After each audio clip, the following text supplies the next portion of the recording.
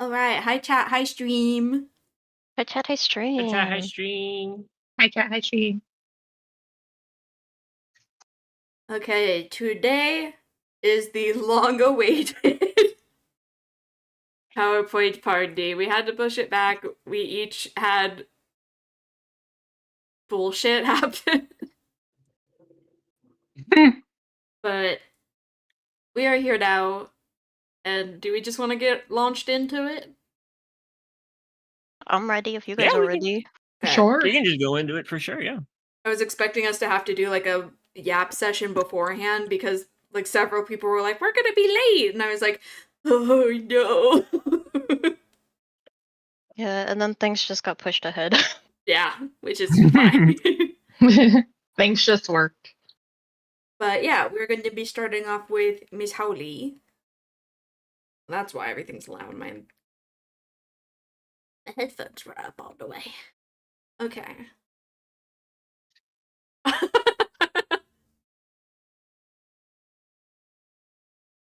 Holly, I love your shit so much. What is this? It's great, is what it is. Interactive. Wow. Much game. Incredible. Is everyone in here? Yeah. Yeah, is everyone's in here or like just you, Cam? I'm in here. I didn't know if anyone was in there. I'm in here. I'm in here. Ocean? Oh. Did I... Is Ocean gone?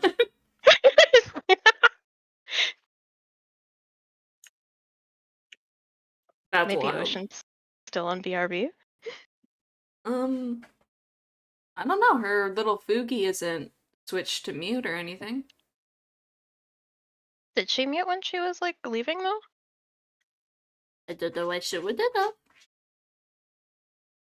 I know like I did, but like I don't know, I never heard her say she was come back, but I figured that was because like I was gone. Okay. Oh, okay. Hello. Oh yeah, here we go. Hi chat, hi stream. Yes, go kill him for me. He's scraping. Cat, stop. Everything hurts. Oh no. Oh, I'm sorry. Don't get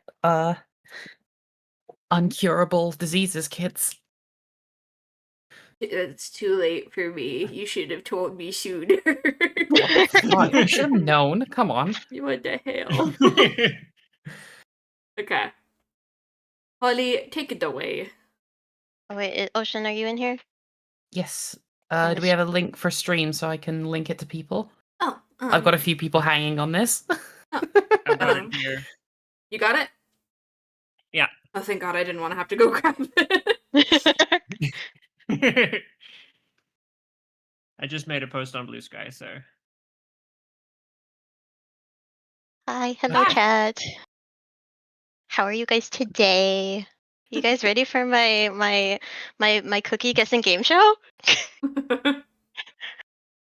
I didn't know this was your thing, so yeah. I've been telling you it's my thing. I don't pay attention to my friends. It may tell first. That's so fucked up. So this is how we're gonna work it. As us. Yay! Oh my god! Whoa. So I'm gonna show you guys a cookie. And then I'm gonna have you guys in the Discord chat. I'm gonna give you guys like, I don't know, like 20 seconds or something. I'll put a timer on. And in our Discord, in our little general chat, once the timer goes off, you guys will all send your answers at the same time. We are across 3 continents. This is not going to sync up. It's gonna be close enough. It's gonna be close enough, Dad. It'll be fine. So I'm gonna have you guys guess this cookie's name. I'm gonna have you guess their gender. I'm gonna how old they are, and I'm gonna have you guess their alignment. Aw. Okay. Are we And then I'm gonna show you the answers and give you points based off that. okay? Are we Okay, gonna get epic. to know the age ranges and alignments ahead of time, or do we just have to take a wild guess? Okay, so you So- hate me. Got it? The age, I'm just looking for adult or child. Oh, It doesn't- okay. Adult or child is fine. And then alignment is just good or evil. That's also just fine. Oh, okay. Okay. Okay. No neutral bitches in here. Got it. Yeah. Wait, we have to type. Okay, that's a lot of typing to do. Okay. Wait, I could we you don't want even. a longer. We don't even get to 25 guess if they're gay or not. I mean, you can if you want to. Okay. Bonus no points. This one's queer. This one's queer cookie. So let me give you guys some examples of like the cookie names and how they work. So here are my examples. We have like Okay. Shadow Milk. We have Question Shadow Milk mark. Cookie. He changes his gender a lot, but he mostly uses he, him pronouns. So that's what the question mark is for. He's very, very evil. Very, Aw, the very Milky Way evil. one's cute. Yeah, Milky Way Cookie is very good. You can see she's child, but she does hold a job. She is a train conductor. Wow, I can't believe the cookie verse uses child labor.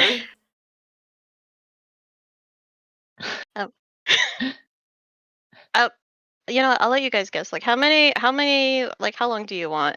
Like looking at these examples, like how long of a timer do you want to like be able to like type these all out? 30 seconds, I guess. Yeah, I don't think it should be 30 longer seconds is than probably 30. good. Alright, so do you guys have any questions? I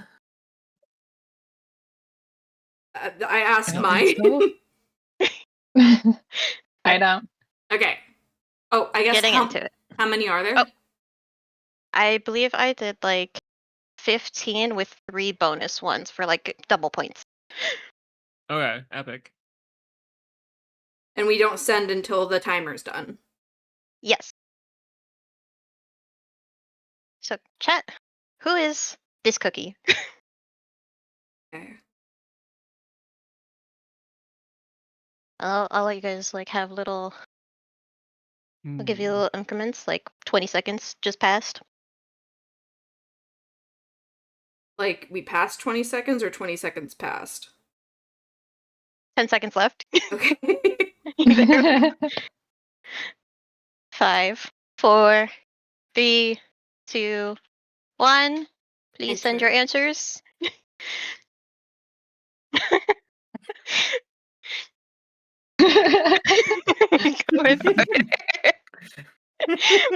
Murray said, "Lolly cookie, male giving butch though." Adult, but that in parentheses.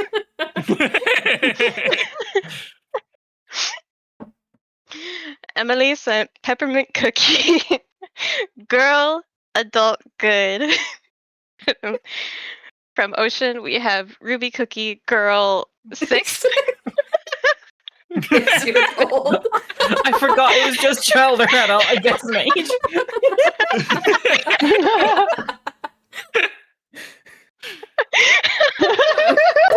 Obsessed with 6. That's my favorite musical. And then from Kim, we have Rose Cookie, female adult, good. Okay, guys, this is Raspberry Cookie. Raspberry. I feel conned. What the fuck? She has a fucking peppermint sword. Yeah, literally. It looks like a lollipop. Okay. She does. What the hell? I can see where this is going. Okay. Okay, I hate this. I hate this already. That's bullshit. So everybody gets 2 points, but Kim gets 3. You're gonna have to keep track of this. I am keeping track of it. Yeah. Don't worry. Okay. Oh wait, no. Emily, you also get 3. I just forgot to add one of your points in. My bad. Oh, sweet. Spreadsheet open. Yeah. Damn it. Curses. Alright. On to our next cookie. Okay. Oh. Guys, who is Oh, this fuck. cookie? Oh no. God, I don't know how to spell. Ooh. I guess. Okay. No. 10 Oh, seconds no. left. No. Yeah, this one. Yeah. 5, 4, 3, 2, 1. Please send in your answers.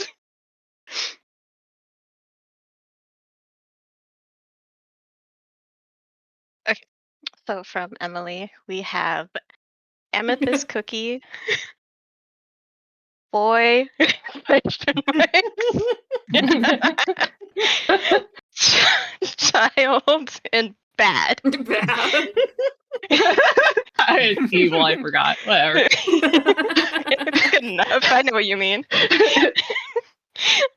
From Marie, we have shadow cookie, male, adult, and evil, lame. From Ocean, we have licorice cookie, male, child, good. Honestly, licorice is kind of a good guess. Yeah. And then from Kim, we have onyx cookie, male, child, and evil. Guys, this is black sapphire cookie. No! Fucking what? I think I should get a quarter of a point because I was in the stone category. I was also in the stone category. Okay, then I should get half a point too because shadow and black are the same fucking thing.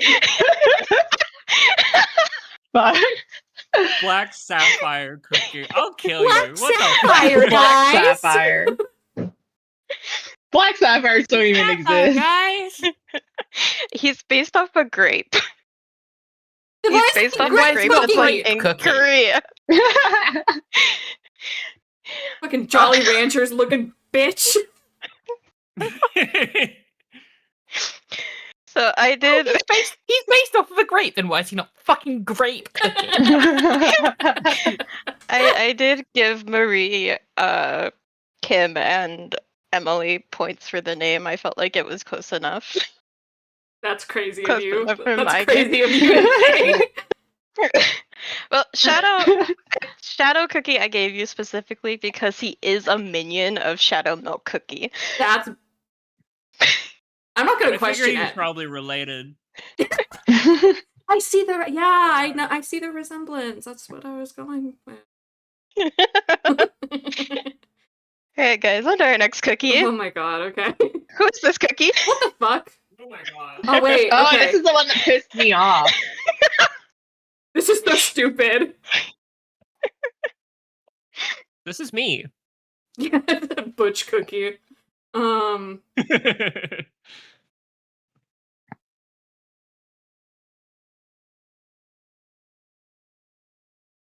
Fucking 10 whatever. seconds Like, left. Okay. Fuck. Wait. 5, 4, 3, Fuck. 2, 1. Please send in your answers. That same wavelength or wait. Fucking Tim, you didn't send yours. yeah, Oh, I did. I just I saw Oh, mine okay. first, and it like What? came up just below Oh, I my, see. my I see last it. answers. Yeah. Okay. So, Kim put noodle cookie, Oh, okay, I see. female, adult, good. That was Oh. really like wishful thinking. Yeah. It was like I really hope this cookie is a woman. Marie has mac and cheese cookie flash fries. My initial thought was fries, but then they looked like macaroni. Female, adult. Oh, sorry, female in parentheses also butch. Yes.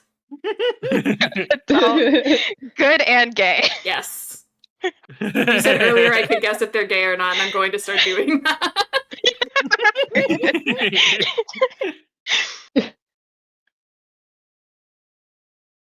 I actually don't know, but I think they are. Emily has also mac and cheese cookie. Yeah. It looks like mac and cheese. It looked like mac and Mayo. cheese. Adult and good.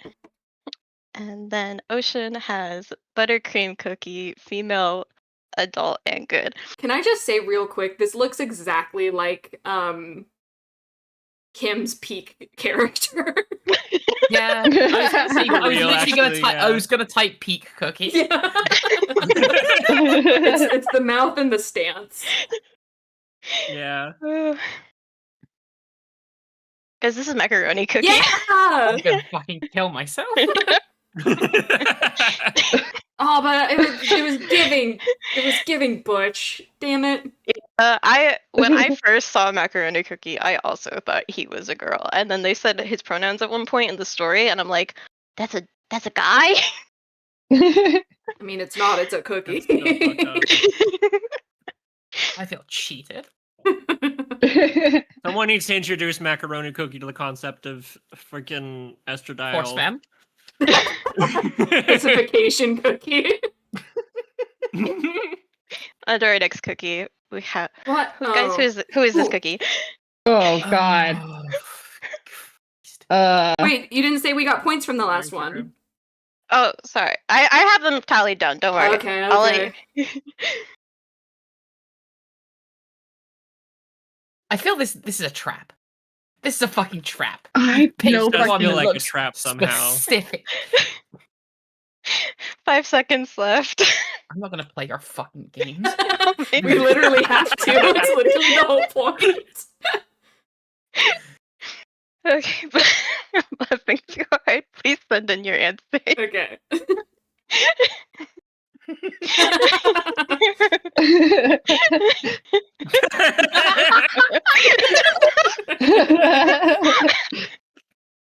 Me and Ocean are the same fucking person.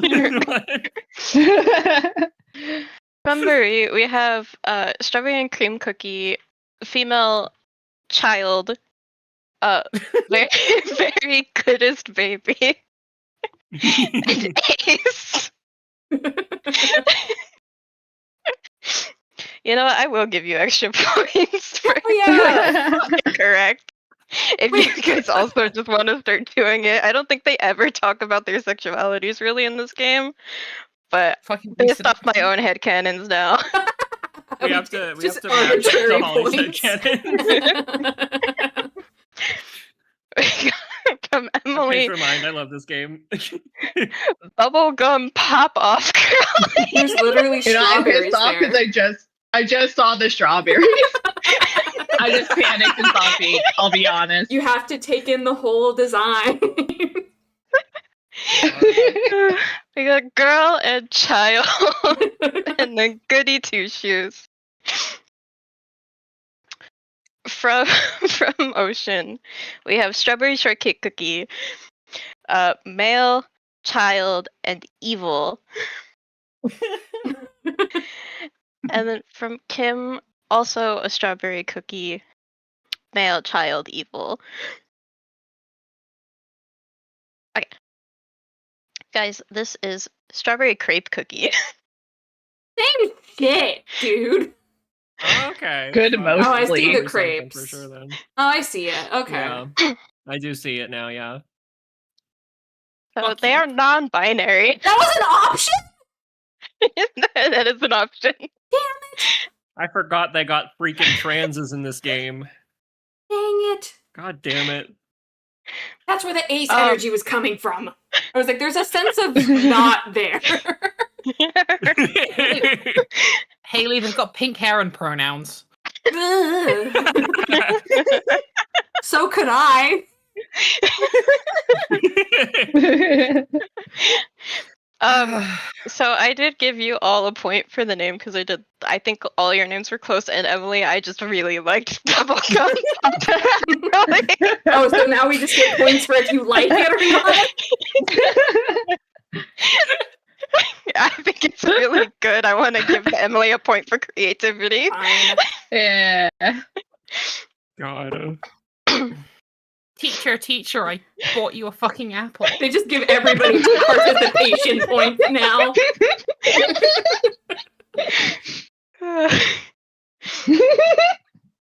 Jesus Christ. And then I also did give everyone a point for the alignment. Even though they are good now, they did start off as evil, hence the mostly, so. Okay. Hi guys, who's this cookie? Oh, I know this guy, but I don't. Fuck. Ah! Whoever Oh, it he is, has a I want fucked up them. name. I'm pissed off. Fuck. I'm just going. Okay. Sure. Why not? Hmm. 10 seconds left. 5, 4. I'm sending it now. Oh, okay. I just said mine as well. Fucking. I jumped the gun a little bit. It's fine. I don't know. Okay. From Ocean, we have tiramisu cookie, freak,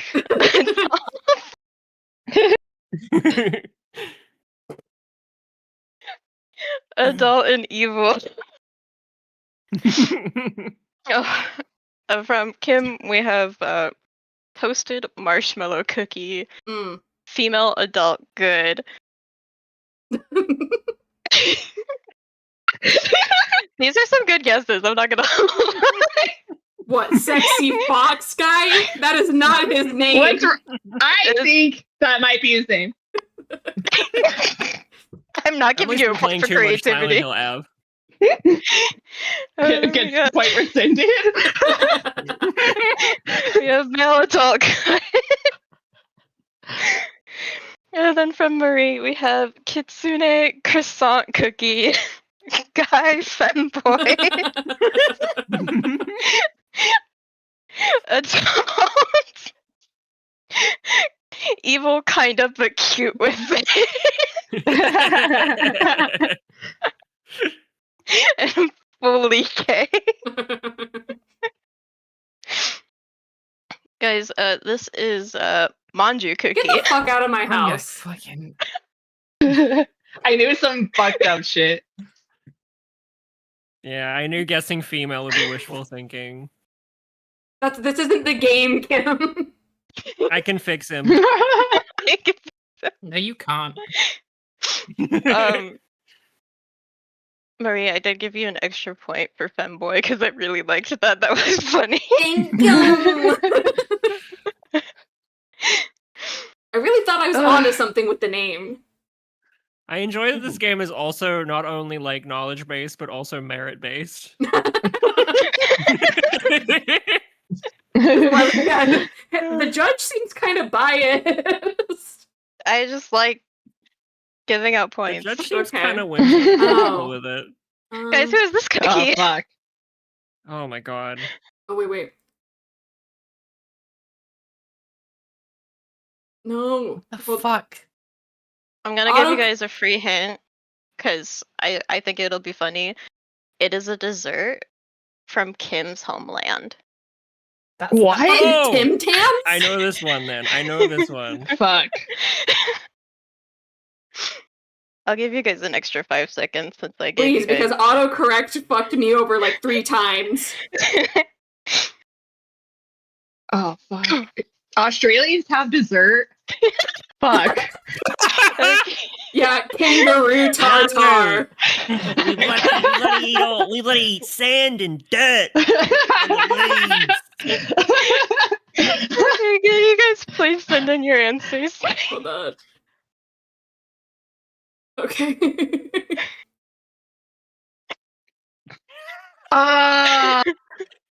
Wait, That makes sense. Emily, there was already a raspberry one. There was? Yes, that was the first cookie. Oh, the first one. I still don't register that one as raspberry. I'll be fully honest. Yeah. That one is not raspberry in my fucking heart. She literally had fucking raspberries on her. So from Look what you've done Emily, to us. Look what you've done to us. are you not having fun? Yes, I am. But look what you've fucking done to us. Tearing family apart.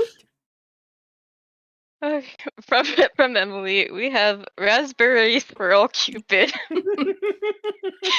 male, child, and good. From Kim, we have pavlova cookie, female, child, and good. From Marie, we have Galentine's parfait cookie, girl, but also gives femme, child, good, but will shoot you. So straight, very straight, just like Cupid's arrow. And then from Ocean, So we have mad. berry cookie. Berry with 3 question marks. Okay. Berry, 3 question marks. Boy, adult, and good. These are all over the place. This one is a real toss-up. Is this a pavlova cookie? That's not fair. Yes! Kim has an unfair advantage. What? I'm looking at Pavlova right fucking now. I can tell you how I can hear the typing. Yeah, actually looks pretty good. Fuck. Yeah, Pavlova good as fuck. I thought I was onto something with parfait. You did all think he was good, but he is in fact evil. He just doesn't want to be. Of course he fucking is. Damn. I said he'd shoot you. He is both a child and an adult, so I give you all a point for that. That He They has got non-binary ages now? gender fluid, age fluid. He's the only one like this. Okay. Good, good. It's the only trick question out of the fucking bunch. Fucking trap ass.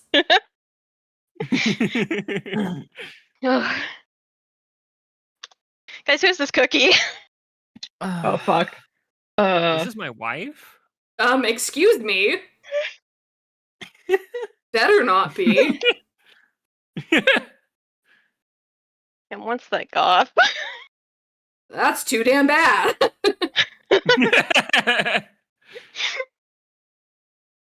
I think my personality's goth enough. 10 seconds left. 5, 4, Wait. 3, 2, 1. Autocorrect keeps fucking me.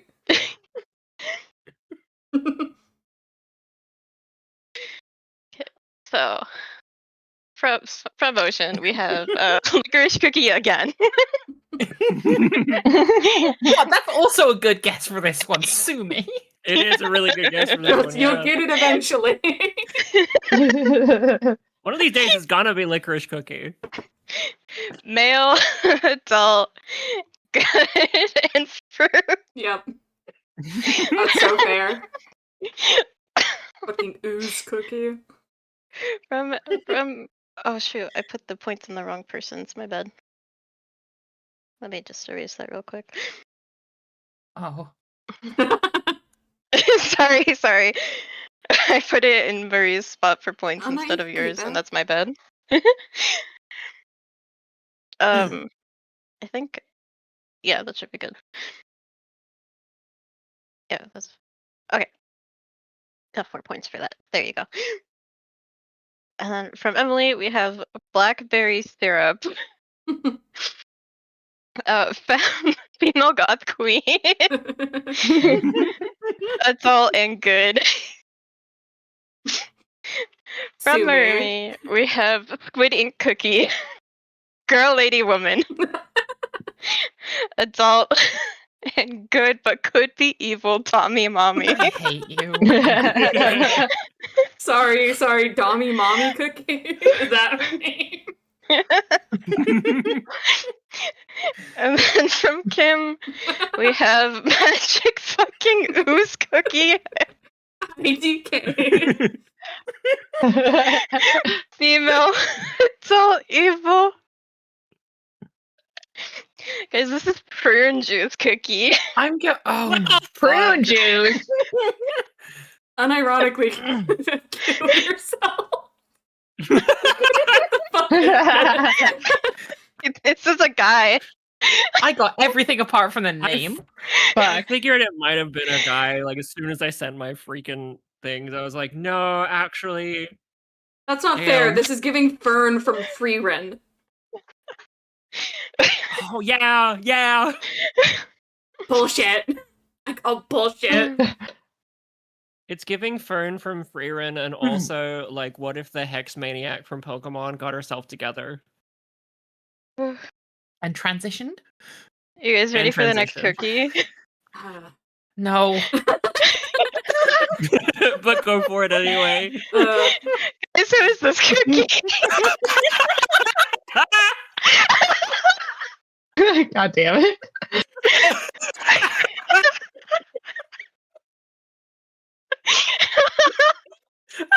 Holy shit!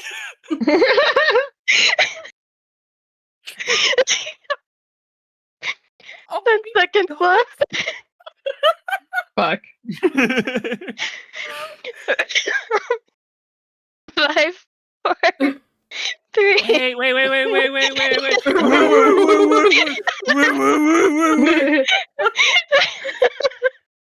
Okay. God. Can you guys send in your answers?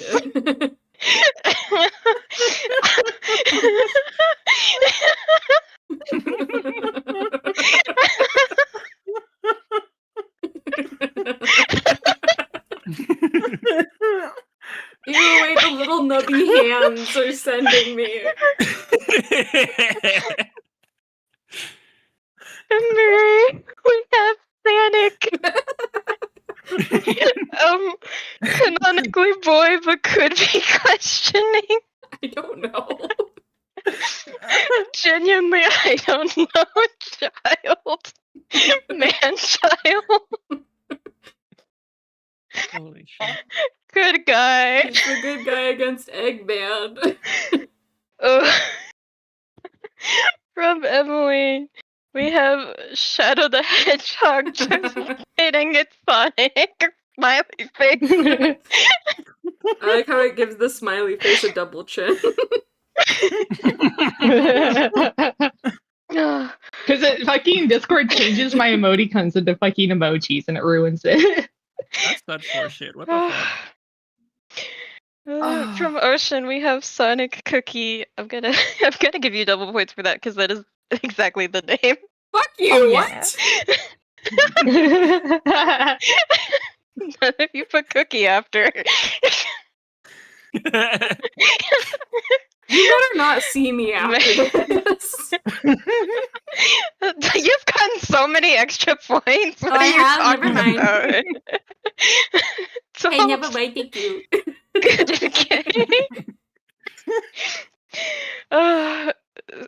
From Kim, we have Sonic the fucking Hedgehog with a ton of question marks. Male, adult, good. Whoa, he's bisexual. I didn't know that. Oh, I forgot to put Sonic's sexuality in here. That's my bad. Fucking keep up. Guys, this is I can't Sonic. make you fast. He's the It's like it's a whole thing that you cannot keep up with him. How many more of these little bastards are there? This was the halfway point, What? so. Jesus Okay, Christ. Okay, lock in. Let's lock in. Okay. Let's lock the fuck in. Guys, here's this cookie. Aww. Uh, Oh my god. Whoever it is, I want to love them forever and ever and ever I want and to ever. kick them.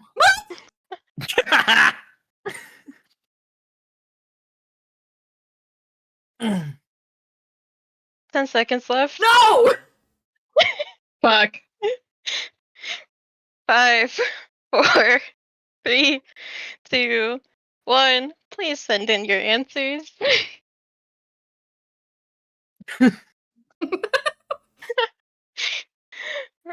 From Marie, we have cinema roll cookie, non-binary, No, say it like I typed Child. it, bitch. non-binary,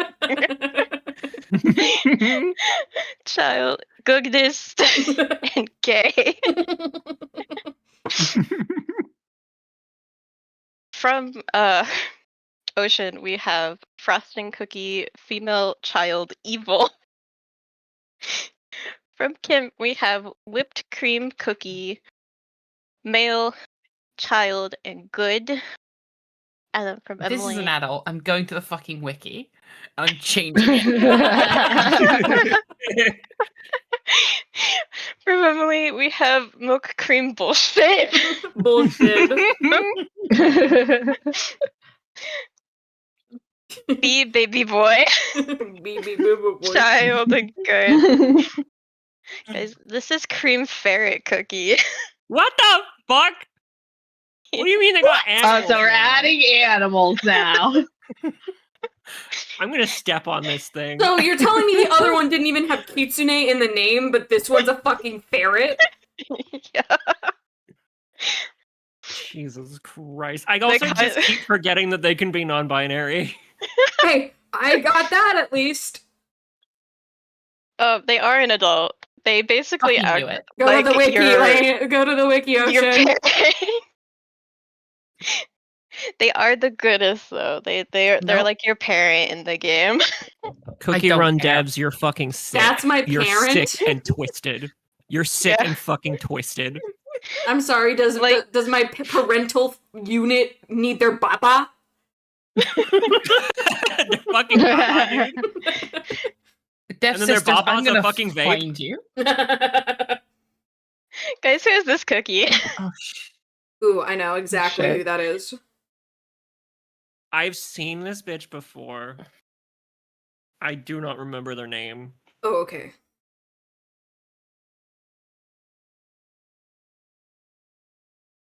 Stop! Autocorrect keeps fucking me up. I'm sorry. Because I'm on my phone. 10 seconds left. 5, 4, 3, 2, 1. Please send in your answers.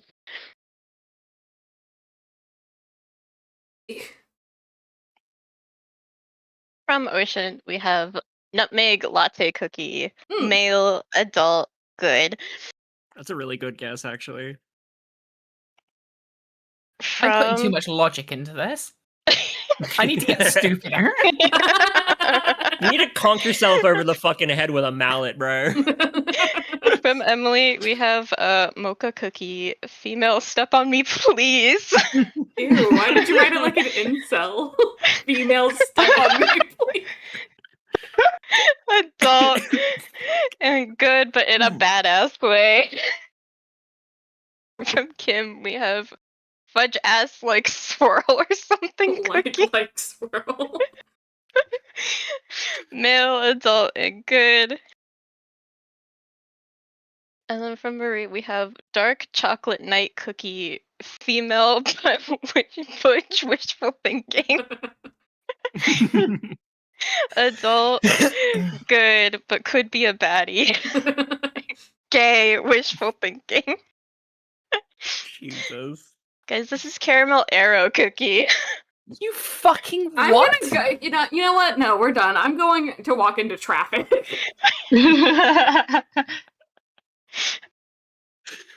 I'm gonna lose my my damn mind. She is a female. Your wishful thinking is correct. Okay, I'll give that's Nice. That's all. I'm sorry, what part of that fucking design gives caramel? I thought dark chocolate was like on the money. Dark chocolate feels like it would be absolutely on the money, or like a fucking a So- top deck where it's like milk chocolate and then like white chocolate on top. But what the fuck? I She thought does all of come us were from good. the dark chocolate kingdom.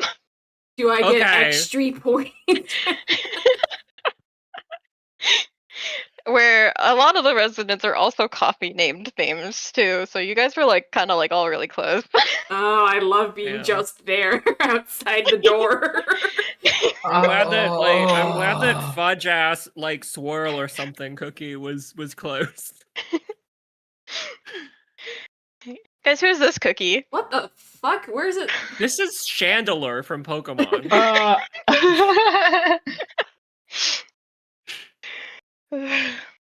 This is a Bloodborne boss. Yeah.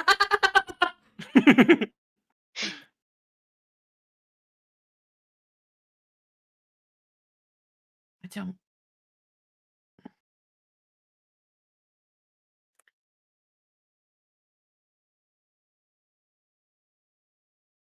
10 seconds left.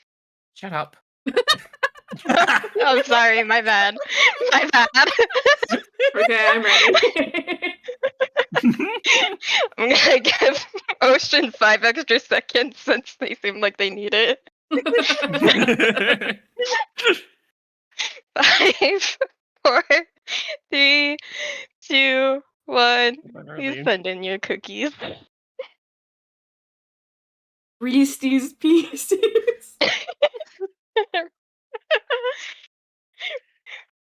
From Kim, we have rest in pieces cookie. Wait, only one who guessed the fucking dessert. Ageless and good. This is giving like ethereal fucking like head of a church type motherfucker. I'm gonna give you a point for rest in pieces cookie. Thank you.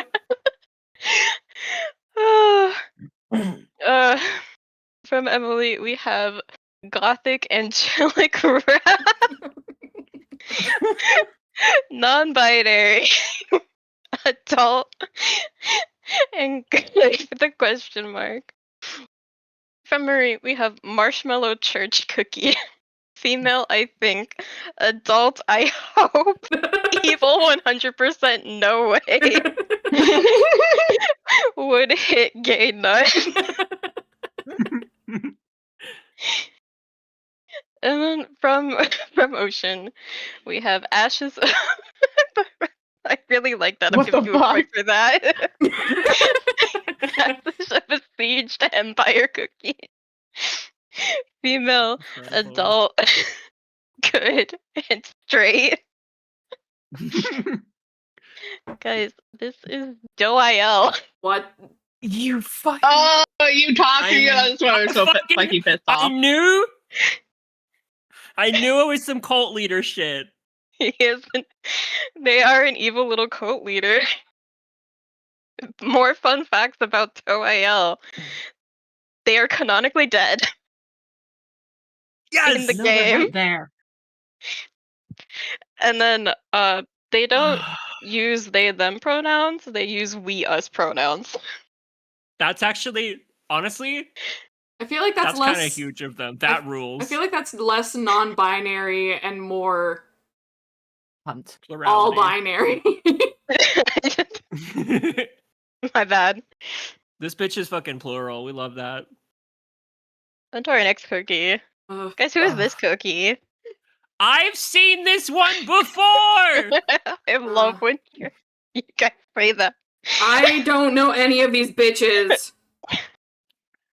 Some of my mutuals, or not some of my mutuals, but some of the people I follow on Twitter used to be like really big into Cookie Run, and like be posting and thirst trapping about these motherfuckers all the time. This is like fucking.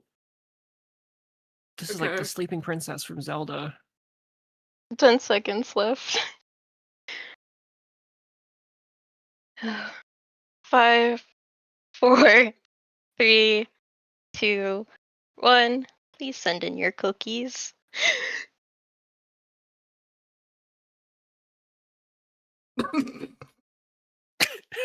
Am I Shut hate to up, tell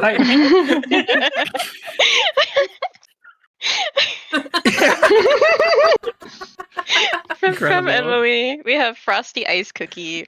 Boy in a boy band. Oh, that's so true. Idol cookie. Mm. Child and good. From Marie, we have Gumdrop Dewdrop Frosting Cookie. Male, child, good but sad. Would not hit gay and a child. I love would not hit gay and a child. From Kim, we have Silent Princess Cookie, but male, Yeah. adult and good. Not Silent Prince cookie. From Ocean, we have Sugar Glaze Cookie, male, adult, evil, straight but secretly questioning due to religion, and a sense of never belonging, never having a place of your own. Great, we have to start writing backstories for them now. Damn it. There's not enough Every time time. one of us ups the ante, it's the funniest shit in the world. Guys, this is Silver Bell Cookie. Go fuck yourself. That is not an adult. He is an adult. He's a knight, actually. Yeah, night night. No! You need to go to bedtime. That is your bedtime, bro. It's your fucking Betty Bye time. You also need your fucking Baba, dude. Go to fucking Sweep Dog. What the fuck? Guys, who is this cookie? I don't know. I want them everyone- dead. Fuck. Holy shit, I love this design. This is Sun Wukong. No.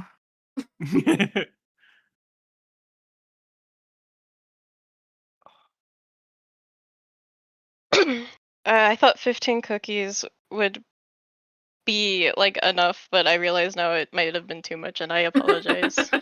That's okay, you're good. Ugh. 10 seconds left. 5, 4, 3, 2, 1. Please send in your cookies.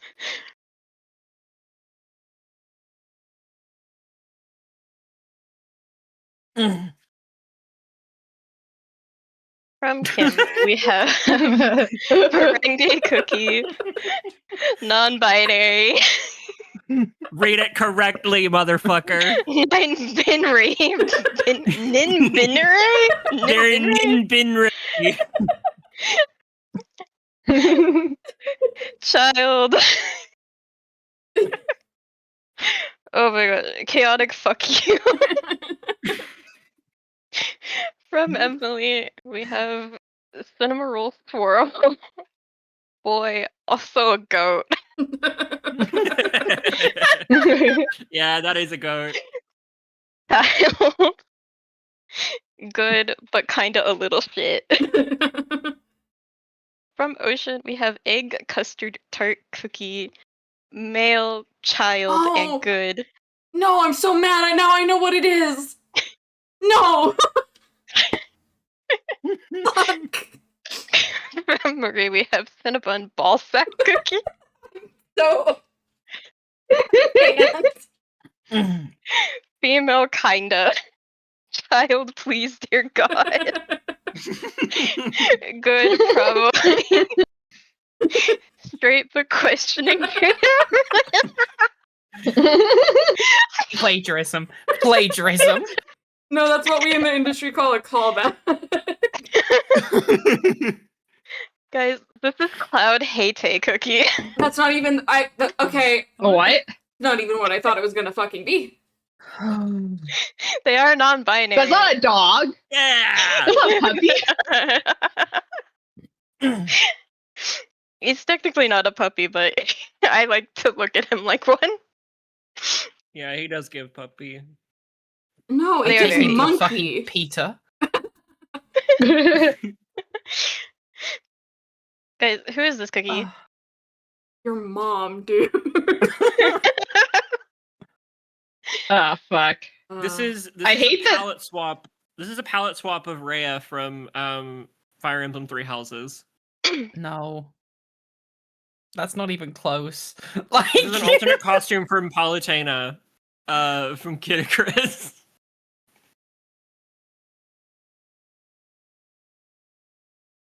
I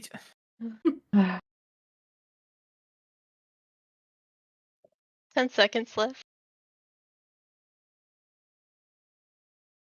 5, 4, 3, 2, 1. You guys please send in your answers.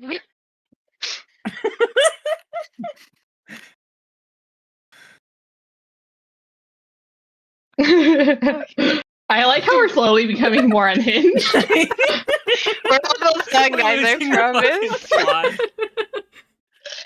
We've hit our limit.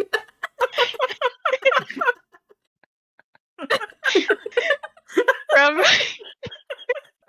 from Kim, we have Pink Jewel Bitch. I don't know.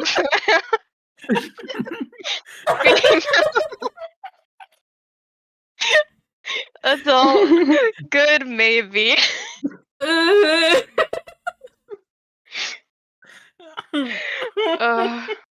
From Emily, we have Rosebud Sugar Princess as BS. Female, adult, and evil in all caps. Damn it, I wish I put evil now. You're so right. God. From Marie, we have Jolly Rancher Dommy Mommy Cake Bakery. Lady Woman in parentheses of mess with full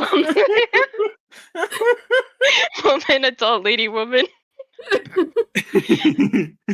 Good and straight. Please, I don't want her.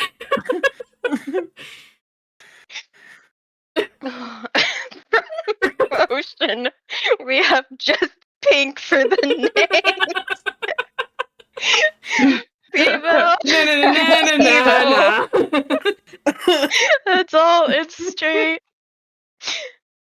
Guys, this is Eternal Sugar Cookie. Of course it is. Why wouldn't it be? No, Emily, you're so right. She's evil. You're so right. There's literally a snake there. I just saw the little fucking loom. I just saw the little fucker from Mario Galaxy up there. Something in her eyes, it just screams fucking evil as fuck to You're me. so right. Yeah. I got distracted by the penis lollipop over there. Oh, she has a little devil tail. Oh my god, she's so. I hate Ah, shit. She literally has the angel wings and the devil wings underneath. I'm gonna the fucking Jolly Rancher baby boys are doing a lot of heavy lifting for me. Unfortunately for the two of you, she is very much a lesbian. They can keep her. I don't want her. Guys, who is this cookie? Oh, tough. Ah, fuck. I don't know. Fucked. I don't know the fancy name for this.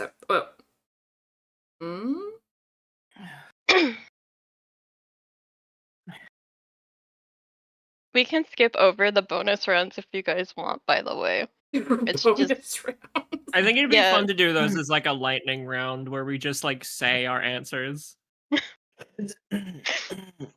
I forgot to start the timer in my bed.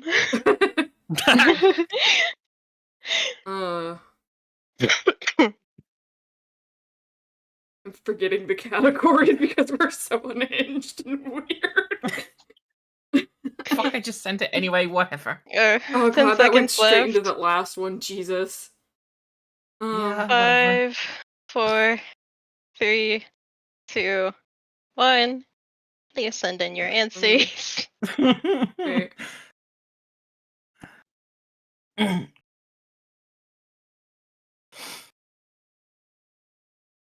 Why did you... I like how you guys all went waffle cone. He's got waffle on him. His hat's a waffle cone.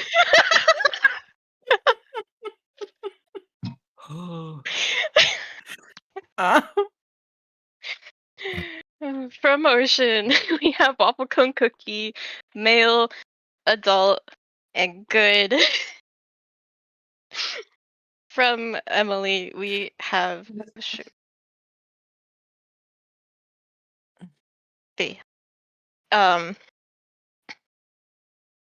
from Emily, we have waffle cone banana boy. Where are you getting the banana? He's just be yellow. Adult and good. Then from Kim, we have waffle cone eternity cookie. No, I think I know. If I'm right of what this is, I'm gonna fucking... Female transgender. Adult, also ageless. Who gives a fuck? She does it. And then from Marie, we have waffle cone cookie, droop waffle cookie. Non-binary. I'm so mad. I think I've got it. Good, I hope, or evil could be anyone's game. Gay, I don't want them. Guys, this is pure vanilla cookie. Okay, no, I was wrong. What? Okay. He's not vanilla. It's like an ice cream. It's like an upside down ice cream. Yeah, I was gonna say caramel ice at cream. best. I was gonna say ice cream sandwich cookie. Oh my god. Not even I a figured it would be stroop like an ice waffle. cream or something, but Holly, this is taking years off of my life. I'm so sorry. Wait, he's holding a fucking orchid. Oh my god. I thought it was a daffodil. No, it's an orchid. I It's thought it's actually like a guy from cyclops. Undertale. Alright, guys. How do you guys want to do the bonus rounds? Because they're what's next, or do we want to skip them? How are we they? can just riff on the names or something. I don't know. Okay. Guys, who is this? Who is this cookie? Cookies and cream? This is Oh, it this is fucking is, Gemini isn't it? Neapolitan. Oreo nipple It's cookie? Check, mate, pawn, It's fuck, cookies and cream cookie. immortal enemies. This is and cream cookie. Dark crust lovers cookie. This is chess choco cookie. Of course it is. Why not? I'm Of for real individual tonight. name. They both have individual names as Pawn White Cookie and Pawn Black Cookie. That's cute. Guys, who's this cookie? My OC This is- cookie. Yeah, this is original vanilla character, do not cookies. steal cookie. This is the Vanilla cookie's cousin. This is literally the guy from the Blue Lions in Three Houses. This is evil advisor cookie. This is This is whispers the guy in your who's ear not tired to of- trust this far and delegate cookie. Wait, Okay. no. This is the Actually, Zodiac it's Killer cookie. He's tired of everyone's shit cookie. Eternal vanilla. And I give you a point, Ocean. This is Truthless Recluse, You but he fucking- is pure vanilla. Also, Okay. he turned like evil for for a second. In the He turned story. evil for a bit. Yeah. Not like for a bit as in like a short period of time, but he was evil as a bit. Kinda, yeah. Okay. God. Guys, this is the last bonus round. Oh. That's Who's a this fucking My cookie? Little Pony. Oh, her. Oh, fuck. She pissed me off. Boysenberry I don't cookie? remember. This is Ollie this cookie? is- This is a competitive Pokemon presenter. Toothpaste cookie? They're not a cookie at all. I was gonna say toothpaste. Fuck you. Fuck you. Well, you did it and I did. Holly, I'm so pissed off. I can't remember This is- this cookie's name, and you told me before. I did not tell you, This is no actually. cookie. This Oh, I is- thought you did. Guys, this is host cookie. Host? Cookie. Jesus. Okay. More like a hoe cookie. Yo. Kim, I did give you a point for the Pokemon presenter. Thank you. Nonsense. Alright, let me tell you guys' results.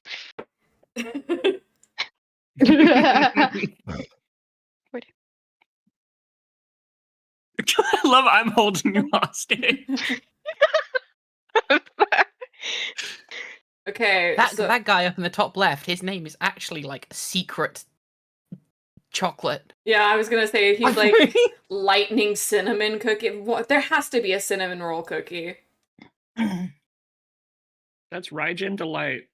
Guys, this was all really close, actually. Holy shit. Alright. How do you guys want me to do? Last place to first place? Or... Sure. Last place to first, yeah. Okay, in last place with 40 points, we have Ocean. In second to last place, The valiant we have effort. Kim with 41 points. Yay! In second place, we have Emily with 44 points. Yeah.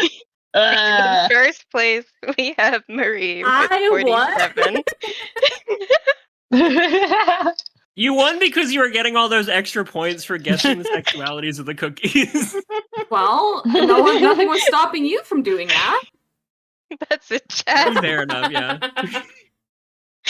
Thanks for playing. I like the one getting Fucking love a banned. good goodbye chat.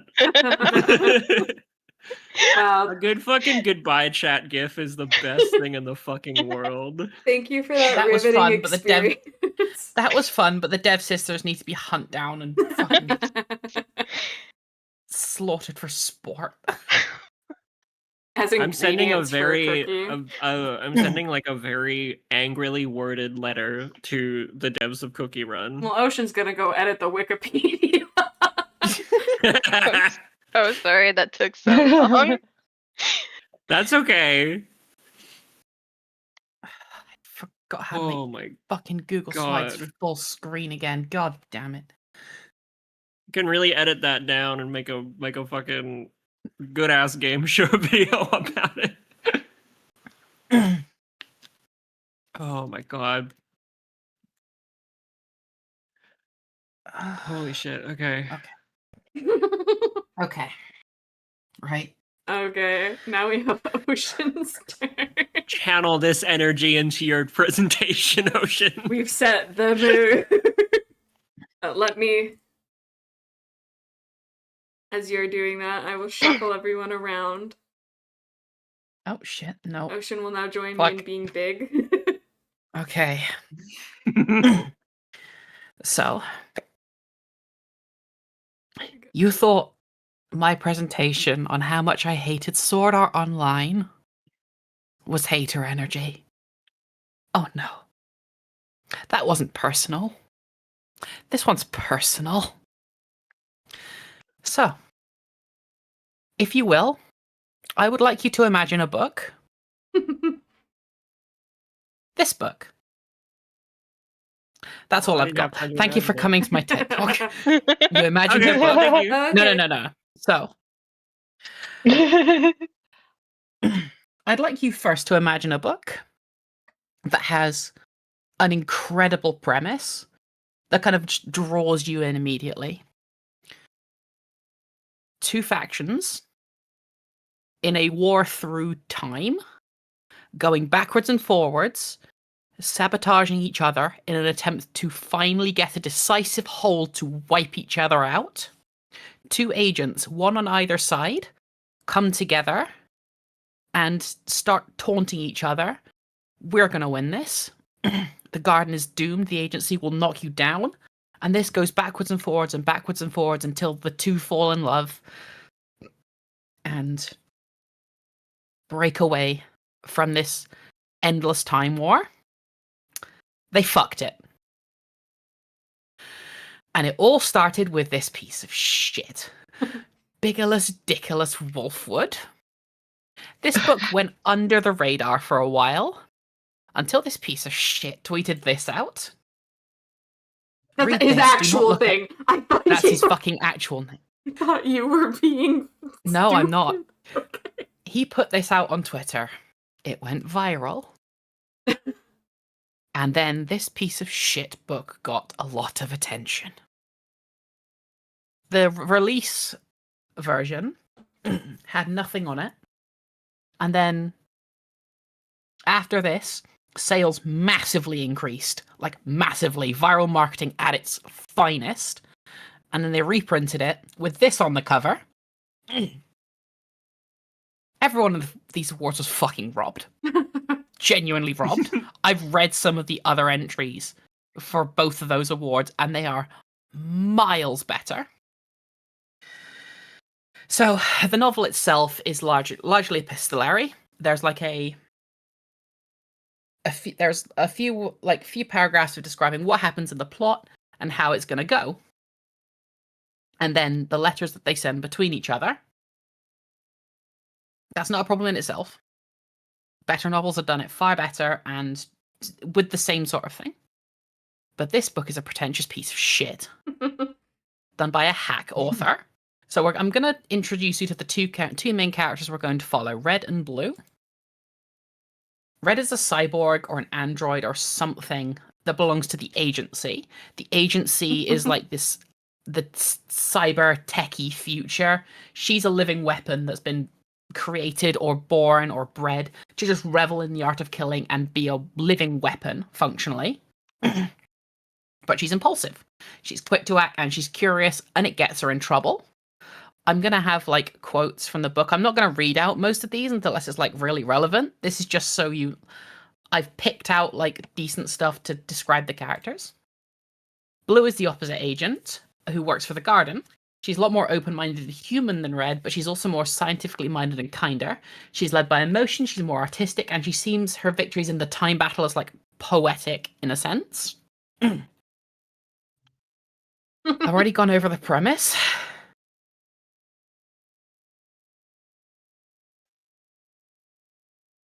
They fuck this up at literally every opportunity. It begins with this one sentence: there should not be a sheet of cream-coloured paper, clean save a single line and a long trailing hand. Burn before reading. You can't burn something before you read it. So this immediately sets up a premise, right? How are you going to use time to get around this? Are you going to go into the future, read it, come back, burn it, or it's like split off a timeline where you have read it, another version of you has read it, but the you in the future and right now has burned it? This is left behind after I like decisive victory. Red has functionally genocided a planet, and the only thing left is this letter. So she takes the bait because it's obviously a trap. She takes the bait, she burns it, and she shifts through time, burning it first and then catching, going to the future and killing her previous self that burned the letter without reading it and then reading it herself. So she fulfilled that prophecy. She burned it before she read it. No, she didn't. She burned it, and then words appeared on the paper. Huh? No time travel. The words are appearing in the ash and smoke and on the paper because she burned it. Can you see where this book is going to start to go? Yeah, kind of. What follows is like the first letter that's like exchanged back and forth. It's a mocking one from Blue, her enemy. She fell into the trap, the very obvious trap that was set. And she's gloating. And you can already see like the flowery language pop up and pang in. And like, you can read all of this and it says nothing. This is like almost 800 words. Oh. Left. Goodbye, Emily. Oh. Emily liked this book so much. It's 800 words of saying you fucked up. This was all my plan. This was calculated. Hee hee. Try again. But it's fucking flowery bullshit that says nothing. I'm not one for like condensing something into like the base forms, the cliff notes for reading everything, because individual prose and individual lettering, character voices, and everything are all interconnected. But there's nothing in this.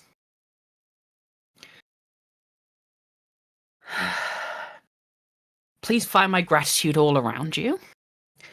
It feels like it's supposed to set up that while Blue is like a kinder, more scientific, flowery person, she's also just as ruthless as Red. But we'd never find out what she actually did to get this trap set up to get to this point. So it's pointless.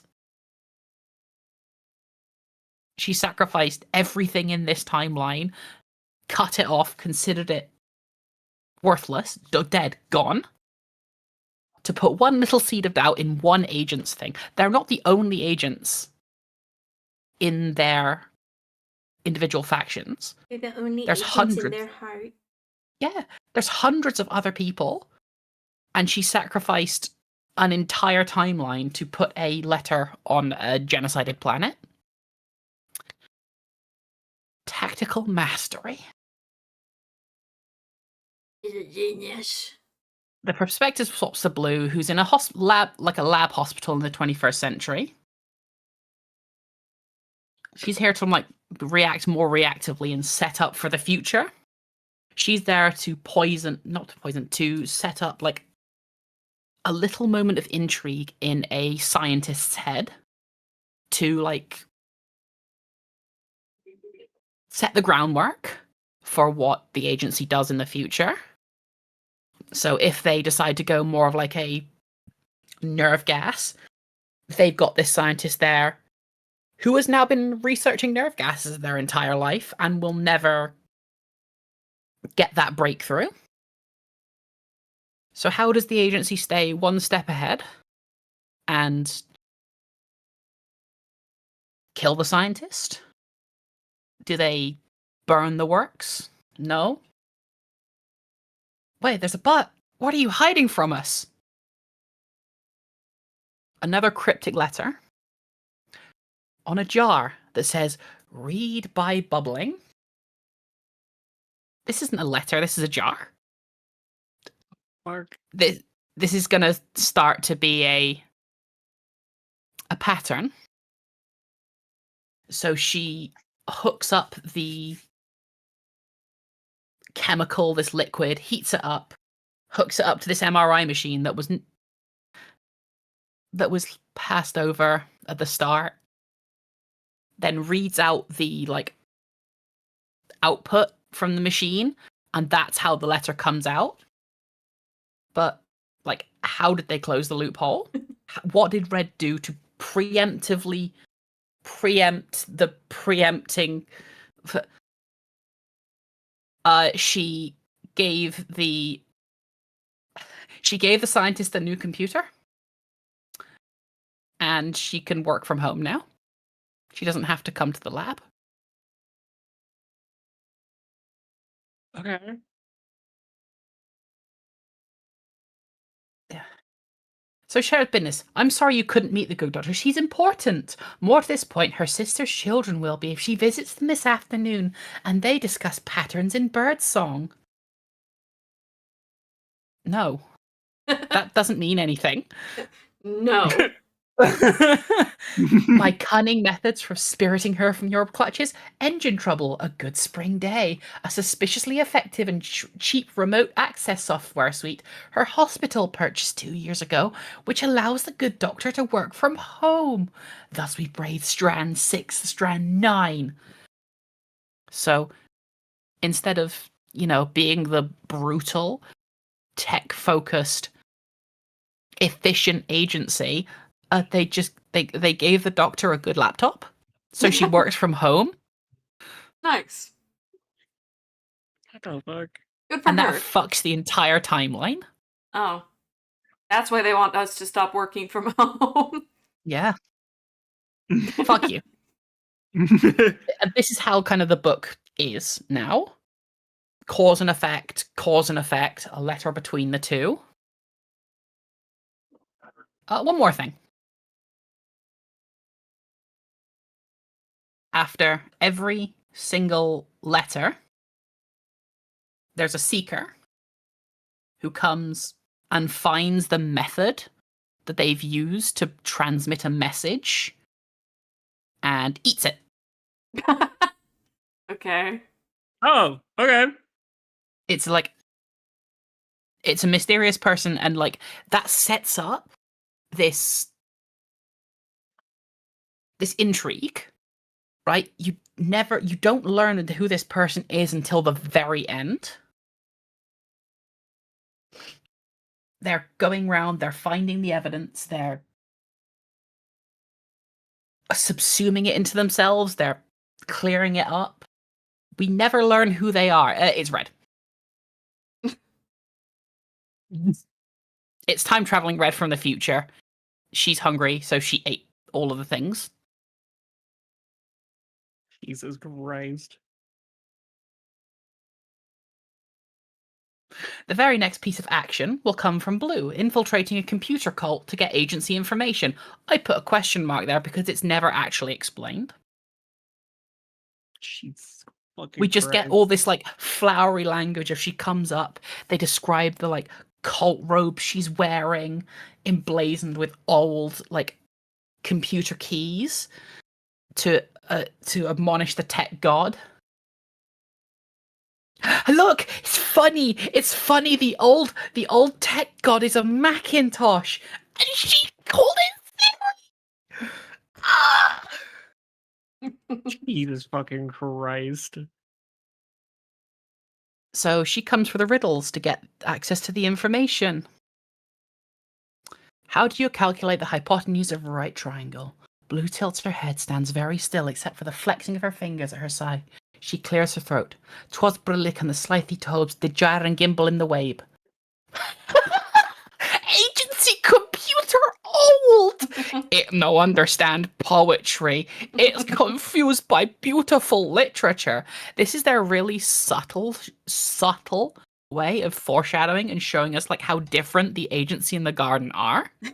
This works. She just keeps quoting poetry at it, and it works, and it gives her the codes. What the fuck?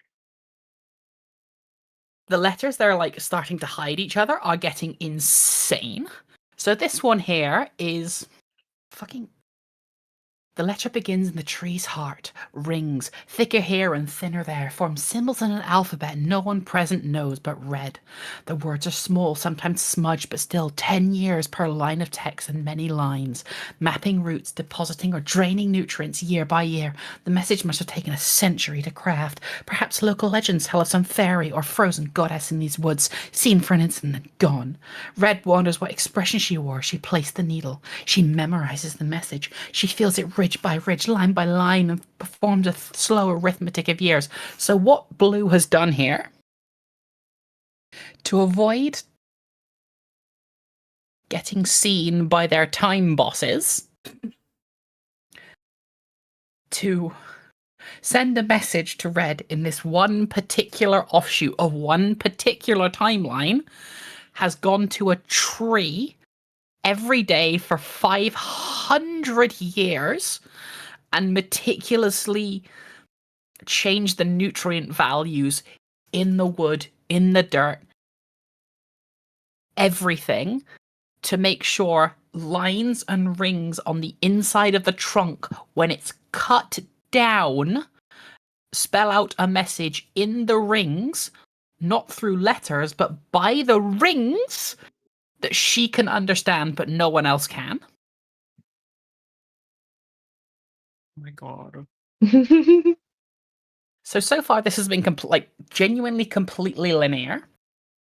Every single timeline and thread has been like jumped around. They're in the 20th century one day, they're in year 4000 the next. But every single letter has been found in order. There's no time jumping shenanigans in this time story. She doesn't find like her last letter first, wonder what the fuck's going on, find the third one second, find the eighth one third. There's none of that. Every single one is in the correct order. We're on letter 5. I've skipped a few of the others because it's more of the same shit. It's all the same. And you can just start reading things and you can see how much they say for nothing. You learn nothing from any of these. It's just flowery bullshit back to each other. Like what? Earlier on, we learned that Red likes to eat, and eating is taboo if you're a lower agent because you're supposed to be technology and not meat. Technology doesn't eat. So they spend almost 400 words talking about, you eat, but have you considered food good?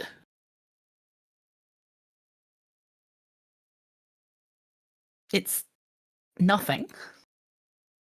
And throughout this time, we have learned agency is tech, garden is garden and nature, No. red and blue are on opposite sides, and they're gloating. We have literally learned nothing else in this entire book. I do want to go back to something, however. This is in one of Blue's letters, and I want to pick out a specific line from it. It occurs me to dwell on what a microcosm we are of the war as a whole, you and I. The physics of us, an action and an equal, an opposite reaction. That's how anything works.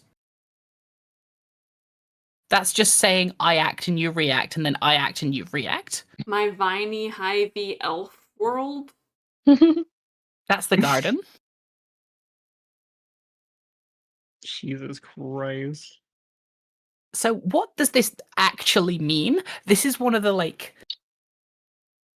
things that's been hyped up the most in this entire fucking series. It means nothing.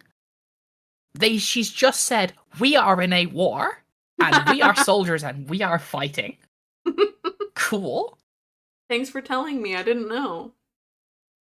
So we're gonna Really cool. we're gonna swap Yay. over to another example of spy versus spy sort of thing. Tom and Jerry. What happens in Tom and Jerry? Tom's trying to hunt Jerry down. So in order to find out where he's gone and to catch him, he puts a little mouse trap down in front of Jerry's mouse hole.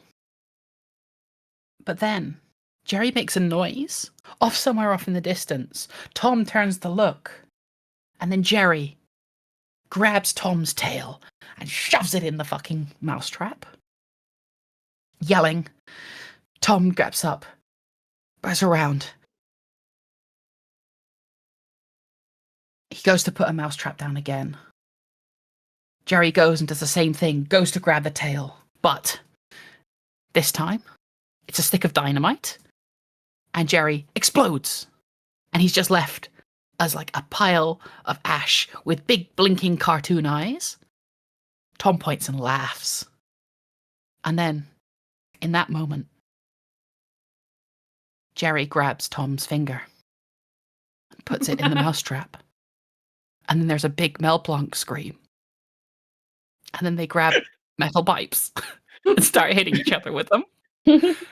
And then it zooms in on one of their faces and they turn to the camera and they look and they go, "Whoa," and keep hitting each other with the metal pipes. Do you see how there's some kind of a through line there? Yeah, Tom and How, Jerry there are was clearly action. lesbians. Action, reaction, action, opposite reaction, escalation. There's been none of that so far in this fucking book. So what I've done is I've written how Tom and Jerry should be if it was written by Al Edmotar. Okay. Because Tom and Jerry fan fiction in my PowerPoint. Tom and Jerry isn't deep enough, you know? We need to fix it. We need Amel Motar to fix it.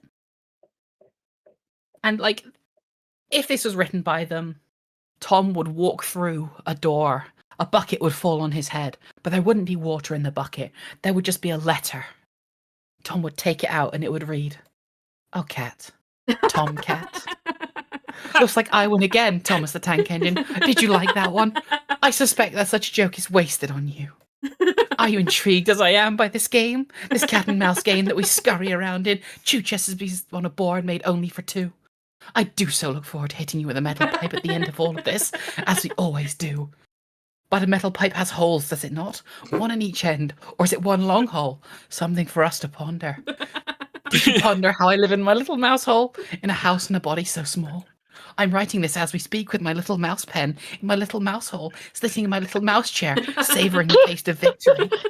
Or am I stringing you along in another little game, making you fall into preconceived notions of my little mouse life? Do you know me, Thomas? Did you want to know me? We're going to win the war, Tommy, I can assure you of that. Edgar Allan Poe, charming man that he was, once wrote that some people... Tom and Jerry Harry in my PowerPoint presentation part. I can't name a single consequence that nothing's happened. They've foiled some nebulous plan that we never see. They go, "Oh, shucks," and then move on, and it's the same shit over and over fucking again, and we're on chapter 12. Jesus Christ. As letters pass and we hear more from both of them, less and less time gets dedicated to the surrounding plot and more about how they find and code these stupid fucking letters. In one chapter, Garden sinks Atlantis, and Red is tasked to save it, but she fails. There are more words dedicated to finding Blue's letter than there are about the plot. Number of words about the sinking and failed saving of Atlantis. 357. The number of words about how Blue's fucking letter is discovered. 447.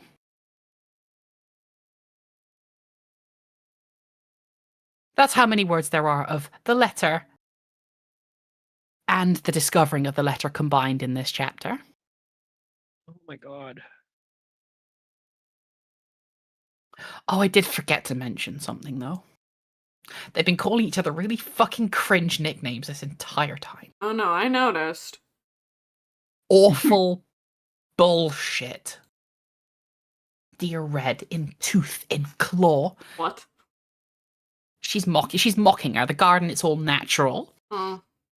And the tech, they don't have teeth. They only have like metal and like simulacrum of metals.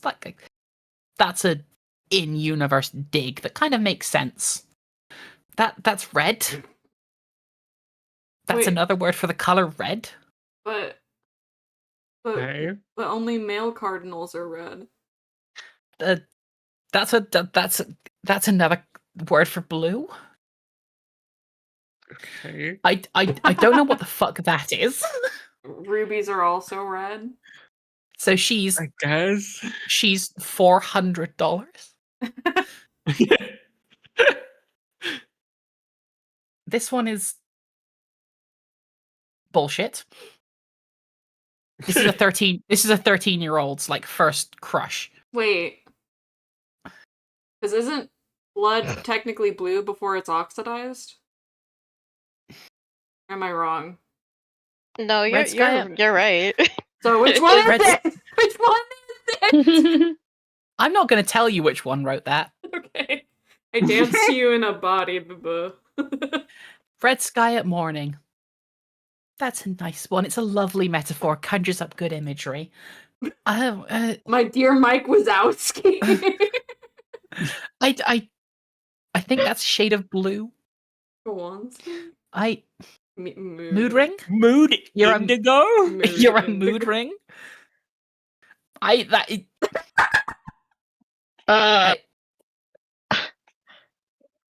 Hyper extremely red object. Kimberly, we have to step up our game. These These would have been great for the, Yeah. the cookie run. You are strawberry. that one's a fruit. That's it's tech, and she's Fuck off, technology and blue and technology and My clever words. My sweetie schematics. That's just Oh, Fucking hex code. No. my dear target ball outside of the target. This is not the worst one. Oh, please. I'm about to Not put the the worst worst. one. I'm about to put the worst one on screen. I'm excited. You're not ready for. You're not ready. Gimme. Oh wait, no, yeah, I knew this one. Blue Holy Dabba-dee. Yeah, you told me that one. Jesus fucking Christ. I love it. I will I'm gonna let honestly, this. I I'm gonna will let give this them- sit there for another 10 seconds. I will give them. That's really funny. No. With the context of everything fucking else, that's obnoxious. So there is something else I have to point out as well. Please. We're 42 slides into this. This is a war. Yeah, on us, dude. They're opposing forces seeking to erase the other from time. They never come to terms with this at any point in the book. It never affects either of their decisions. If one of them wins, if one of them lets up the effort for even a second, the other will be annihilated from time. It's barely ever brought up. Ever.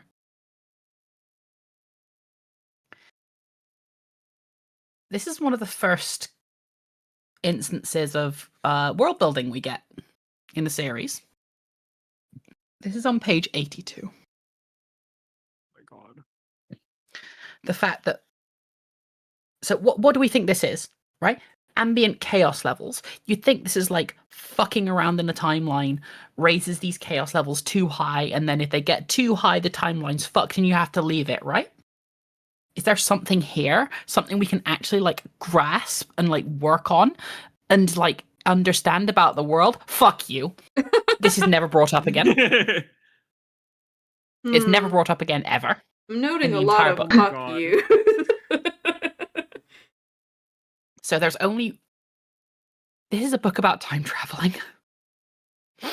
There's one instance of non-chronological time fuckery. One. Oh my In a god. 230-page book about time travel, time battles. Blue's about 7. She's sick. Very sick. As she writes the letter, Red is researching a cure. Is it poison? Is it sickness? Is it natural? She's infiltrating enemy lines, going directly into the garden, trying to get the cure to Blue, to save a current and future enemy. And all of this is happening as Blue is writing the letter that she is reading. It's all like interspersed between the lines. The action's happening as the lines are being read and being written at the same time. It's really good. And she finds her dying.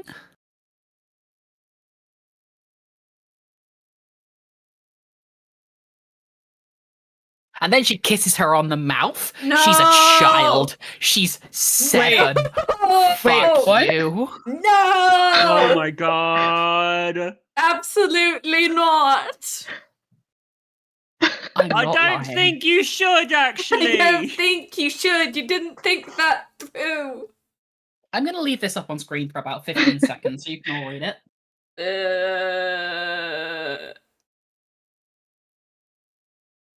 She's 7 in this. I. Hmm.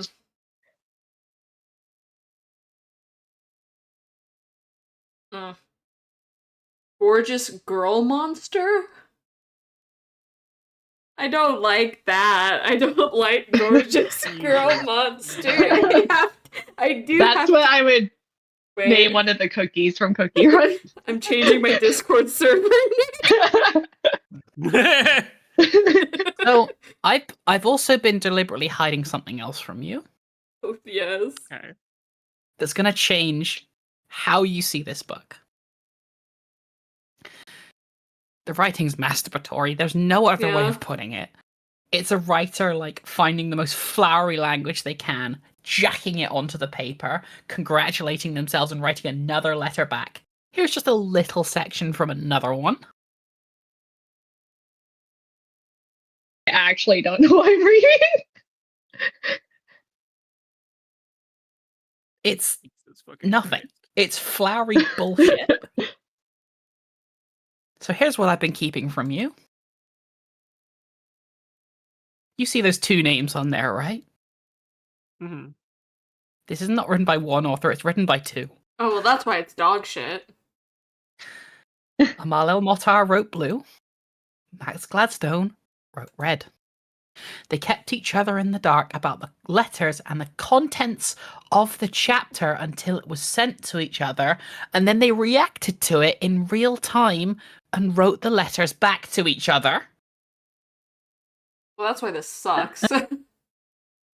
So you'd think this would create like a good juxtaposition, but a unique voice for character because it's being written by 2 people. So you've got 2 different people writing these 2 characters and they should be completely different. Welcome to the bonus round! Which of these Oh is my red? God. Which of them is blue? This is up for you, the audience, to decide. Here's an example round. Which is red? Which is blue? I'll give you a few seconds to read it. And after a minute, I'm going to ask you which you think is red and which you think is blue.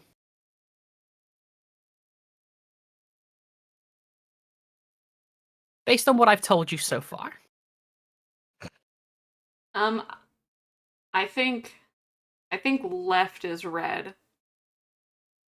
Because it's mentioning candy and syrup.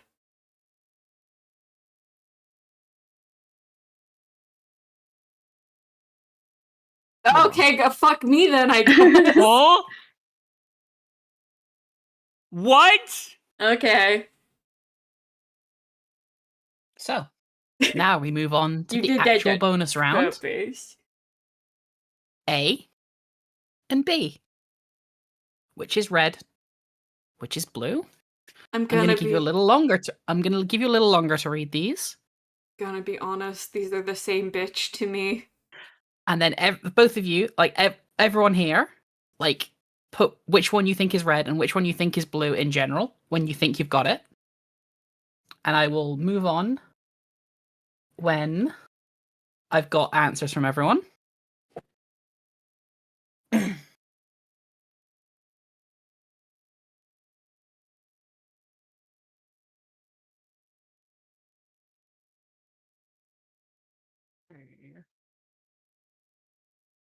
I'm saying maybe red is left. I don't really have like a reason though. I get that vibe.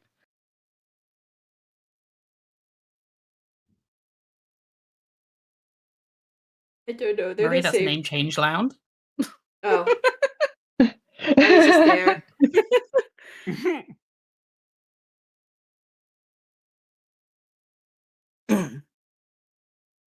Right, waiting on 2 more people. Okay.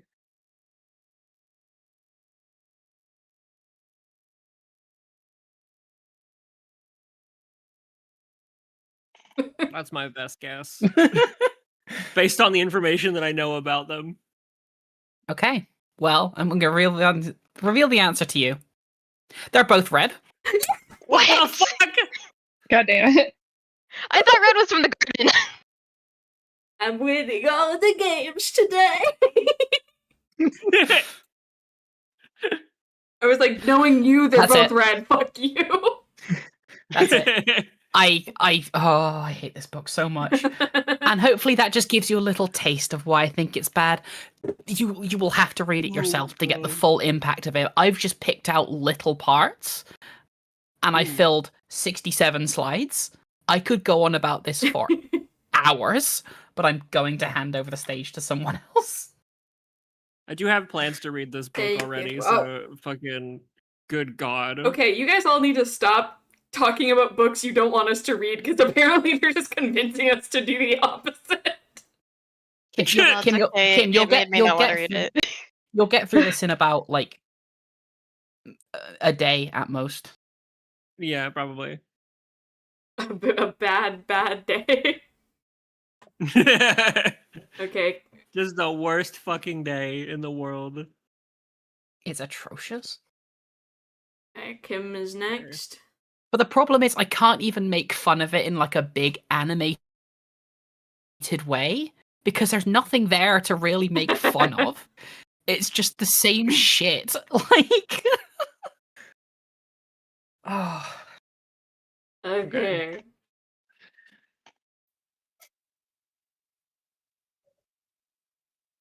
Yeah, balance out my hatred, please. Thank you for your thank Yeah, you, for hatred. Ocean. Thank you, Ocean. Thank you, Ocean.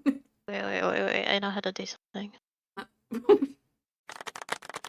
What? Yay! Wait, where'd you do that? How'd you do that? What the heck? I want to do that. It's the soundboard. The little like megaphone. Oh.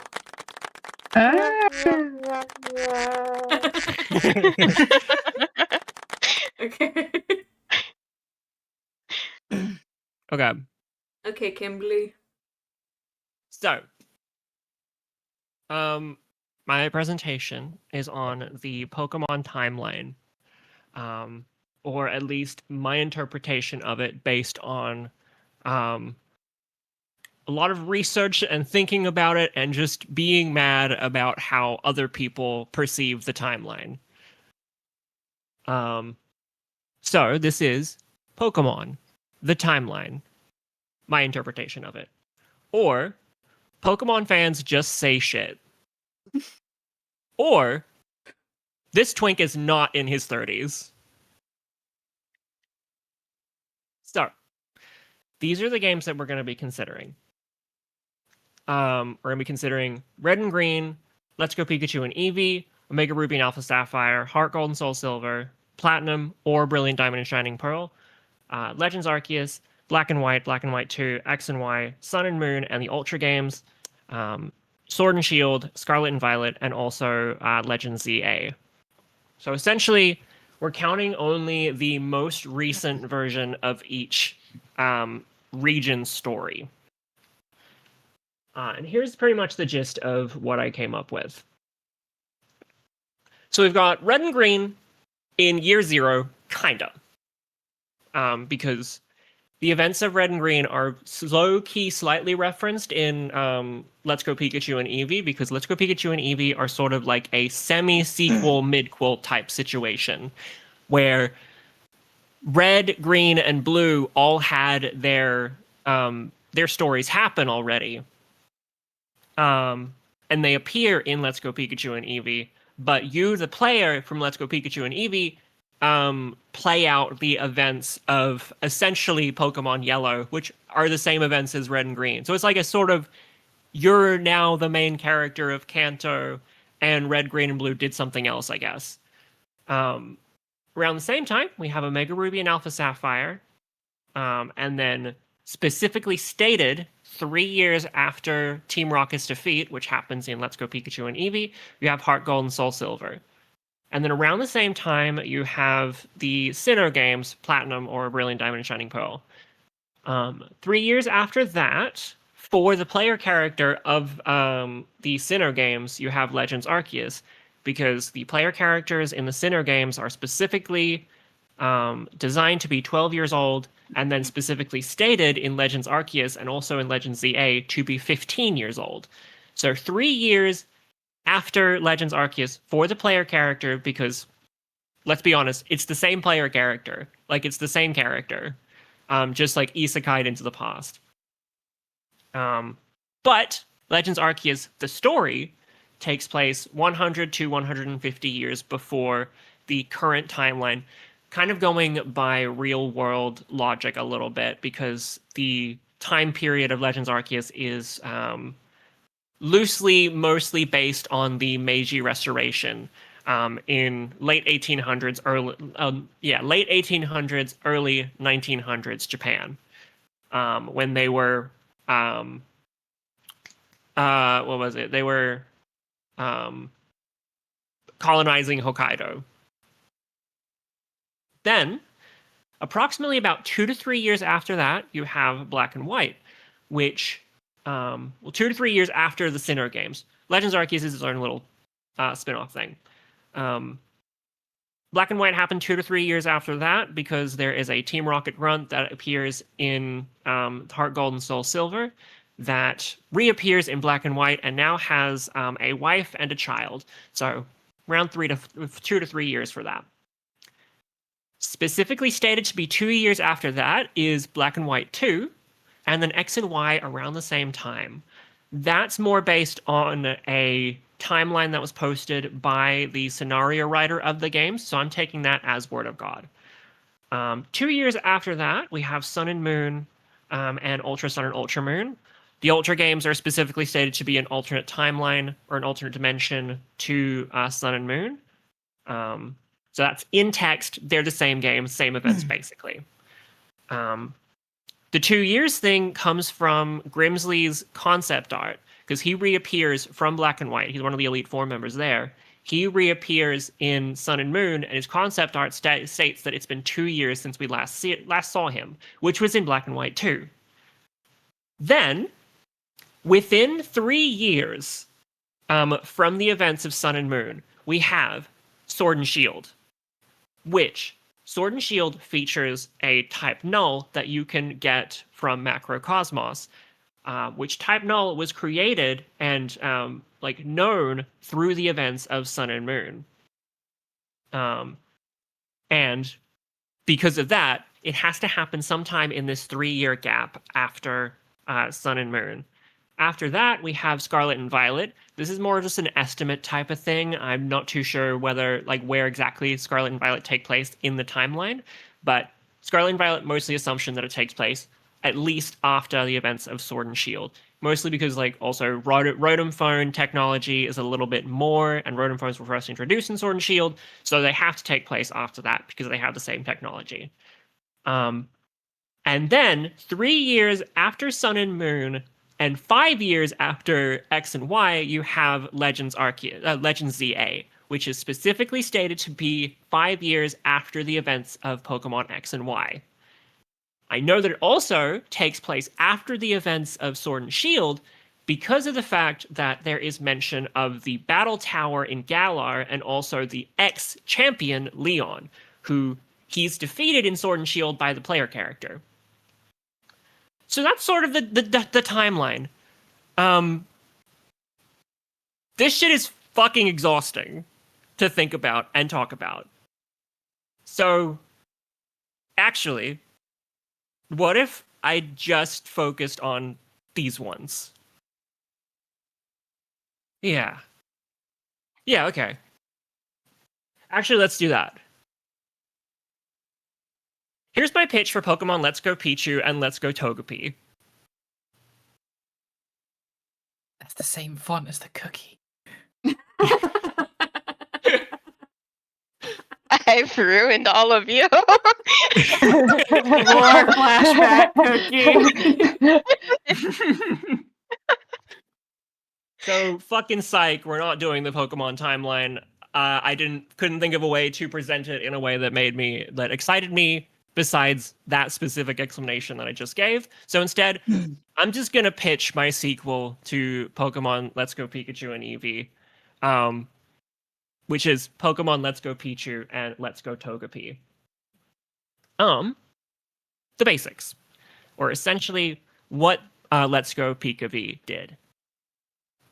So, we're going to be doing the same or similar story to Pokemon Gold and Silver or Crystal, mostly Crystal in this case, but a pseudo-sequel / mid-quel type situation, like Pikachu was to Red, Green, and Blue, and Yellow. We're going to have Pokemon Go catching mechanics. A lot of people don't like that. I think it's really neat. I think it's fun. It's a more simple, laid-back experience, and genuinely, it's my preferred way to play through Kanto again, honestly. We have Mega Evolution, returning from Legends ZA, and also because Pikachu also had Mega Evolution in it. There was limited decks with in PKV, which was just the original 151 plus Meltan and Melmetal, which also including is going to be a new mythical with a connection to a mobile game, because Meltan and Melmetal first appeared in Pokemon Go. Maybe not this one, actually. So, here we go. So you start in New Bark Town, as you would any other Johto game. These are my shitty edits to demonstrate the sort of player character looks. These are Austin and Paige. Their names coming from AU being the chemical symbol for gold, and AG being the similar chemical symbol for silver. They're basically just designed to be like offshoots of fucking Ethan and Chris from the original games. So Professor Elm needs you to take a mysterious egg to Mr. Pokemon just past Cherry Grove City. So you meet him in the lab after receiving your Pokegear back from your mother. Typical sort of Pokemon Crystal stuff. While inside, you're greeted by Elm, and there's 2 eggs on the table instead of the 3 Pokeballs. And he gives you one of the eggs. He mentions that the Pokemon in these parts are fairly docile if you don't have a Pokemon of your own, so you'll be all right to run this errand. That's sort of just a hand wave of like, yeah, you don't technically have a Pokemon yet, but because of the fact that we're doing go catching mechanics, it's fine. You can just walk past the Pokemon for this first section. And then you receive the mysterious egg. And then you'll also need to keep it warm too. So he gives you the Pokecubator. And then tells you to give him a call on your Pokegear if anything happens.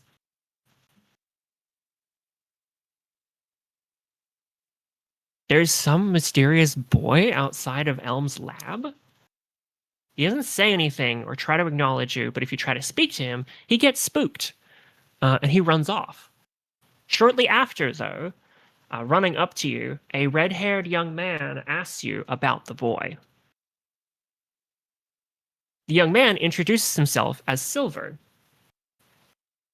He says he's been on the tail of a thief. He's a boy around your age who's been causing trouble around the towns here. He's been a bit of a bother tracking down, and that he thinks that boy that just ran off might have been him. But he's fast, so he's probably long gone by now, so he won't hold you up any longer because he needs to get after him. If you do see anything more, give him a call. Silver then registers his number in your Pokegear, and then he turns to leave. And then says something about, please don't make the same mistake I did. You soon reach Mr. Pokemon's house. So you get past Cherry Grove City, you head through. There's a couple trainers that are having battles, and they're all kind of just ignoring you because you don't have a Pokemon. Who give a shit? Much the same interaction as the original game happens this time, where you sort of go in, you meet Professor Oak, and you meet Mr. Pokemon. And then the egg, because you've been walking with it this whole time, hatches into either a spiky-eared Pichu or a heart-shelled Togepi. Both Mr. Pokemon and Professor Oak are amazed. Where they sort of go, oh, what a wonderful find. They've never seen a Pichu with a spiked ear or a Togepi with a heart on its shell. And that you should head back to Professor Elm post-haste to show him.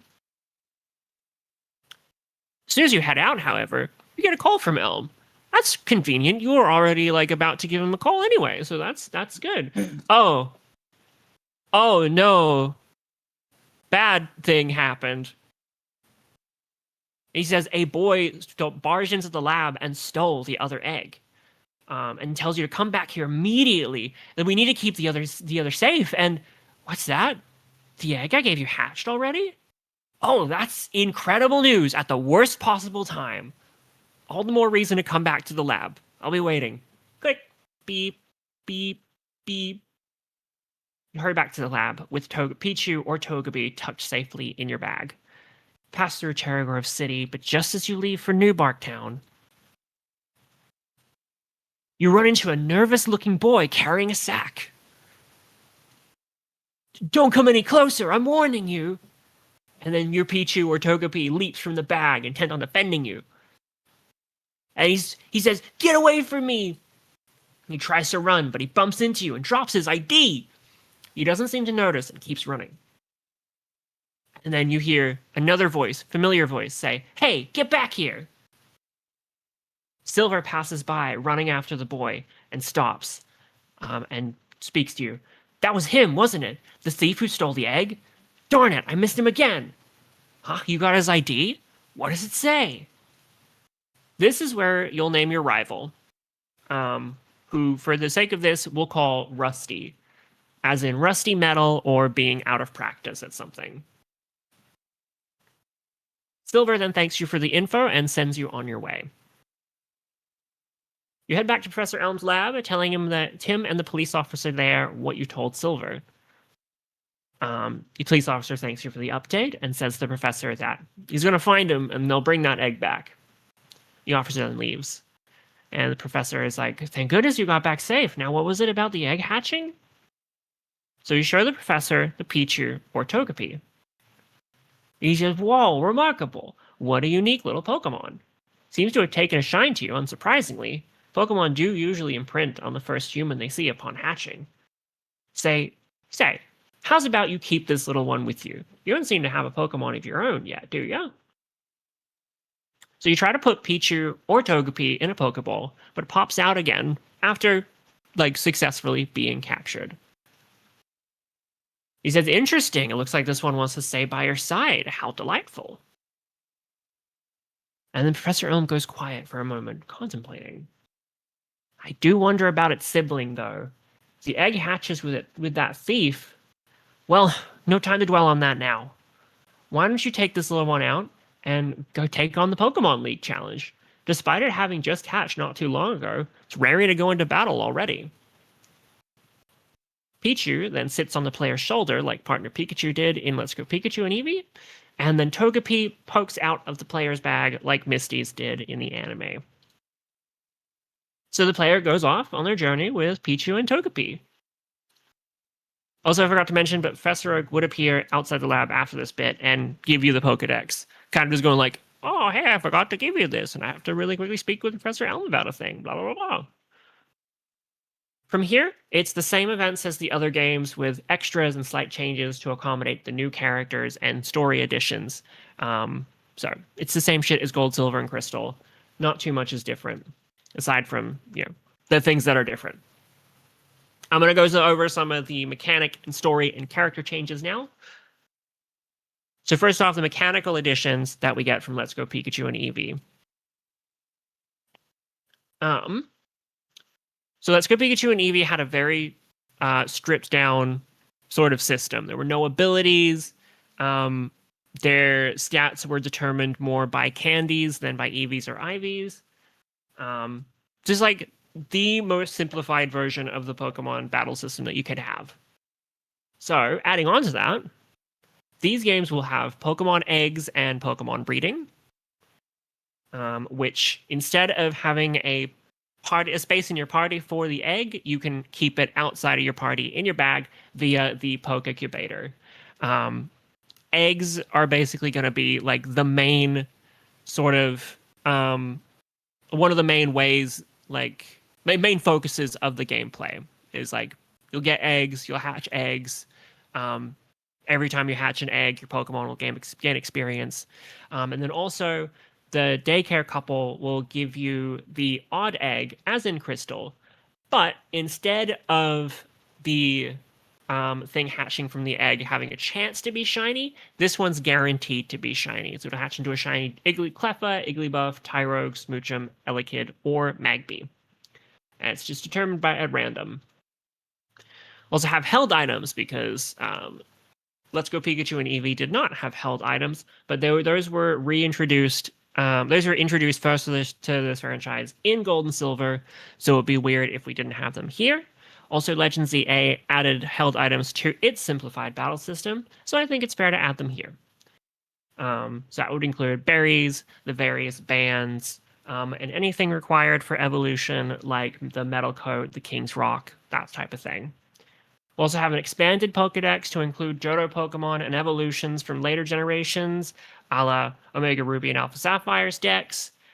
Game Freak, knowing them, would probably just limit it to just Gen 1 and 2 Pokemon, but this is my pitch, so I make the rules. Double and multi-battles are there also as well. I forgot to add that. So, because of the fact that Pichu and Togepi are babies, they're little. They will not evolve. So you won't be able to get... You'll be able to catch more Pichu or Togepi later on. But your partner Pichu, your spiky-eared Pichu, or your heart-shelled Togepi do not evolve. They stay as their baby form. So they need some extra exclusive moves to kind of cover that. For Pichu's moves, these are pretty much the same as the partner Pikachu's moves in Let's Go Pikachu. So we have Zippy Zap, which is an electric type move that always inflicts a critical hit. We have Floaty Fall, which is a flying type move, has a chance to flinch the opponent on a hit. And we have Splishy Splash, which is a water type move with a chance to paralyze the opponent on a hit. These were essentially just like an electric type move, a move referencing Flying Pikachu, and a move referencing Surfing Pikachu. So we're having the same here. Then we have the Partner Power, which is essentially like a special move that you can use after a bar fills up, and your partner lets you like unleash the attack. It's a super powerful attack that gets stronger the higher your friendship is with your partner. This one he can hit both opponents twice. So in a single battle, it'll hit twice, and then in a double battle, it'll hit both opponents twice. We have Togepi's moves, which would be Shell Shock, which is an electric type move that paralyzes the opponent on a hit. We have Weird Wing, which is a flying type move that restores half the damage the opponent took on a hit, essentially just like a draining move that's flying type to compensate for the fact that this Togepi will not evolve into Togetic. And then a fairy type move called Lovely Lash, which has a chance to infatuate the opponent on a hit. And then Togepi's partner power is the Toto Tumble, which hits both opponents twice, and stronger the higher your friendship is with Togepi. Same thing as the Pichu move, except tailored for Togepi.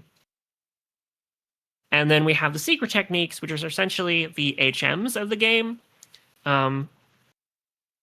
which carried over from Let's Go Pikachu will be Chop Down, which is cut, Sky Dash, which is just fly, Strong Push, which is just strength, Sea Skim, which is surf, Light Up, which is just splash, and then added for this game is just Spot Spin, which is Whirlpool, and then Fall Up, which is the Waterfall equivalent. We'll also have additional Mega Evolutions in this because Pikachu didn't add any, but we're in a post-Legends ZA world, and Pokemon Champions is coming out soon, which will feature Mega Evolution, so I can't imagine Game Freak wouldn't want to add more at some point. And also, I do what I want. So we're going to have Mega Miltank, which is truly just a tank. Whitney uses it in a post-game rematch.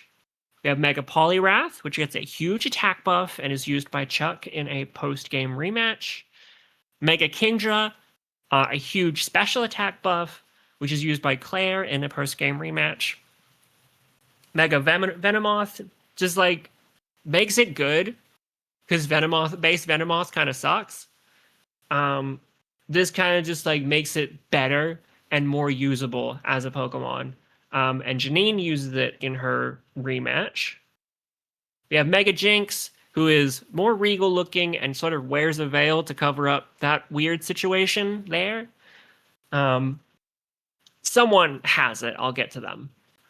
And we have Mega Xatu, which are 2 Xatu stacked on top of each other. And in a post-game battle, at some point, Will, the Psychic type Elite Four member, uses it. So I just like the image of Xatu Mega evolving, and it's like taller, and it opens its wings, and there's another one there as well. I think that's fun. And very in line with Game Freak's current design philosophies for Mega Evolutions, where they're a bit silly. So, we're going to go over the characters now. So this is Rusty. In contrast to Silver in the original games, Rusty is nervous, he's cowardly, and he does everything possible to avoid confrontation, which kind of runs up against his occupation as a small-time thief. He shows up in the same places as Silver did and more, slowly revealing more of his backstory as we go along. Second time the player meets him, he's in the ruins of Alf, where you find the unknown, apparently having been told to steal something from there. The player stops him from stealing a tile from the Kabuto puzzle, which ends in a battle on the lower floor after the player solves the puzzle. This sort of acts as a quick little story, like side note, so that like you can actually unlock the unknown through the story.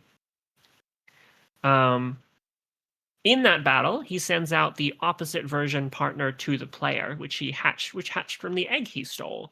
So if you're playing Let's Go Pichu, it'd be a Togepi. If you're playing Let's Go Togepi, it'd be a Pichu. He's later encountered an Olivine trying to steal an SS ticket from some guy. Then in Cyanwood, he's trying to steal the secret potion that you need to use to heal the Ampharos in the lighthouse. Then later in Ekritique, he finally succeeds in stealing something, where he steals the clear bell from the wise elders there. He also has a major role in the sort of end game of the story, where his secrets and his sort of backstory are revealed a little bit. Also, during later encounters, his partner, unlike yours, will evolve into Pikachu or Togetic, and always be by his side, sort of following along behind him. Then we have Silver, who, much like Blue in the Let's Go games, this is a version of Silver where the events of Gold, Silver, and Crystal kind of have happened for him already. And he's already had his character development. He's a little bit more mellow. He's been tracking Rusty and seems to know more about him than he lets on. His suspicion of him, that sort of comes off as suspicion at first, is more revealed to be like a concern, as he feels a sort of kinship with him, and shows up every other Rusty encounter and a couple other times as well. He's still stubborn and still serious, but he's not as rude or as callous as he was before. He's very much matured since the events of his story. He teaches the player how to catch Pokemon, like Lyra and Ethan did in Heart Gold and Soul Silver. So like you leave Professor Elm's lab after coming back, and then you go to leave, and Silver's like, "Hey, you got a Pokemon. That's really cool. I'm gonna teach you how to catch Pokemon." And then he eventually talks about how he, too, stole a Pokemon from Professor Elm a few years ago, but Elm forgave him when he saw how much his Pokemon had grown to trust him. He's been training with Lance ever since. He uses a Feraligatr, which he can Mega Evolve later, since this happens in sort of... This hypothetical game would be like Generation 10 or something, so... I'm counting the Legend ZA megas in the megas in this game. Then we have Eusine, who's a character from Crystal and Heart Gold and Soul Silver, reappearing here with Chris, the player character from Pokemon Crystal. So in Ekritique City, you would encounter Eusine as usual. However, he'd also mentioned that his assistant has disappeared in the tower, and he can't find her. Eventually, you'll then meet Chris on the lower floor, where she's studying the legendary beast statues, Suicune, Entei, and Raikou, and sort of making sketches of them. As usual, the statues awaken, with both Chris and Yucine, as well as Suicune, taking an interest in the player. Sort of like a cutscene plays out, where the beasts like awaken in like a big like light situation, and Suicune like dwells for a second, kind of looking at the player before running off again. Chris later mentions that she's also from New Bark Town and got her partner, Meganium, around the same time as Silver, along with another trainer. She used to help with Elm's research, but now prefers helping Yucine look into folklore and legends in Johto. Chris is also the one to battle the player at Cyanwood City after seeing Suicune, instead of Yucine in the original games. So Chris sort of takes on Yucine's role as the sort of stubborn, Suicune-obsessed character, where Yucine is more like mellowed out now. He just really wants to see Suicune. Chris wants to capture Suicune. She is curious and genuinely interested in what Suicune sees in the player, but eventually her envy does catch up to her. Next, we have Koga and Janine. Unlike the original games, Koga would show up earlier in Azalea Town, so around the second gym, where he'd help the player and Kurt defeat Team Rocket at the Slowpoke Well. He'd then thank the player for their help and mention that he recently left his position as a gym leader in Kanto, and he's been wandering Johto since, and just needs some time away to consider a decision that he needs to make. Later on, when the player goes to Goldenrod for the third badge, they would run into Janine as she visits Whitney after the player's battle with her. She mentions offhandedly that she's looking for someone, but she doesn't say her. Later on again, when the player battles Koga as an Elite Four member at the end of the game, Janine barges in and demands to know why he left. Koga asks the player to move on to the next Elite while he speaks with his daughter. And then, when the player battles Janine in Kanto as the Fuchsia City gym leader, she mentions that she now understands why her father left, but just wishes he'd said something sooner before he did, because he sort of left without a word. Kind of making these two characters a little bit more dysfunctional than they are in canon. Because I think that idea is neat and fun. And we have Lance, who features in the Johto games as the champion. Like the original games, Lance can be encountered at the Lake of Rage, where he applauds the players' battle/capture of the red Gyarados there. And he says that he's only ever seen that skill like that firsthand twice before. He does not join the player in the Rocket hideout in Mahogany like the original games. Instead, he says he sent a trusted friend of his, Silver, to investigate. Silver is then the one to join the player in the hideout and do the whole, like, Dragonite Hyper Beam that guy thing, but Silver does like a for alligator outrage that guy thing. Lance is then later encountered again at the Dragon's Den after the player's 8th gym badge, where he's the one that asks the player the sort of assessment questions instead of the Elder there, since the Elder has left the Dragon's Den for some reason. I don't know why. This leads to an alternate exchange of Claire with Claire, where she initially refuses to give the player the gym badge when they beat her at first, and then comes to the Dragon's Den like, "Ha, see, I knew you wouldn't pass the exam thing." Thinking in these games, she thinks she's gonna run into the Elder there, but instead, it's Lance, and she's like, "What the fuck, Lance? Why are you here?" And then Lance is like, "Claire, you're stubborn. You're you're immature, you're stupid, blah. I love Claire. I think it's fun. I would think it would be fun to have Lance there and interact with her directly since they're cousins.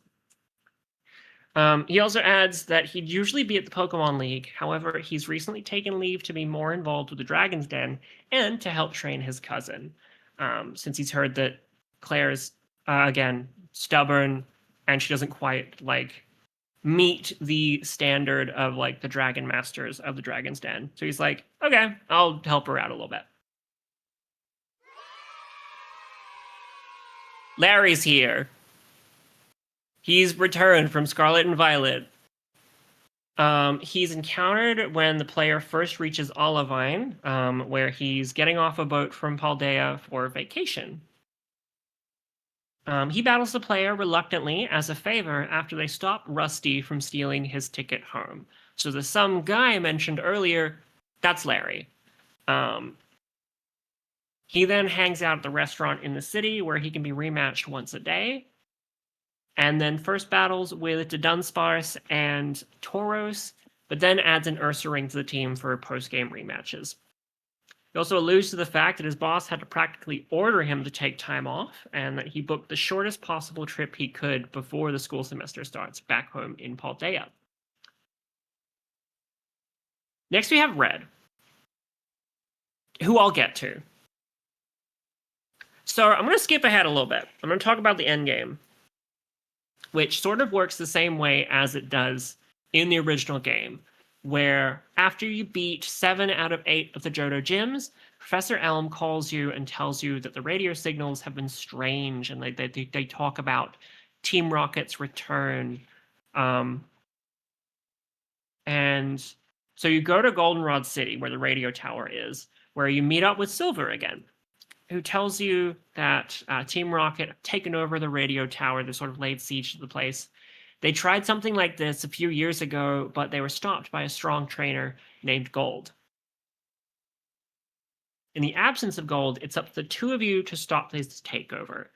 After a struggle, where you fight through the lower floors, get to a locked door, and then have to like backtrack to the lower part of Goldenrod to get the key card from the radio director. Silver then tells the player to head to Ecruteak and speak with the Kimono girls, since they'll need a little extra firepower if they're going to beat Archer. So you go to Ecruteak City thinking, oh yeah, we're gonna like recruit the Kimono girls. They're gonna help out here. But instead, they challenge you to battle 1 by 1 to sort of determine your strength and your worthiness. And eventually, once they're satisfied, they give you a Mega Bracelet along with the Feraligatr and Meganiumite. So you can Mega Evolve your Feraligatr or Meganium if you've got one. And then tells them to head back to Goldenrod because Silver will need all the help he can get. Player heads back to Goldenrod, where Silver congratulates them on obtaining a Mega Bracelet. It'll be a big help in the final battle, since he caught word that the Team Rocket's new head executive can use Mega Evolution. Silver and the player ascend the tower again, battling Ariana, Petrel, and Proton. These three motherfuckers here.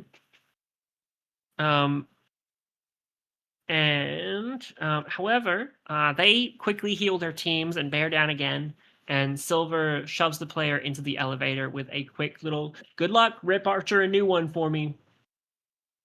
And the player arrives upstairs, where they find Archer and Rusty in the middle of an argument.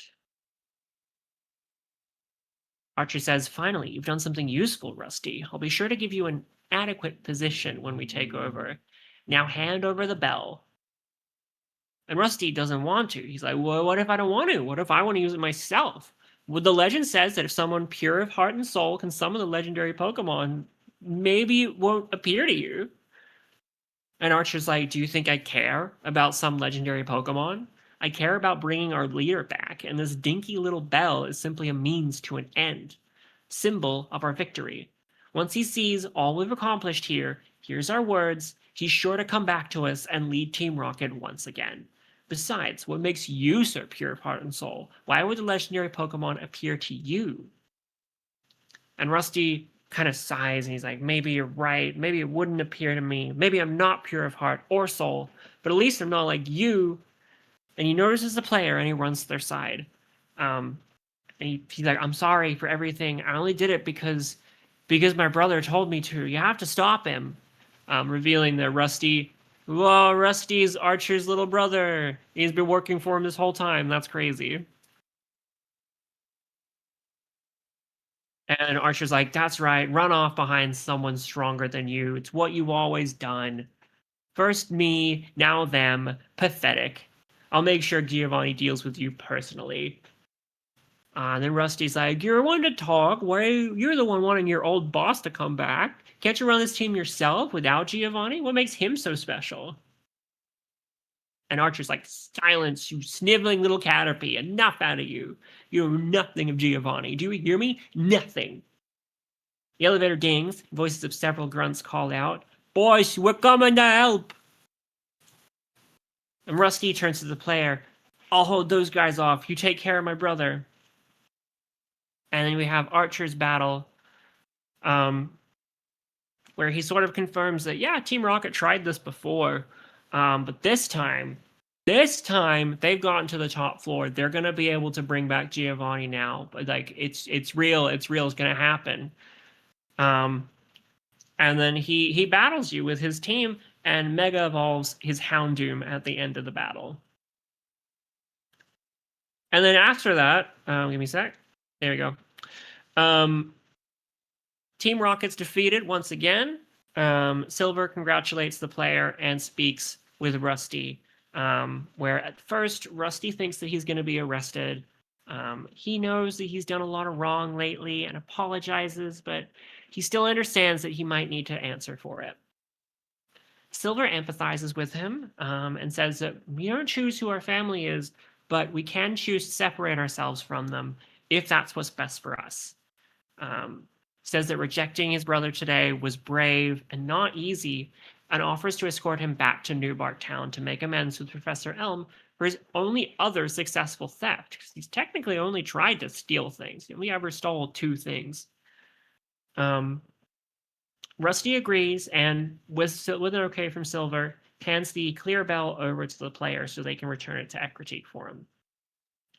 Silver encourages the player to carry on east from Mahogany Town whenever they're ready to battle the last Johto gym leader in Blackthorn City. Player can also go to attempt to return the bell to the elders in Ecruteak, but they insist that they keep it and then come back once they have achieved their goal. Sorry, one sec. There we go. And then, kind of skipping a little bit, we have the little bit of rest before the league. The player then heads to Blackthorn City, defeats Claire, and has that little interaction with Lance that I mentioned earlier. If the player returns to the Dragon's Den afterwards, Lance will gift the player a Dratini that knows extreme speed, along with a Dragonite, which he says is a gift that's only ever been given out once before. And then you return to Newbark Town. Professor Elm gifts you a Master Ball and urges you to surf east from town and take on the Indigo Plateau. He also upgrades the Pokedex so that you'll be able to register Pokemon related to Johto and Kanto natives.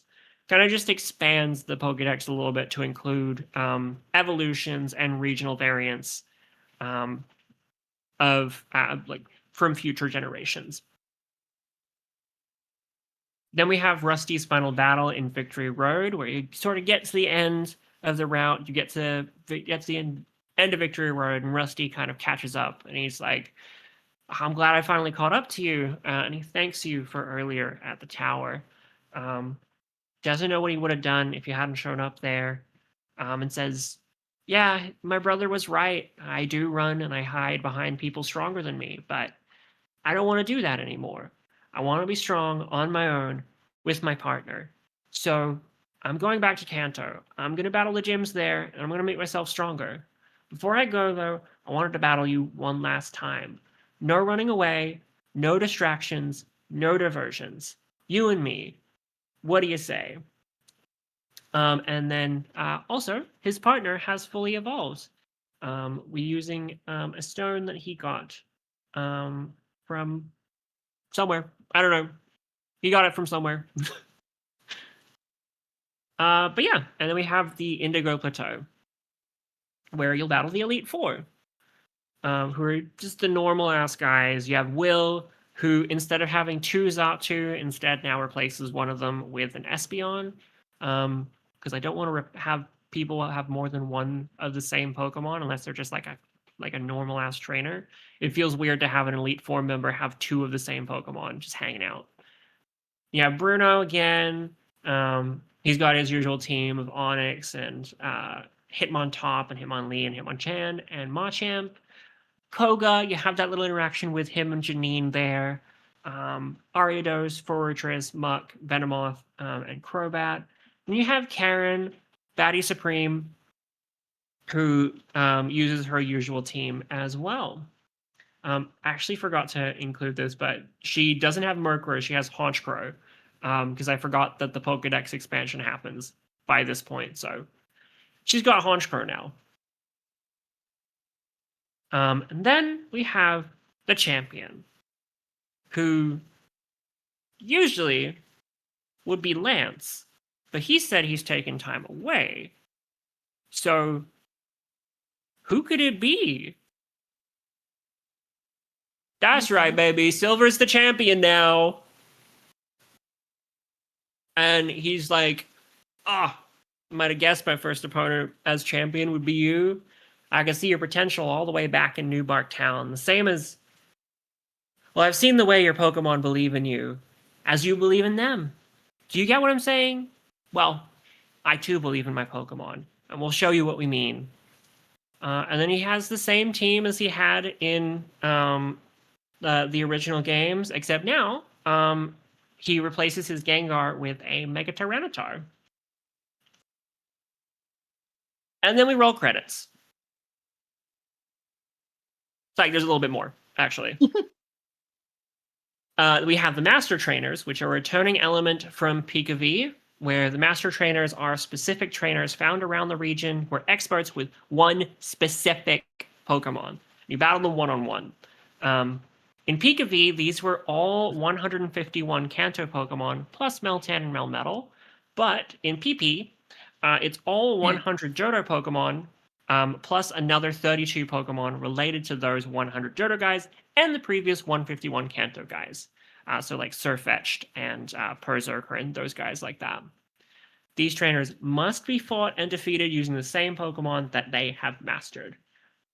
Once you defeat 6 Master Trainers, you unlock a new battle against a familiar face, who grants the player the Battle Master title once beaten, and then defeating all 132 Master Trainers grants the player Grandmaster as a title. Then you have the Suicune encounter, kind of similar to Crystal, where immediately after you return home, Elm will tell you that the Wise Elders were asking for you, and that you should meet them in Ecruteak City. The Elders challenge the player one after another, and they each use a different Mega Pokemon from the Johto region. These are sort of like one-on-one battles where you would only use your partner against their Mega Pokemon. And then after winning, you'll be allowed entrance to the Bell Tower, where the clear bell will ring out, and Suicune will appear to you, flanked by Entei and Raikou, very much like he does in Crystal. Suicune will then challenge you to battle, and its siblings boost its stats, allow you to capture it after you defeat it in battle there. After you capture Suicune, Chris appears with Yucine and challenges you, and says that the winner gets to have Suicune. You do beat Chris, though, and Yucine empathizes with her after her loss, and she just leaves without a word. Yucine then stays at the tower and then can be battled once a day, hoping that he too can earn Suicune's respect just by defeating you. And then we have a couple little post-game vignettes. these are kind of not big enough to justify their own slide, but I wanted to mention them anyway. We have Price retires and passes on his position as Mahogany Gym Leader to Lorelei, previously the first Elite Four member. She's not in the original Johto games, so I was like, and I like her a lot, and she appears early in Let's Go Pikachu and Eevee, so there's like a little bit of emphasis on her as a character. So I was like, I think it'd be fun if she took over as Mahogany Gym Leader. And then Lorelei can be battled once a day, and she uses Mega Jinx. Chuck and his wife can be found in the Olivine restaurant in the post-game, where Chuck is earnestly trying to spend more time with her.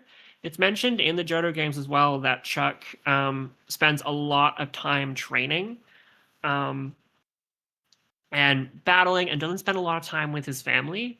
So this is him earnestly trying to spend more time with his wife, but he's struggling, and he cannot resist asking the player to battle just to relax. And then upon returning to Olivine Lighthouse, Jasmine is visiting Amphi to see how it's going. Amphi is pleased to see the player and wants to battle. Jasmine will Mega Evolve it, and then afterwards the player can get an Ampharocyte from Amphi, so they can Mega Evolve their Ampharos if they have one. And then we have the Kanto post-game, where you board the SS title with an SS ticket that you got from Larry in Olivine that's headed for Kanto. It turns out that Larry's boss extended his vacation, so you can have this SS ticket since he's not going to need it for a while. So you arrive in Vermilion City and can start taking on the Kanto gyms in any order. Barriers like the Snorlax and minor little story things that happen notwithstanding. So technically any order, because you don't have to beat any of the gyms to progress anything. But yeah, certain areas are blocked off until you complete little story bits. Eventually, you run into Rusty a few times as he's going on his challenge. This would be like every 2 or 3 gyms you run into him, and he'd just like appear as you're exiting the town, and be like, "Oh, hey, what's up? Do you want to battle? I need to practice a little bit." His team eventually fully evolves, and he mentions potentially going back to Johto briefly to take on the Kimono girls like you did, and test himself to earn Mega Evolution. Next, you have Trace and the Trainer House. Trace is the rival character from Let's Go Pikachu and Eevee. So I was like, it'd be fun to have him reappear here, a little bit older. I'm actually really fucking proud, side note, really proud of this edit, because this is like just Trace's head from his concept art, kind of edited and like rendered a little bit more, and then just put onto the artwork of Blue from Fire Red and Leaf Green. I don't know, I think that's fun. It's neat. I think it's one of the better edits in this presentation. So when the player arrives in Viridian City, they run into this young man looking for the gym leader, Blue. He quickly realizes that you're new in town and recommends you check out the trainer house in the south of the city. Trace can then be found in the basement and is battleable once a day using a Charizard, a Blastoise, a Venusaur, and a Pidgeot, and will always Mega Evolve the last one that he sends out. So if you beat Charizard, Blastoise, and Pidgeot, he'll Mega Evolve Venusaur. If you beat Venusaur, Blastoise, and Pidgeot, he'll Mega Evolve Charizard. And then after the first battle, he will give the player a Charizardite X, a Blastoiseite, and a Venusaurite. He also mentions that you're reminded of some friends of his and wishes you can meet them one day. Trainers from both Kanto and Johto may then show up in the trainer house's basement as well, offering 3v3 battles that are kind of like simple and quick. And they may also speak with other characters for more little vignettes and interactions. And then we have Blue, the 8th Kanto gym leader.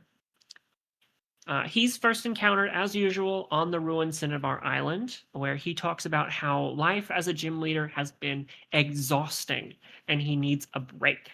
He says he'll battle the player once they have 7 Kanto gym badges, but then he's going on vacation. He then flies back to Viridian with his Charizard and awaits the player's challenge. In his gym battle, he uses the same team as he did in Let's Go Pikachu, which is Tauros, Alakazam, Gyarados, Executor, Aerodactyl, and Mega Evolves his Charizard into Mega Charizard Y. Following this battle, he thanks the player. He needed an exciting battle like that to kind of kick himself back into gear. Maybe a vacation can wait for a little bit. He also says that he kind of doesn't want to go on vacation alone. So, wink, wink, nudge, nudge. Along with the Earth Badge and a TM, he also gifts the player his Charizard Y Stone and Mega Evolves his Gyarados in any rematches. Then we have the Ho-Oh and Lugia encounters, very standard for a Johto game. So we have Ho-Oh first off. So after you defeat all 8 Kanto gyms, the Wise Elders contact you and tell you that they have something for you. You return to the Bell Tower, and the Elders tell you that the legendary Pokemon Ho-Oh has returned. And as you were chosen by Suicune, it's only right that you be the one to go and meet Ho-Oh. So they hand over the Rainbow Feather, and they usher you to the Bell Tower again. At the tower, player again meets Eusine along with Morty, the gym leader of Ecruteak City. Have the two of them having climbed to the top to see Ho-Oh for themselves. And then, as a final test, and in an attempt to prove himself more worthy, Morty will challenge the player to battle, loses, and steps aside. He also Mega Evolves Gengar. I didn't mention that because I forgot to mention it. It's fine. Ho-Oh then battles, much like Suicune, with boosted stats and allows capture attempts upon defeat. Both Morty and Eusine congratulate the player. There's also probably like a little extra bit where Eusine sort of like asks the player if they've spoken to Chris at all. If they have, and if depending on whether they have or not, the interaction goes a little bit differently. Don't know exactly how, but it does. And then we have Lugia, which involves Chris. So upon entering Pewter City for the first time, the player does run into Chris again. And she'll mention that she's here to take a look at the museum.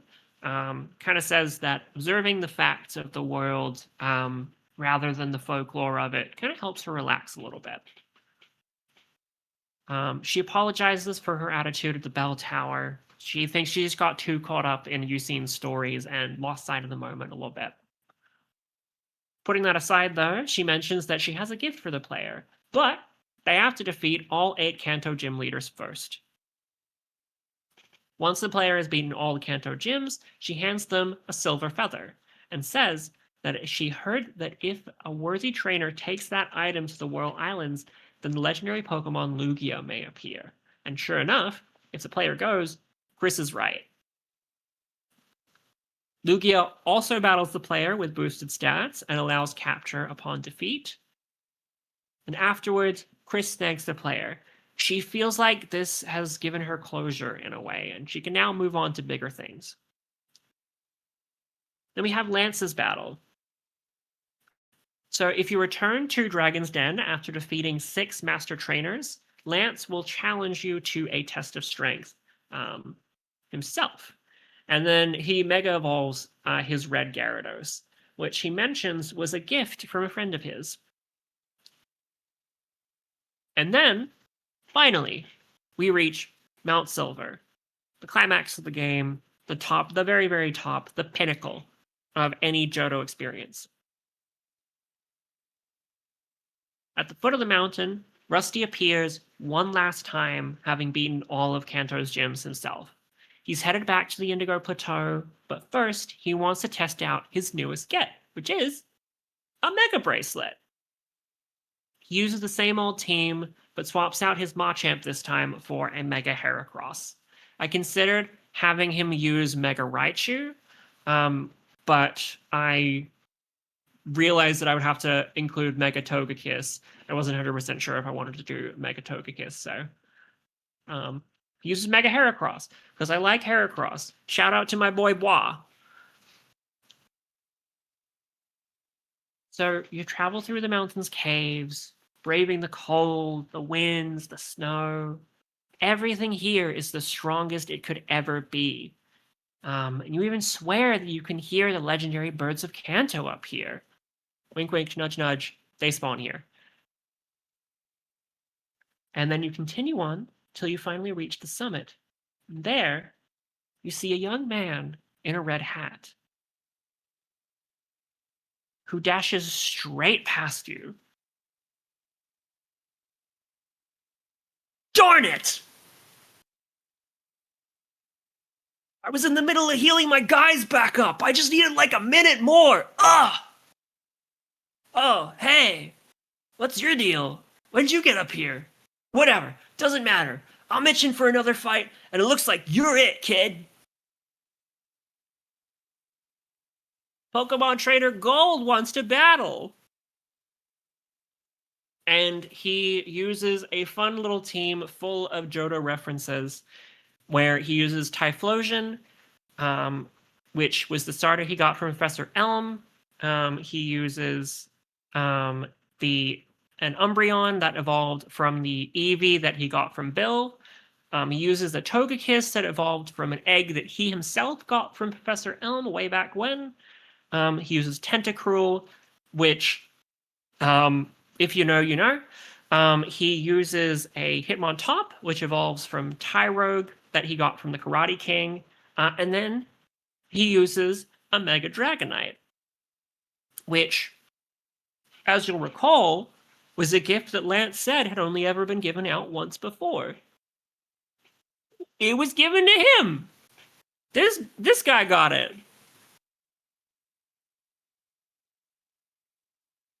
Oh man, good battle. You're really with me there. I needed that. Anyway, I'm out of here. I gotta catch up to that red guy and get another battle out of him. Catch you later.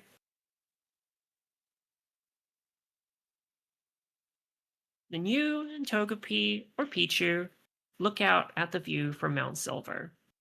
It's quiet. It's beautiful. You look to each other and you think about everything that you've been through, everyone that you've met, and everyone that you bonded with. You nod. It's time to head home.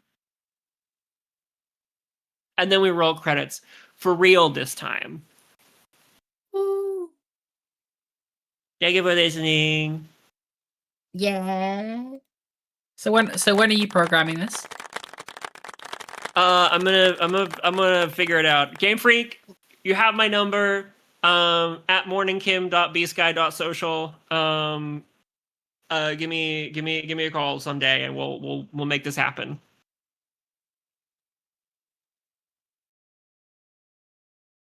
Bye. Ooh.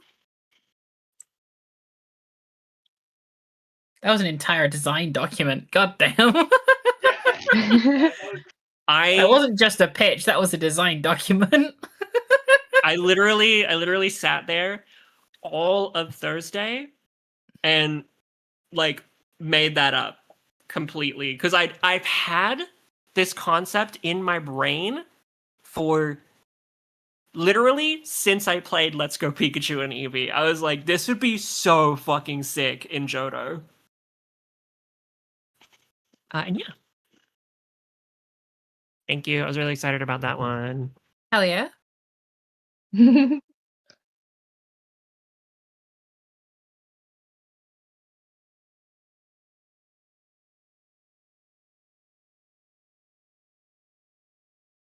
All right. Is this loading for you guys? Let me check. No. Fuck. I'll show you. Please, computer. Fuck. Hold on. I don't know why my Discord just started fucking up. Oh no. Because I legit just disconnected earlier. Like my Discord just died. I was like, oh, okay. What the hell? Let's try this way, actually. How about that? Huh? Huh? No. Please? No. Fuck. No. Damn it. Fuck. How are you doing it? I click stream and then I tried the first way with like try whole ass stream failed to start. Oh. Okay. You can like send it to me because it's on slides, right? So like I can stream it for you if need be. Okay, let me just share it real quick. Holly, drop me your email. Actually, I can I got just you. share it with a link? Probably. Can you? Oh wait, copy link. This might be it. Okay, let me send this. Where there's a will, there's a way. We'll figure it out. Let me know if that Maybe it was- works.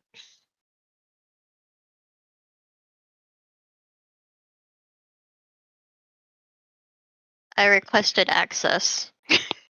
Fuck!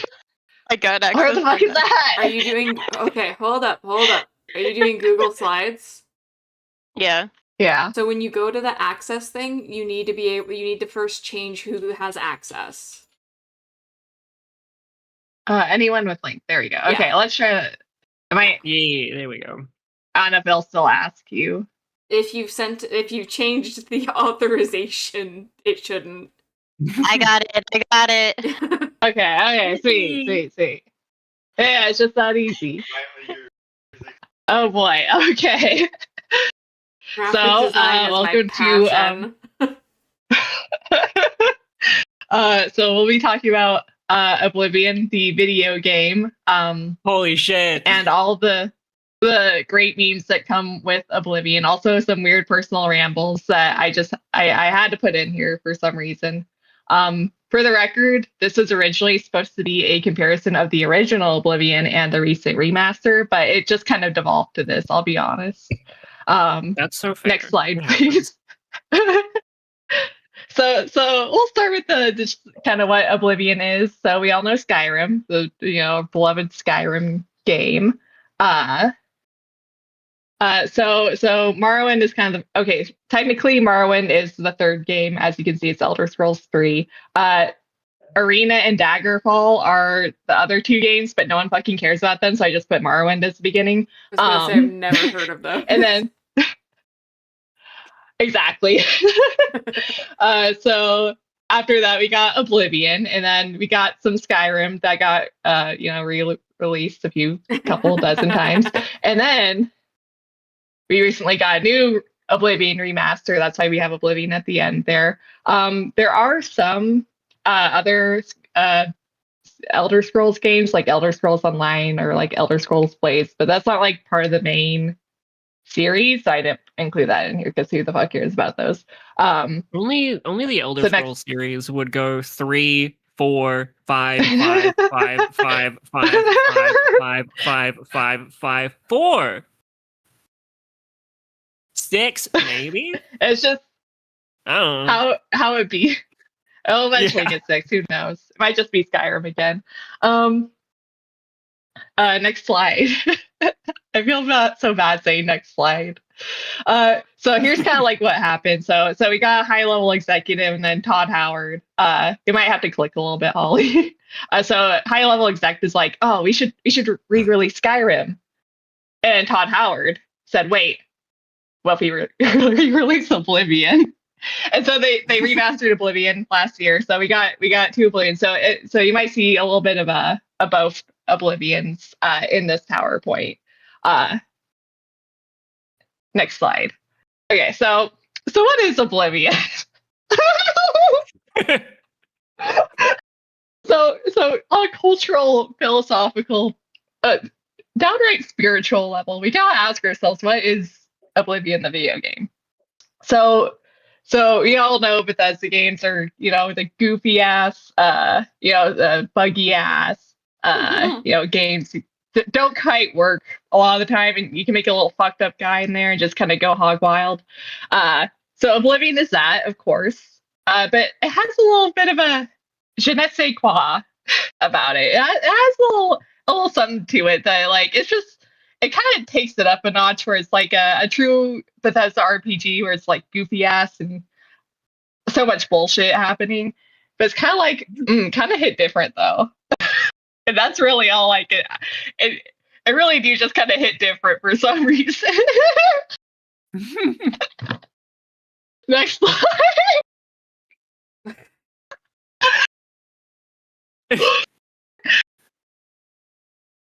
Okay, so we gotta talk about Martin Septim.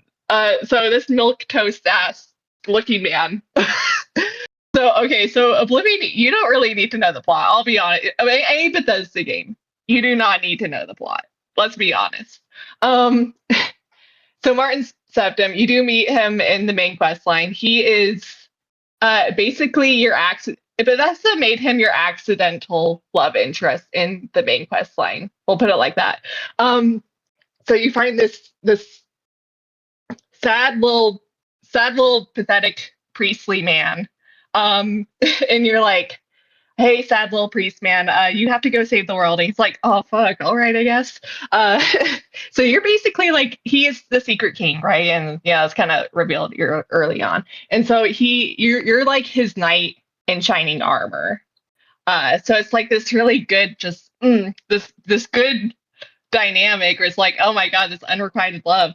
And it's like a weird, like tender, intimate, like again, this is all unintentional. Bethesda just unintentionally made the most like romantic gay ass fucking love relationship I've ever seen. He's and to top it, the lesbian flag in that bottom left image. I don't know what's going on there, but I thought it was funny. So I included it. Martin Septim. I didn't. I did include the original and remastered version of him. I do think in the remastered version he is slightly kind of worse. He looks just like visually. Yeah, it kind of rubs me the wrong way. But yeah, he's just this sad, wet-eye fucking priest that you have to protect and with all your being. That you do it for him, really. And I've never seen the fandom just collectively agree that you are in a the main character, are in a relationship with this guy that was never intentional. It's just like that. He's your baby girl. Next slide. Yeah, he's baby girl, basically. Okay, so the adoring fan. So I did not want to fucking talk about this guy, but I had to put him in for because if you know Oblivion, you know the fucking adoring fan. I'll put it that way. This is Logan Paul. So again, I put the original and the remastered version again.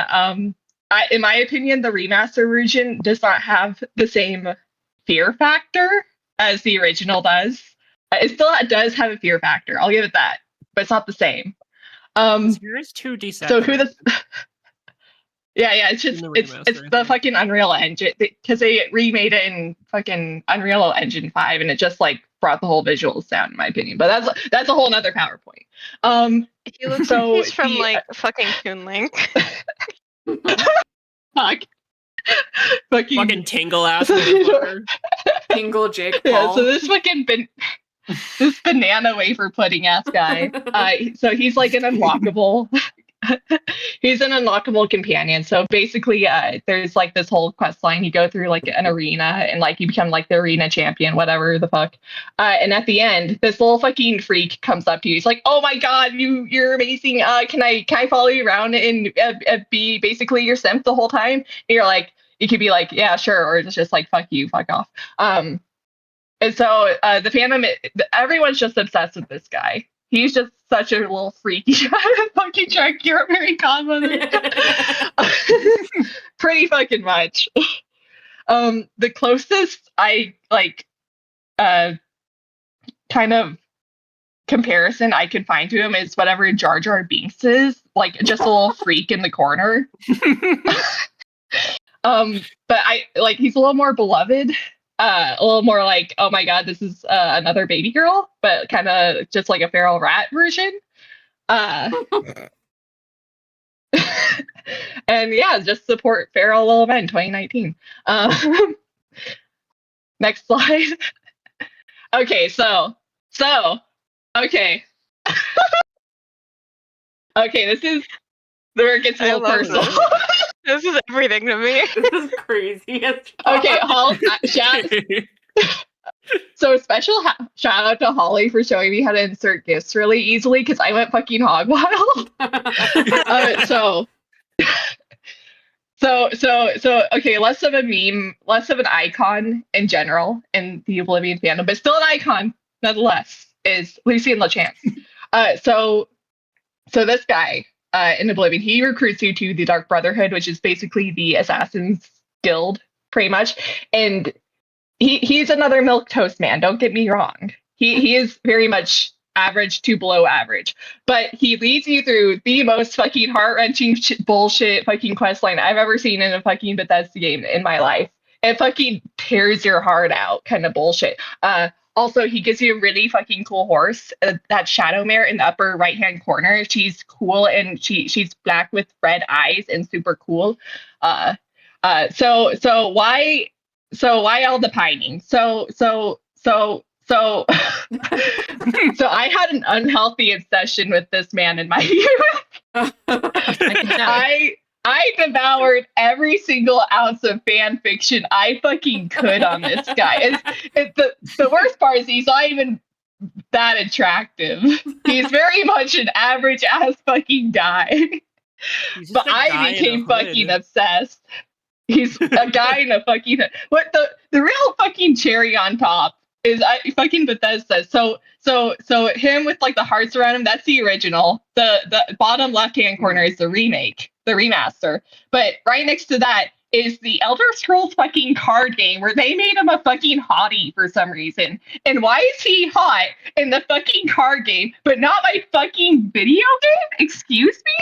What I was the gonna fuck? say he's kind of got aura in the card game. They but, gave us so much. Not I'm at so all fucking in pissed. the video game. What the fuck? I'm so fucking. You have no idea how fucking pissed off and how much I've been holding this in that they gave him so much fucking aura in the fucking card game, but not 2 video games. He is just a fucking guy.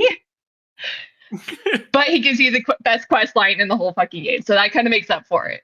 So yeah, I was kind of obsessed with him for like a hot fucking minute. That's me in the center doing the sacrifice, and then I'm like, oh my god, OMG, Lucy and LeChance, hi. And by the way, the fan art goes fucking hog wild. Like it goes like Elder Scrolls card game hog wild with it, like making him fucking way hotter than he actually is. I'm honestly, I get it, but I'm low-key pissed about it still. So yeah, that's my rant about Lucy and LeChance. I finally got that off my chest after so many fucking years of just holding it in. Holy shit.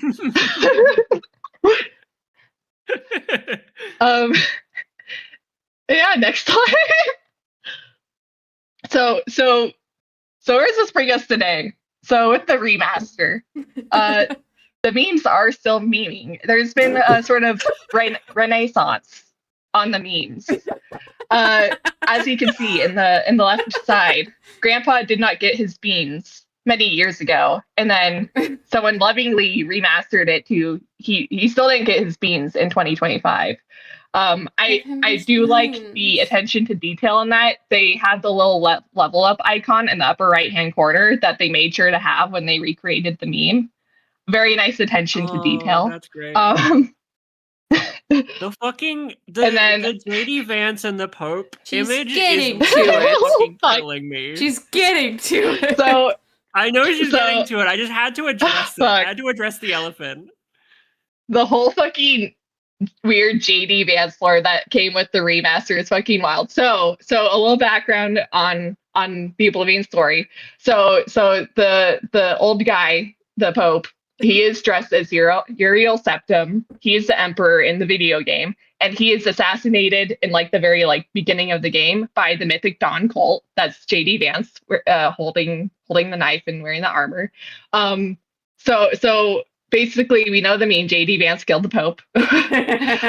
So when that happened, Bethesda announced the fucking Oblivion game and like pretty much released it then. And so someone lovingly created this rendition of the Mythic Dawn killing Uriel Septim, but it's the Pope and JD Vance.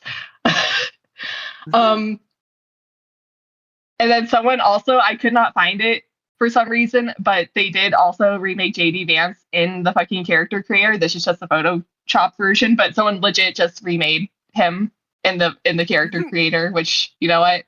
More power to you. Crazy work. And then also, this is, I guess, not really a surprise, but the furries did get involved at some point. They are making games out there because they made the Khajiit way fucking hotter than they needed to be. Let's be honest. They were a little scary before, but now they're kind of hot. I hate to admit that, but it's true. It kind of feels like the lions from like Read Between the Lions.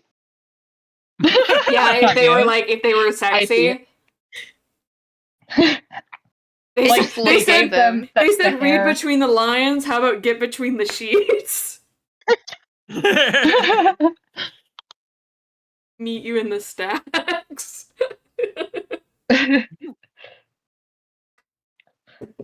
So yeah, this so with the resurgence of the remaster of Oblivion, there have been quite a good few memes floating around that gave me a good chuckle. That put life back into my heart. Next slide. That's it. Bye. I'm so glad I could do this for you. Okay. My bad, I forgot. So yeah, that was that. I'm so sorry.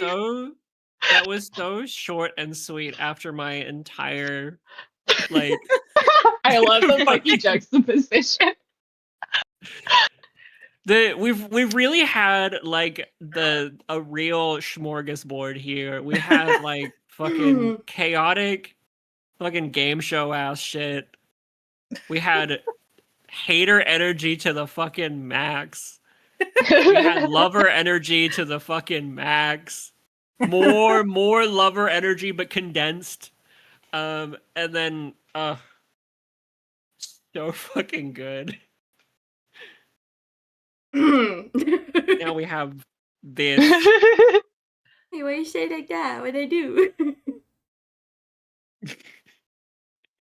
No. What'd I do? I do not mean this disparagingly. It's not. I'm very It's not what excited to you've see done. the It's what you're PowerPoint. about to do. It's what you're about to do. Yeah, what you're about to subject us to. I can't wait to find out what the equivalent to fucking Mpreg Werewolf is gonna be for this one. We'll burn that bridge when we get to it. Okay. Is it also gonna be censored? Not that part. Oh. Honestly. We'll build and burn the bridge. We'll get to it. We'll Yeah. Twin Towers the bridge when we get there. Okay. So today I am going to be talking about a manga and anime. It's an anime based on a manga called 100 Girlfriends. Technically. We're going to be talking about why it's actually so good, how the protagonist is goated as hell, but it's also a downhill dumpster fire fueled by the gasoline of hubris. So, my friends who I love very much, I know that this is going to be trash. I hear you. No, okay. I hear you. But but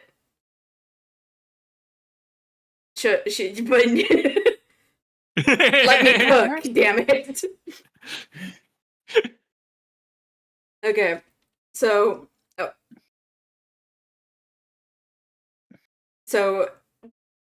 very quick disclaimer, I do not recommend this shit. From the bottom of my heart, I don't recommend what I'm about to spend an hour talking to you about.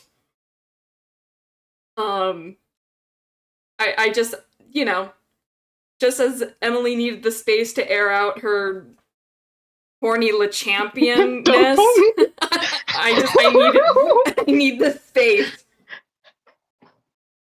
I've never talked with anybody about this shit, really, kind of. Okay, so when I said earlier it's called 100 Girlfriends, kind of, it's really called Kimi no koto ga dai dai dai dai daisuki na 100 nin no kanojo. We're not fucking doing that. We're not doing the English one either, of the 100 girlfriends who really, really, really, really love you. Either 100 girlfriends or hyakano. That's it. That is all we're referring it to, but these are what it is actually called. So, what is it? It's a harem manga turned anime. It is written by Nakamura Rikito sensei and Nozawa Yukiko sensei. I am giving them more respect than either of them deserve, if I'm being honest, but that's just how it rumbles in mangaka land. There's a manga serialized in the weekly Young Jump magazines since December of 2019, and they are up to over 24 volumes as of now. The anime itself began airing around October 2023. It currently has 2 seasons, with a 3rd one in development. I believe it is projected to air this year. I do not know when. I did not care enough to look it up. The series itself started as a loose rom-com sort of situation with gag comic elements that quickly tumbled downhill into full gag comic territory. Okay. Quick creator's highlight. Just because I did some digging, because I can't help myself. We'll start with Nozawa sensei, who has been a mangaka / illustrator since 2013 and has several works of her own. The artwork is beautiful, if not questionable. What do I mean by that? I had to, speaking of the censorship, I had to censor her Eguchi-kun. I had to censor her fucking Eguchi, because that was uncensored. I was just full on there. Jesus. Then this one, I didn't deem this one bad enough to censor, but it's not great. And then this is a fetish. It has to be a fetish. I can't tell you what that is, but it has to be, okay? Pretty artwork. I love the Looks like rendering. shiitake mushroom It's natto. That's natto. That's with fully fucking, natto. like honey on them or something. No, that's just natto. Oh, okay. It's fermented soybeans. They get sticky and foamy. I don't know. I don't care. Sticky. It's not important. Now we're going to be talking about Nakamura sensei, who is weirder. He has other works as well, though none of them have taken off like 100 Girlfriends, and I'm about to show you why. So the first one was Secret Love Schooling from 2014. And you know, this was 16 years ago. Not 16. This was 12 years ago. So I'm not going to go too hard on the guy. He would like that too much. He then came out with, in 2016, this one, and you might be thinking, wow, that's a really good jump in quality. It was drawn by somebody called Asano.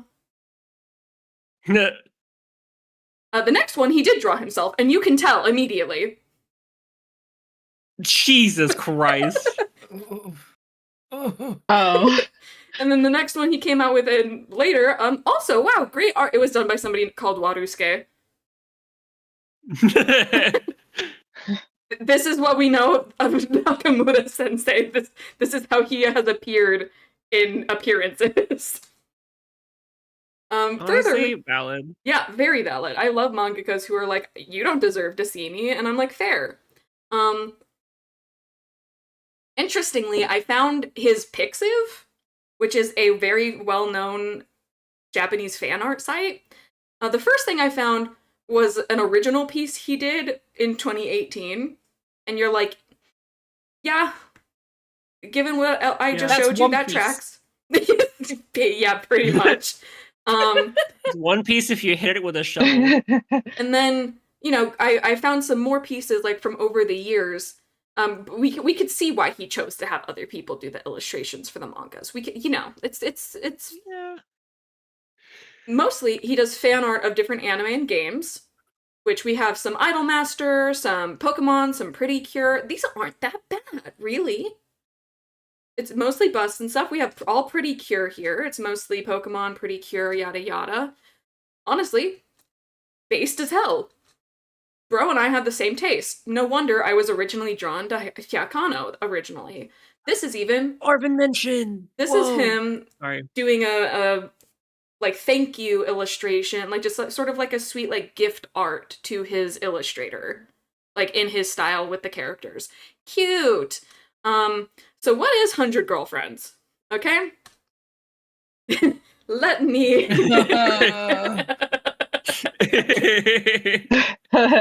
So, the plot. Rough breakdown. The series itself focuses on a high schooler named Aijo Rentaro. I'm just gonna call him Rentaro. Whatever. In his lifetime of 16 years, he is 16 years old, he is in high school, he fell in love with and confessed to 100 girls exactly by the start, and has been rejected every single time. Jesus Christ, This is Rentaro. him at the beginning, making a confession. This is literally the first time we see him. Immediately rejected. This is his 100th rejection. Like this if you cry every time. So, based on the title, golly gee, Rentaro, who let you have 100 girlfriends? It was God. It was Oh. because God said Would so. you like 100 girlfriends? So after rejection number 100, he went to the shrine dedicated to the love of God in order to pray there. There, the God of love himself reveals, first of all, that he exists, but that soulmates are real. He also reveals that he oopsie-whoopsied and fucked up Rentaro's soulmate count. He put 2 zeros. He's supposed to have 1, and he put 2 zeros after the 1. Everyone's supposed to have a soulmate. The And he put... implication that the god of love was typing Mm-mm. and No. slipped. You know what happens?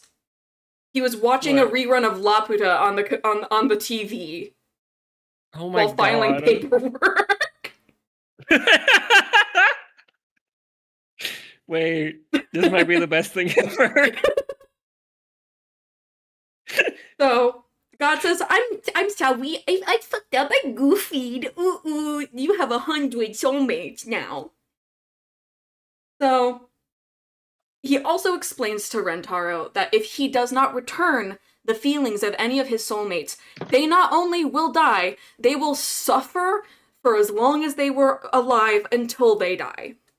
If he does not Holy shit. accept their feelings. Rentaro obviously doesn't fucking want to be held responsible for the deaths of 99 girls and women.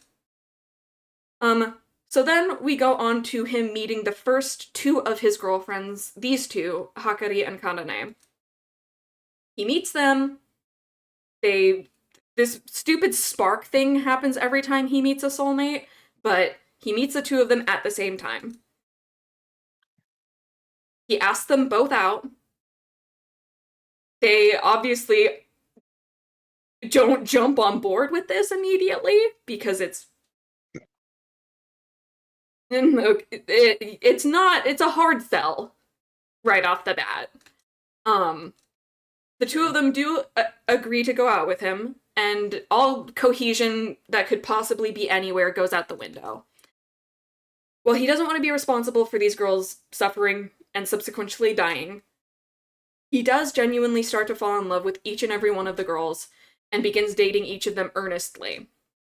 That's the story. There's more, like, plot points later, I promise. But, you know. So, Marie, this sounds like trash. Yeah. That's because it is. I hope this helps. But it's hot garbage. It's entertaining. So who the fuck is this guy? Okay? That's my man Riz Taro. This is Aijo Rentaro. He has the riz of an aura-farming Chad Lord, and I mean that unironically, unfortunately. His life's purpose is not only getting, but cherishing bitches. He has eyebrows for days. He is unironically the best boy. He's one of the best boy characters I've ever come across in my life. He is genuinely such a good guy. He loves his girlfriends so flipping much. The etymology of his name literally means Love Castle Big Love Boy. That sounds like bullshit. Let me break it down for you. Aijo literally means love castle with the kanji that is used. And Rentaro means love, or, you know, using Ren, which, like, Renai, like, it's a thing. Big boy. Big love boy, love castle. This is our man. Okay? Big love castle, big love boy. So, who are the girlfriends? There's a lot of them. Who are they? I need to lock in and try to speedrun this shit. Okay. So. Almost me. Okay, Whoa, so. Reverend. We gotta get all the girlfriends. We gotta get as much as possible. So, they call themselves the Rentaro's family. Like, which is really cute.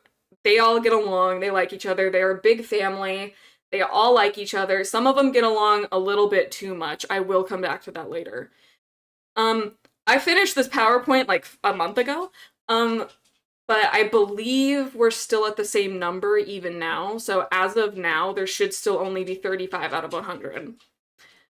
The manga has been publishing for 6 fucking years, and they've gotten 35% of the projection. Jesus Christ. The character names are all mostly puns. I will not explain all of them. We will be here all fucking week. I will pick out some of my faves. I have them in the thing already. Their birthdays tend to be puns also. There's puns all over this shit. It's no wonder I am attracted to it like expired catnip. So, the best girlfriends. These ones. It could have ended here, and I would have been so fine with that. We're starting with my favorite, okay? So we'll address the first girlfriend problem, right? Like, because he meets 2 of them off the bat. So which one is number 1? We'll address that part later. So, to get it out of the way, the series was very careful to not have a first or a most important girlfriend, which is opposite to a lot of harem genre series where they introduce the best or the most obvious one that's gonna get with the guy. They avoid this. They start with, plus the fact that they start the series with him dating 2 girls at once sets the scene from the jump that this is going to be polyamory, and that there's not going to be any picking or choosing, that he is just going to be dating all of these girls at once.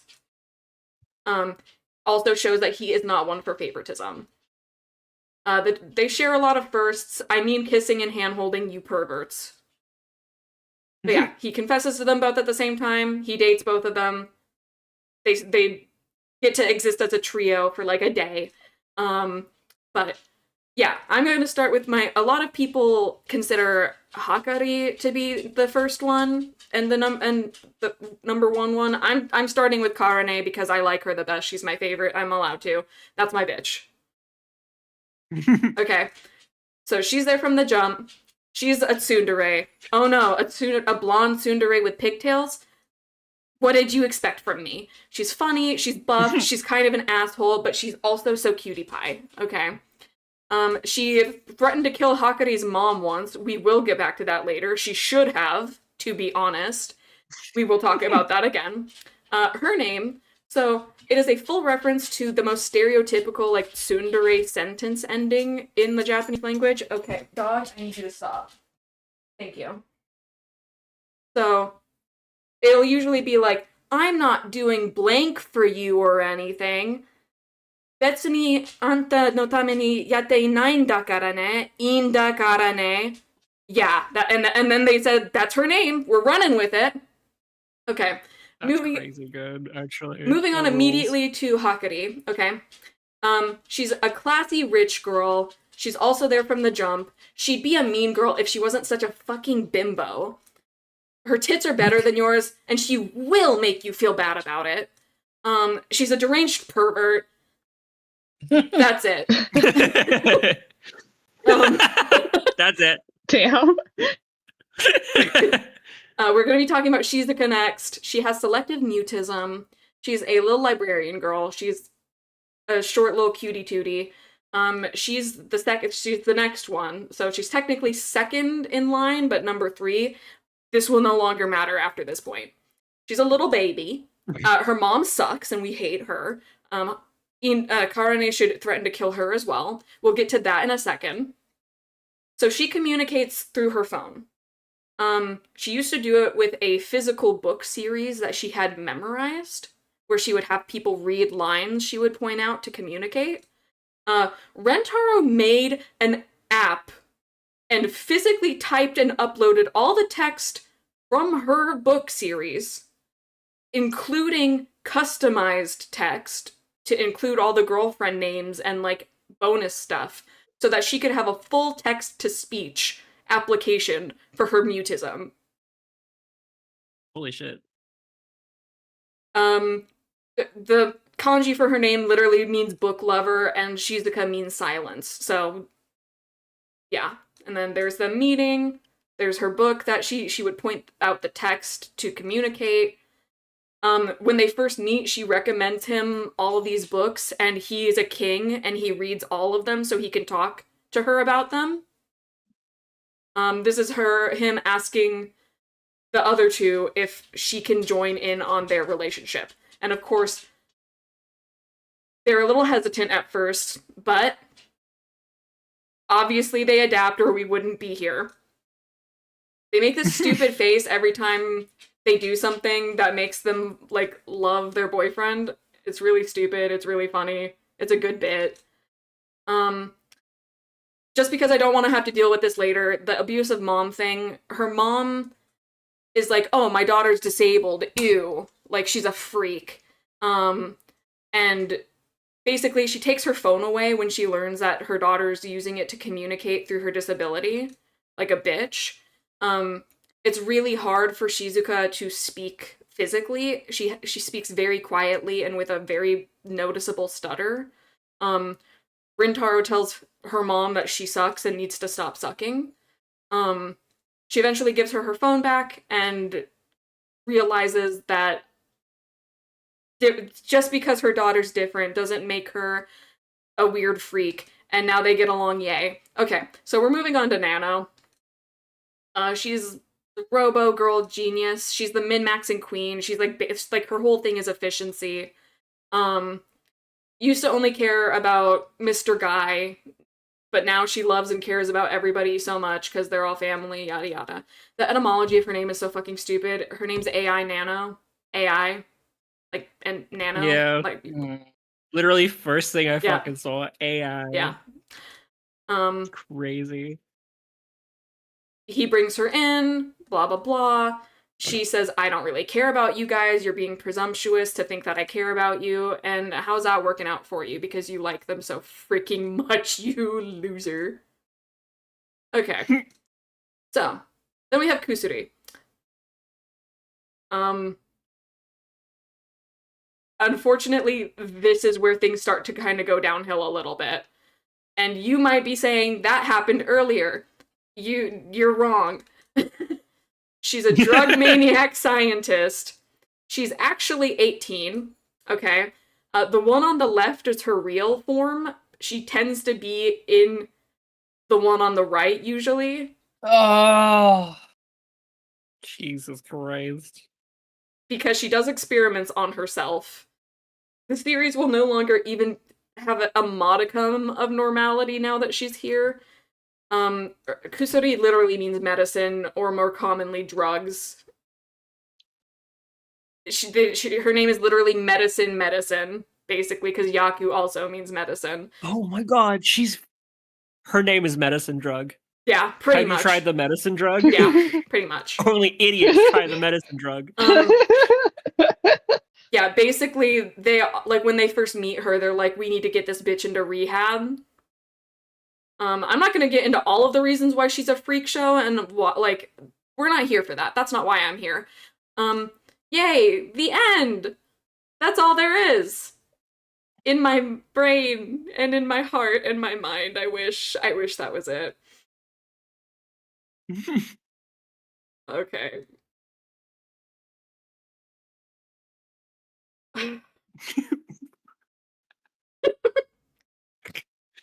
We simply must have addressed the elephant. So, Hanazono Hahari. You might be noticing, that's Hakari's last name. It's not her sister, that is her mother. Oh. Yep. You heard me. Her mother. She is 29 years old. Yes, her daughter is 16. As is their shared boyfriend. Okay.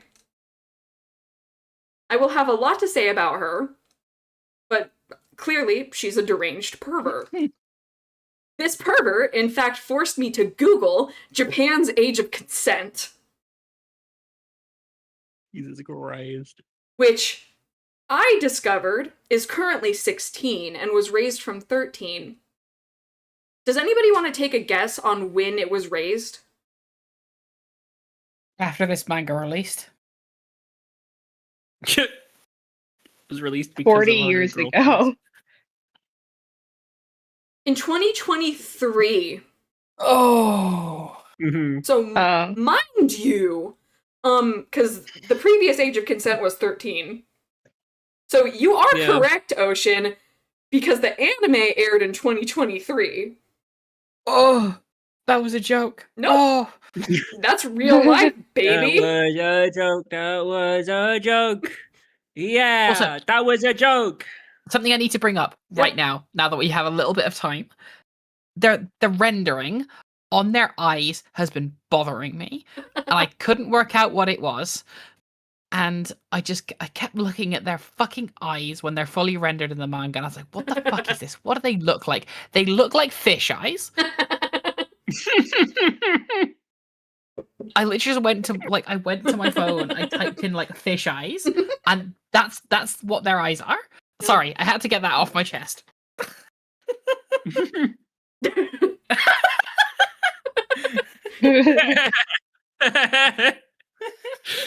So,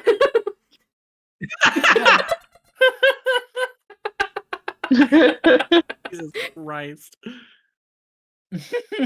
okay. So I hear you. I do.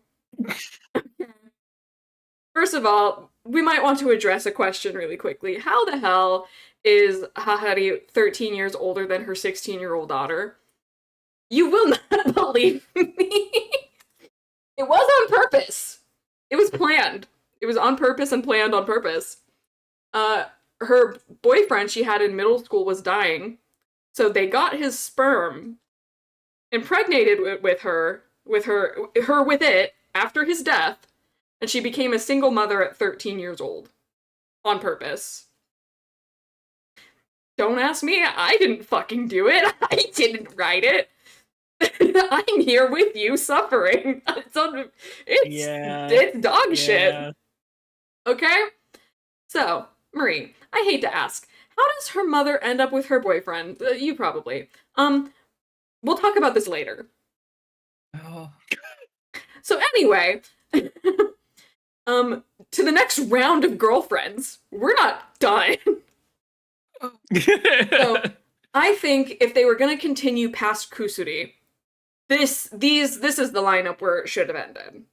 Because most of these girls, I kind of don't mind. Okay? So, there's Kurumi. She's hungry. She's hangry. Her whole thing is food. Sure, whatever. He brings her in, they do an eating competition, and they win. And it's cute, and it's fun, whatever, okay? Then there's Meido Mei. She's 19. Yes, she's a maid. How did you guess? Meido Mei! So at first, I gave her a beige flag. But she's an employed adult woman at 19. So I gave her a red flag simply for the fact that she is with a 16-year-old. I do not care that Japan's age of consent is 16. I don't give a shit.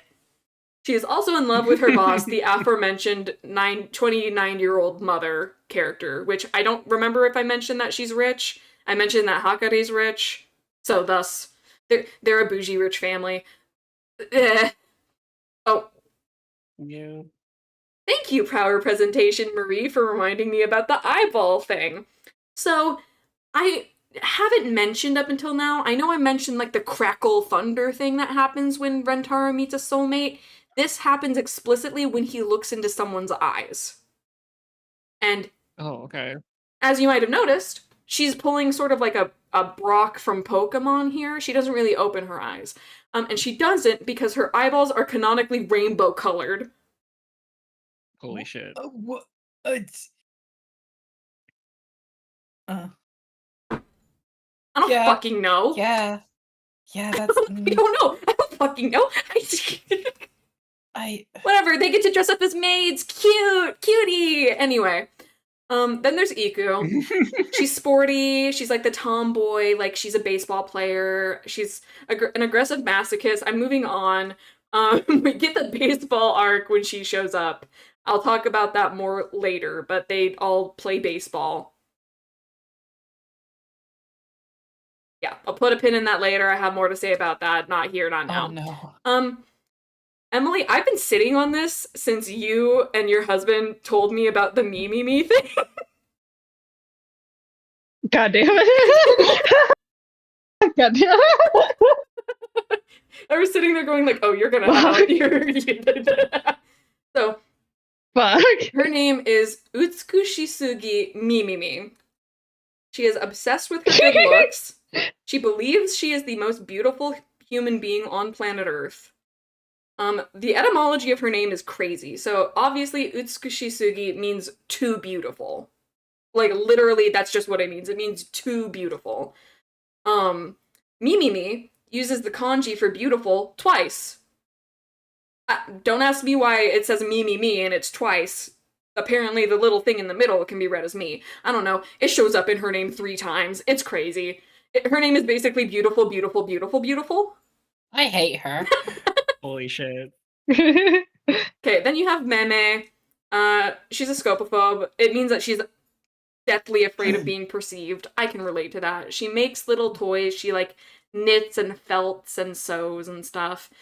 She also turns into a fucking ninja. I was trying to find, like, an instance of this that would translate well to this, but she basically, like, does fucking, like, ninjutsu where she, like, replaces her physical body with one of her, like, felt toys. Don't ask me. Don't ask me. That's not important. Who cares? Okay.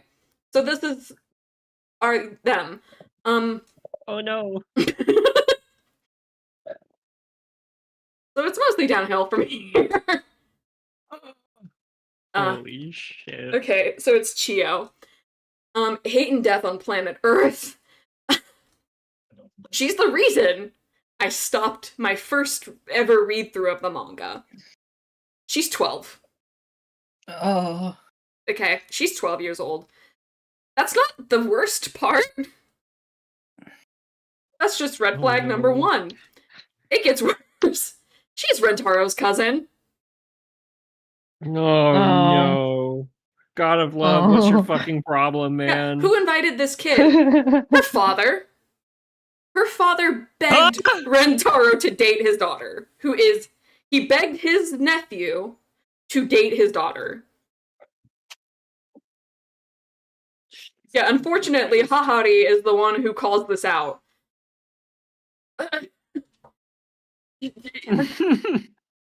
Oh man, she's very annoying at first. She does get better later, like more manageable, but God, it sucks. It looks like you put those glasses on her. I didn't. I swear to God, Jesus, and oh my god, it truly, yeah, that looks like a fucking PNG that someone just popped on there. I didn't. Do you see what I mean with the fish eyes? Yep, I do. Obviously, I do. Yeah. I understand this. Okay. So, Nadeshiko, or Nadi Sensei. Yeah, that's their teacher. She is 24. Oh. Remember the H-bomb foreshadowing thing I mentioned before? Yeah. Yeah. She is why I stopped my Why is the second horse read eating through. her hair? Not important. She is a self-proclaimed Friaboo, who teaches Japanese. Holy. Yeah, you heard me. She's not even an English teacher. She can't speak English. Her English is horrible. Mind you, the etymology for her name, so Yamato Nadeshiko, it's a term, really. It's sort of like the idealized vision of a traditional Japanese woman. Because she was raised in a very, very, like, conservative Japanese household, very, like, traditional.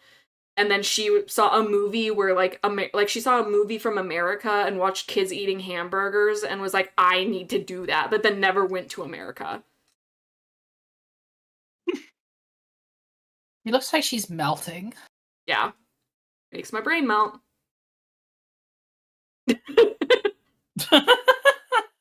Okay. We can mostly speed run through a lot of these now. There's Yamame. She's just very tall. She's afraid of fire. She's a gardener. She's a Disney princess, kind of, I guess. Animals like her. Whatever. Okay, who cares? There's Momiji. She's a masseuse. She's a pervert. I gave her a beige flag just on account of being a pervert. She came out in chapter 69. I thought that was funny. Okay. Now, remember earlier when I said Yakuza and Yaku was gonna be a thing? Medicine? So, Yeah. we already have someone's mom involved, right? Yes, you would be correct. This is Kusari's grandmother. Oh, Oh, fucking god. Not her sister, not her cousin, not her mom, her grandmother. I'm throwing a big old red flag in there too, because I can. She's 89. Kusari's grandpa passed away years ago. Kusari's the one who asks if her grandma can date him. He died in World War II, and she was a World War II nurse. I think. I don't know. How were you participating in World War II and dating a 16-year-old boy who is also dating your granddaughter? I don't know. I don't care. God. So we're going to talk about Kishika as little as humanly possible. She's the kendo club captain. She's like this knightly, like, tomboy with a sense of honor. She's regresses for some reason. I cannot tell you if it's a kink or not. these are all prey animals. Because I can't tell if it's a kink, she gets a beige flag. She, like, turns into a baby. I don't know, bro. I'm moving on. I will talk about Akko a little bit longer because, I mean, obviously, look at her. She's up my alley. She's a hypotensive gyaru, or gal. She's obsessed with anything that's, like, cutesy. She becomes besties with my favorite, so she's, like, extra got a soft spot in my heart. I love the way she talks. She's so fucking funny. So, warning, side tangent alert. Because I'm going on a side tangent. Okay, so Rentaro assumes that she, like, has a ton of friends because she looks like a popular girl. She's actually pretty lonely and spends a lot of time by herself. Her friends all dumped her and ditched her for being lame and low energy. She's hypotensive, which means she has low blood sugar. Honestly, it's a pretty moving story about how people being ableist and not accommodating towards a person's disabilities, like, can dissolve friendships and, like, cause misunderstandings. She, like I said, becomes besties with my fave. Since she used to be alone, the Rentaro family gave her, like, a community. Chapter 88, when she gets, like, integrated, is really cute and it's really sweet. It's one of the reasons I fucking read this manga, is that they have moments that are really nice and sweet. I'm gonna briefly talk about chapter 92 as well, which is when Karane and Akko go to hang out. Rentaro's not even in this fucking chapter, bro. They just go on dates and hang out, like, without their boyfriend. So, they actually come across Akko's old friend group that dumped her for her low energy. Akko doesn't tell Karane about their mutual past, and they all join together and hang out a bit. But Karane can tell almost immediately that something is off with Akko's vibes. She says that you are not yourself, you haven't been since we met up with them, what's the deal? And Akko's pretty surprised that she can sense that. As soon as Karane figures out what's going on, she cusses out these girls and rips them to shreds. So they leave. She tells them to fuck off. She says that she's Akko's bestie. They're gal pals. She's like, no, fuck you. I hate you. They're so cutie pie. Immediately, the other girls go piss off a biker gang that Karane is friends with. Which they're called the Guerrilla Alliance. The leader of it, we don't know her name. She's just the leader of the Guerrilla Alliance. She offers to let those girls go because they know Karane, apparently. Akko says, get them! Kill them! I don't care! She says, fucking let them have it! I also have to make the joke here, Galrilla. Anyway. Akko says that she does not care that those girls were shitty to her. She cares that they were shitty to Karane, because they started talking shit about her. I love them. Oh yeah, I'm big mad. Sometimes it's good writing. Okay, side tangent over, back to our scheduled bullshit. Okay. Uto, I have nothing to say about her. She's a chunibyo who thinks she's a bard. She hangs out in the park with sticks in puddles. She's in... I don't know, I don't care. Meido Mai. Oh, another same last name. She's May's... I still can't tell you. They have the same last name. They keep insisting that they are not really sisters. I don't know. And also, Mai is clearly in love with May. I don't know why they have the same last name. I'm giving her a beige flag. She's at least a pervert. I don't know, man. I just find it a little odd and unsettling. Oh, God. No. Okay, we're gonna talk about Momoha for a second. She's 27.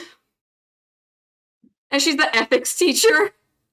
Oh my god! She's a homeless alcoholic. She lives in a tent on campus.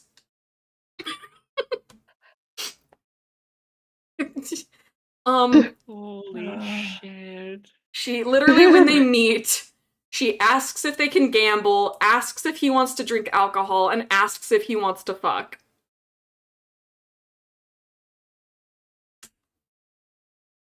At a later chapter, she thinks about giving up teaching, to which I said, please, for the love of God, do. She takes him home to meet her parents, and of course, they are very not okay with that. They're like, he's like a minor still, technically, despite the fact that the fucking age of consent, whatever. She says the only reason they have not had sex is that Rentaro doesn't want her to get arrested.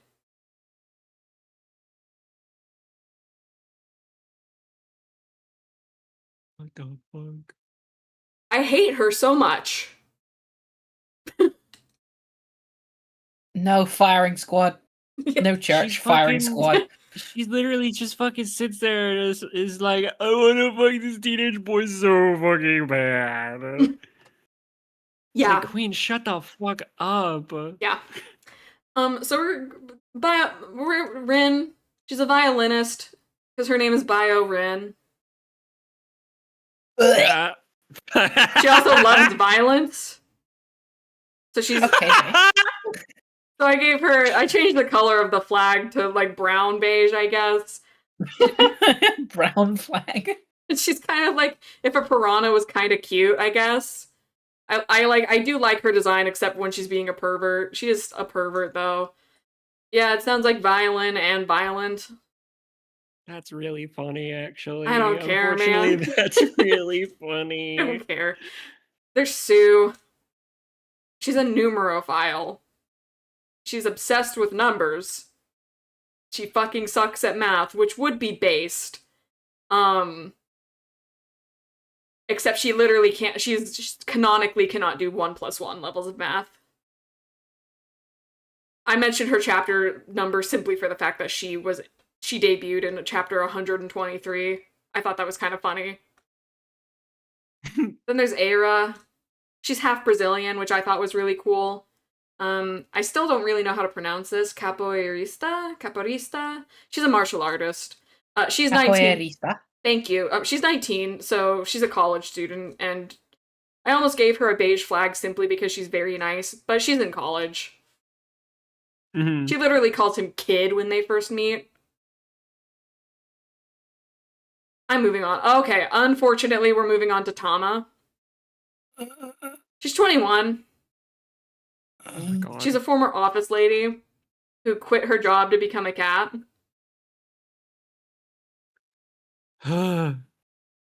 She's unemployed at the start of at her debut. She eventually does get a part-time job. Only after moving in and living with the rich MILF for a bit before getting a job and moving out. She could have been so based. She could have been so based. She could have been a cat girl living with a rich perverted MILF, and she gave that all up to be with a 16-year-old boy. I'm gonna fucking end it. Jesus Christ. Yeah, he finds her in like a box asking to be adopted. She's 21 and a human being. She does talk a bit about like how she like hated her life, like working in an office, like it was work, home, work, home, work, home. Rich MILF offers to adopt her. Okay. We could have been so fucking based. We could have had it all. We could have had it all. She literally, when explaining to Rentaro about her depression as living in her life as a human, she literally tells him that she was gonna commit suicide. I'm sorry, Tama. You're not a pervert. You're just really pathetic. He's literally 16. He does not need to know that shit. Okay? Mm. Moving on from that dumpster fire, there's Himika. She's a famous singer. She's obsessed with, like, weirdness. She wants people to think she's weird. She's anti-normie. She's pro-freak. She fits right the fuck in. She, in fact, rejected Rentaro at first because he's just kind of a guy. He just was too normal. And then immediately after he tells her that he has 25 girlfriends, she immediately asks him out because that's fucking bizarre. She also met the others and thought that they were all too normal and doesn't like them for like a minute before she's like, oh, you're all freaks and bastards. I'm more than happy to be your friend. Please let me on the board of this freak conveyor belt. Okay? Unfortunately, there's more. So, I did do a full reread to do this presentation, unfortunately. Where I had left off the last time, I didn't know these hoes. Okay? So, there's Matsuri. She's gonna piss off Ocean so bad. She's 13, and I don't love that. She loves festivals for some reason. She likes gothic Her name's Lolita. Matsuri. Yeah, exactly, thank you. She's half British. So the translators have decided this is what they were gonna do. That's actually that's actually hugely based of them. No, she's really annoying. No, I mean just on the translator's part, that's hugely based to have a character go, "Come on, guys, have a bite." There's Sheena. She's like anti-claustrophobic. She likes being cramped in. She actually like infiltrated their group and just like stalked them all and learned all their names and just like invited herself in and just joined of her own accord without ever like getting asked out by all their shared boyfriend until she does get asked out by their shared boyfriend. I kind of like her. Unfortunately, She turns into this like ugly shadow monster if she's left alone for too long.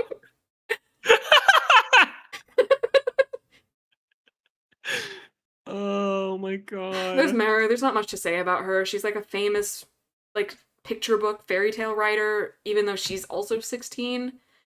Her design, like, we've gotten to the point where their designs are too similar. She's boring. I don't care. There's Saki. I also don't care about her. She's also 18. Pokemon character. Yeah, pretty much. She's a Pokemon character, yeah. She's still in high school because she got held back on purpose. She's a wannabe delinquent. She, like, thinks that Rentaro family is, like, a gang. She also has, like, she was obsessed with being, like, a senpai, even though she's not even the oldest of his girlfriends, which isn't a flex.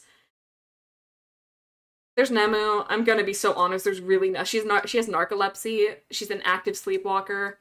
She's pretty much asleep all the time, which is why I have nothing to say about her, other than the fact that when she's introduced as a shoemaker, and this never comes up again.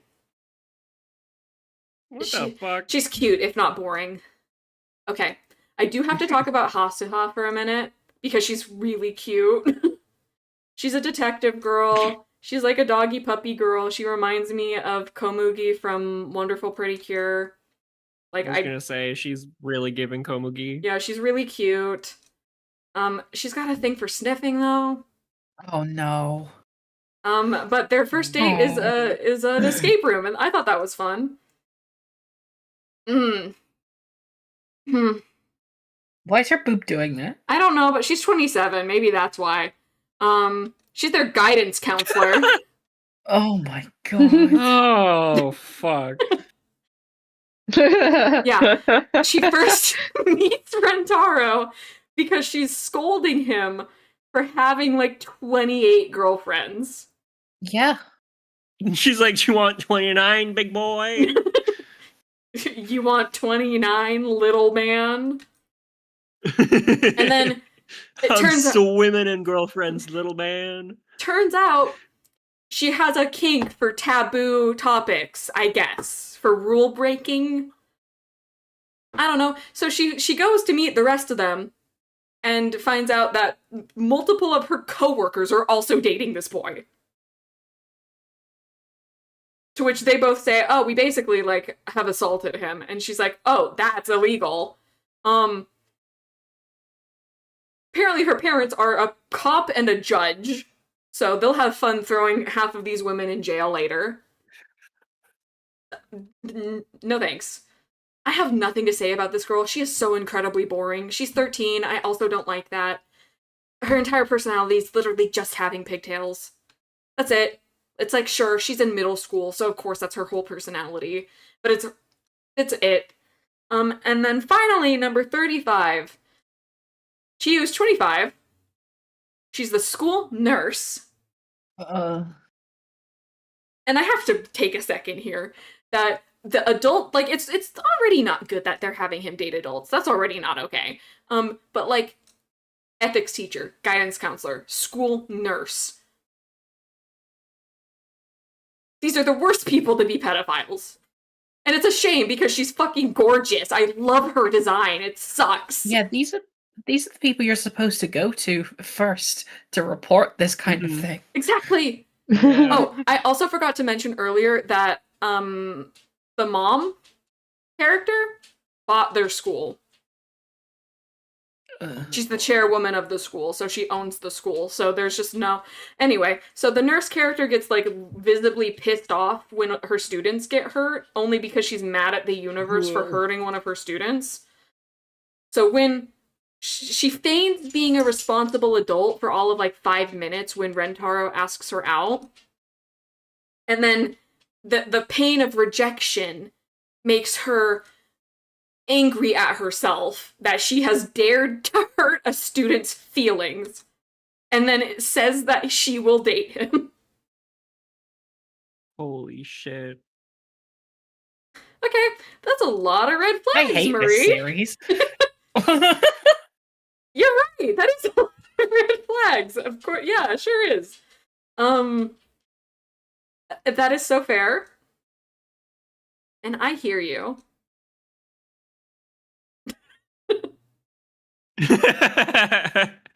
So, the bad parts of 100 Girlfriends, welcome to hell. Gets worse. This is like that fucking meme that's like the one guy who's like surrounded by like all this horrific shit, and the other guy is like, listen man, he got me through some really tough times. I painstakingly And we're the fucking other person being like, what the fuck? I painstakingly put in every single one of these flags. I was gonna say I love all the red flags. This is like I love the one in the very. There's two. Oh wait, there's a bunch in the back on the mountains. On the volcanoes. Oh, God, I didn't even see those, dude.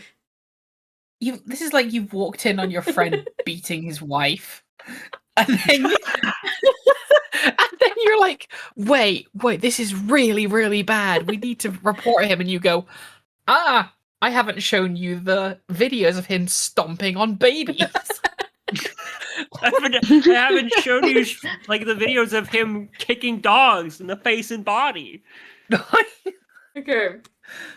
So, disclaimer. Being a harem in and of itself is not a flaw to me here. A lot of harem manga and anime are hot, stinky, stinky doo-doo dargo dog shit, poo-poo-poo-poo. And that's because those aren't real harems. I will get back to this. Anyway, so... Oh. Yeah, there's no defending this. I'm not gonna attempt to do so. Anyway. So there's too many adults here, clearly. Yeah. The fact that any of them are adults is just frankly unacceptable. The ones who are 18 to 19 are also sus. Like, what the hell are you doing with a job or being enrolled in a college and dating a 16-year-old boy in high school? They have no business being here. There's 11 characters 18 and older, and out of those, 9 of them are full-ass adults with jobs, and one of them is a retired grandmama. Forgot about her. It's easy to. I know, and I'm not defending it. I'm right here with you, man. I suffered through this shit. It is wild how many predators are just up in this school.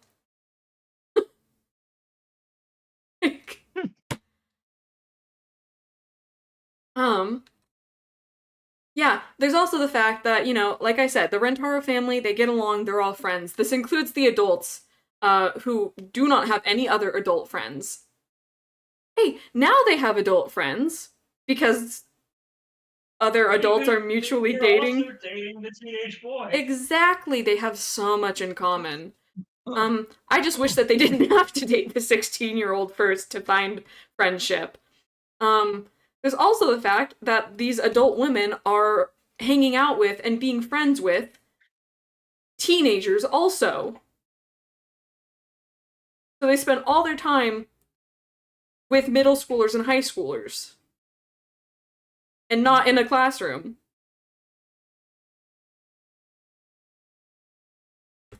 You know? There's also too many children. In the reverse, I also just straight up don't think a 16-year-old needs to be dating a 12 or 13-year-old middle schooler. I don't think that needs to be a thing. There's a 12-year-old, 2 13-year-olds, and multiple 14-year-olds.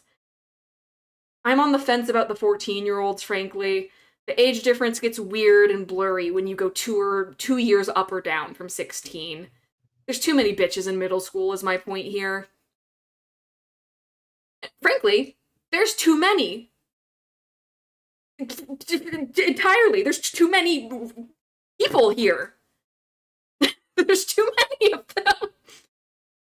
There are 35 girlfriends right now. Out of the I'd say you've got fucking 65 more to go. The very ambitious 100. And this is not including Rentaro and members of the background supporting cast. There tend to be too many characters on the screen/page at any point in time. The mangakas had to adapt to this, so they started at some point doing smaller groups that are split off from the main group, and like doing like chapters that focus in specifically on like different combinations of like groups of the characters. There's just no fucking way otherwise. There's just no possible way. Even it literally says it itself. It makes no damn sense.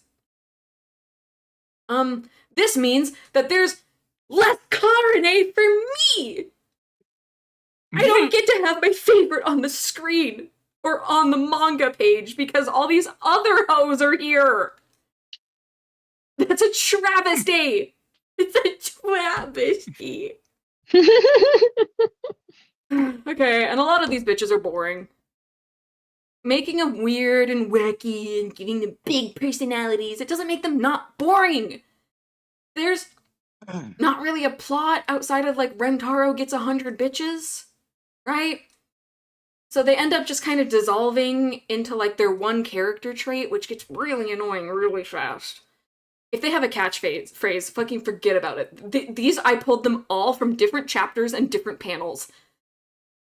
These are just 3 characters. This is just, it's repetitive. I'm over it. I hate it. The pacing gets really weird and gets really repetitive. For every new girlfriend introduction, there's like a chunk of chapters that are like about introducing them, followed by like a relief, like unrelated segment. And it just kind of makes the pacing weird for like when more and more girls come along.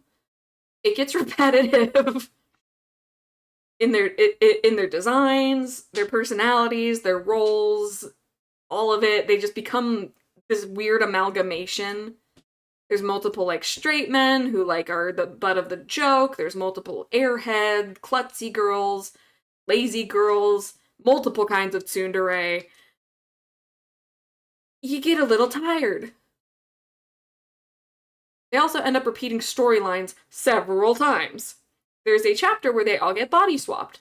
This happens again later when more girls are introduced. There's a few chapters where they're idols. Happens again. There's a chapter where they get turned into babies. It happens again. And again. And again. What the fuck? What? Oh, Taliesin, save me.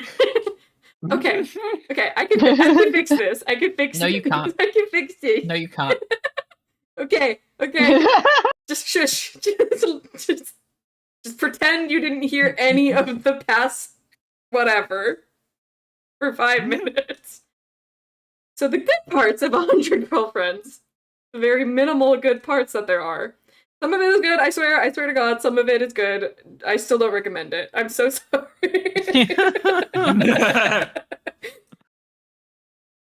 Okay. So. Karene's here! Whoa. I love her! She's one of my favorite characters ever, if you can believe it. I don't know what that says about me. A lot. Rentaro legitimately loves his girlfriends. Like, sincerely loves them. Above all else, he is a lover boy. He's never not cherished a bitch. All women are queens. Rentaro, probably. This is him in a manga panel, listing off all of the things he loves about each of his girlfriends. It took the Guinness World Record for the longest monologue in a Japanese anime episode from the episode it's from, which the voice actor accepted last year now, not this year, but last year, last June. The regret on that Actually, man's props face. to them. Like, literally, his entire personality is just how much he loves his girlfriends. He would drop everything to get to them.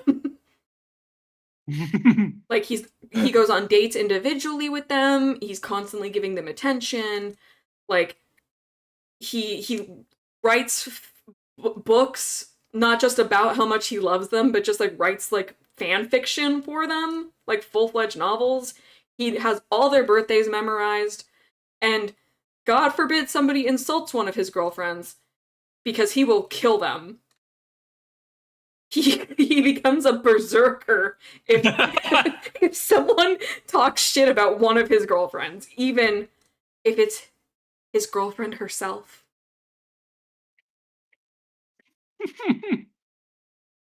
He is literally, like, single-handedly destroying toxic masculinity and promoting good communication between partners. Like, every dude character fumbles and stumbles over how cool of a guy Rentaro is. And, like, he doesn't talk over his girlfriends, he genuinely cherishes them, he listens to them, they listen to each other. It's genuinely really refreshing, unfortunately. It's a good and healthy harem, minus the skid marks, okay? If we ignore the skid marks... If we ignore the skid marks, we can wear this underwear another day. So, it's honestly not like a harem by all technicalities. It's kind of a polycule, really. It is clear that some of the girls are, like, into each other bad. But all the girls get along with each other and support each other, and they genuinely like and care about each other. Where other harem series, all the love interests are at each other's throats, like, hating each other. There's usually, like, a favorite or the obvious choice guaranteed to get with the protagonist in the end, if they even date in the first place.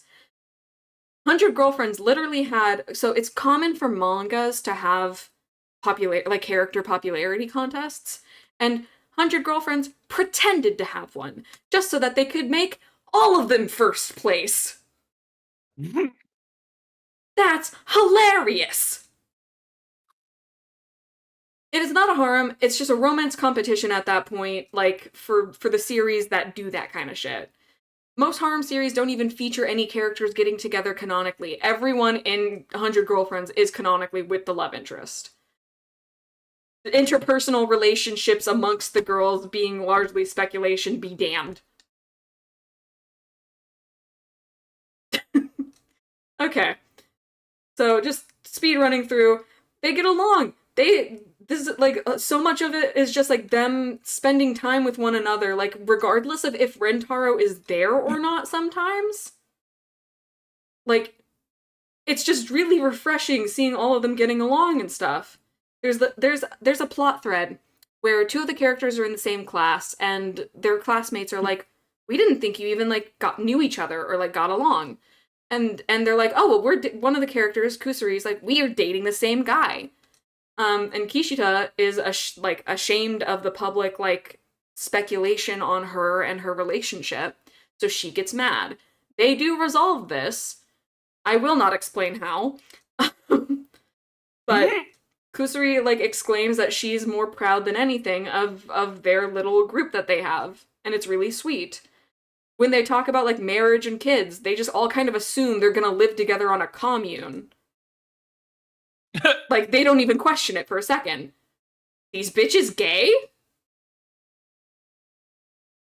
Oh my god, I've not seen that cat picture in years. What the fuck are you doing?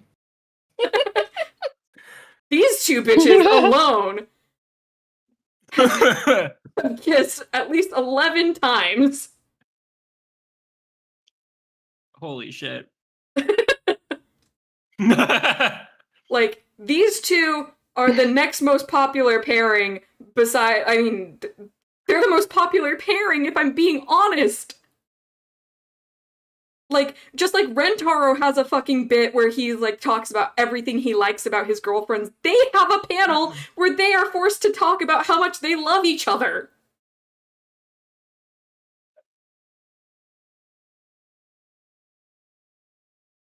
She's literally talking about putting her boobs in people's faces.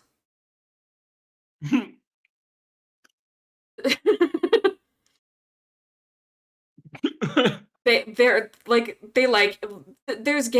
no heterosexual explanation for some of these bitches. There's just...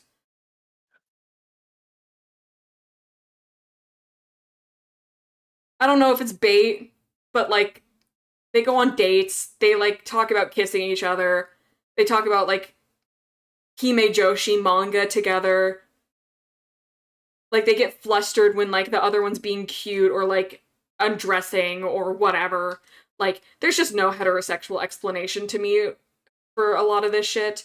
I have so many other examples, but those are not appropriate. Okay, so other good points speedrun. I would be so fast with this, because there's not much else. It's genuinely funny sometimes. It genuinely has some good writing. The voice acting is amazing. Honestly, I kind of like the art style. The cast has like a great synergy and chemistry. Obviously, they get along really well. They have some genuine good story beats. First season's really good. Okay. Gonna try to speedrun talk about like actual plot points. I will try to be so fast. So, in the first season, Hakari tells Rentaro to break up with her. It's because her mom found out about their relationship being a fucking 5-person, 6-person polycule, and she is reasonable for the first time we meet her and says that's unacceptable. So, their group decides that they're gonna go rescue her. They break into her house and find her just to have these two get kidnapped by her mom. This is where Karane threatens to kill her mother.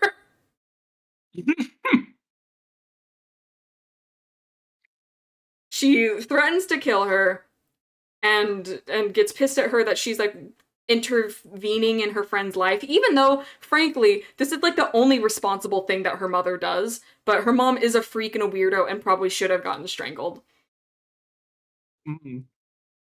So, after all of the shenaniganery, they confess to each other. Obviously, they're not happy that her mom is now dating their boyfriend also.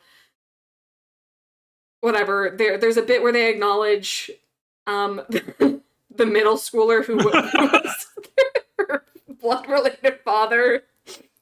Dead middle schooler, dead dad mentioned. Second season, you know, I'm gonna talk about the baseball arc for a second here, because it's fun. They meet Iku. She needs people to help her on her baseball team. I never realized it was a One Piece reference when I first watched this. It makes it funnier to me now. But yeah, they practice, they get ready for their game, which it's also very funny because it's a high school baseball game, so they sneak in the two people who are 19 and 29 and the middle schooler. Somehow they're allowed to do this. Iku gets hurt, they start losing the game, but then the other team makes the fucking mistake of making Shizuka cry. Like I said before, she is little baby. So, the rest of them go berserk. They lock the fuck in. Lose their minds collectively. They go Super Saiyan. The references kill me. They mention Kenshi Yonezu several times. Just a cut, like, they reference One Piece a lot. They mention Ghibli or Ghibli a lot, amongst a lot of other things. There's Death Note, there's One Piece, there's Hamtaro, there's Evangelion, Tokyo Ghoul. It's so stupid. It's just so dumb. And unfortunately, I'm gonna have to. Unfortunately, I'm gonna have to watch the third season. I wasn't planning on it, but I forgot they have the idol plotline, and they got me by the balls, dude. They got me by the balls. I can't help it. They got me by the balls, dude. It's not my fault. Look, I mean, anyway. So, now what? We have to put you down. Yeah, probably. Real quick closing thoughts. Other than the fact that I need to be examined and lobotomized. You should be on an episode of House MD for sure. I genuinely hope we get more harem, like real harem and polycule series. Like, as a person who is who is poly, like, I legit would like to see more healthy polyamorous relationships in media. Like, it's, you know, it's unfortunately, like, it's a way to open the conversation to consensual non-monogamy. I'd like to normalize the poly part and not the pedophilia part. Because it's another, I can't and I will not recommend this to anyone. Because I don't. For the love of God, don't read this or watch this. Ever. Certainly don't blame, if you do decide to do it to yourself, don't blame me. I didn't ask you to. It's a fun time up until a certain point, and then it's just too much fucking work. Like, they definitely got way too ambitious and overestimated their abilities while underestimating how many girls 100 girls is. Like, you couldn't have done 10. You know? Why 100? Is it gonna take another, like, 6 years just to get to 70? Because at this rate, it would take 14 years, like, extra years. Like, it would take 20 years total to get to 100, and that's crazy. Like, I do enjoy the series to a very specific extent. It's extra hard when the favorite girl is not around.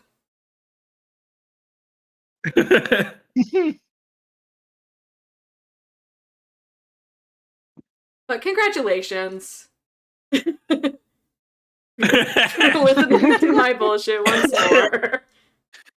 I love all my friends. No, you won't. By fuck you and fuck you, the not fuck you is happy birthday. Thank you.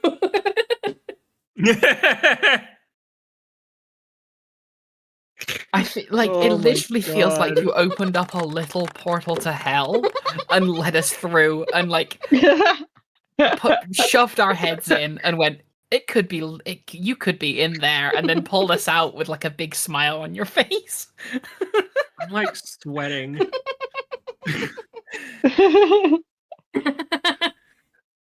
I feel like I just got off.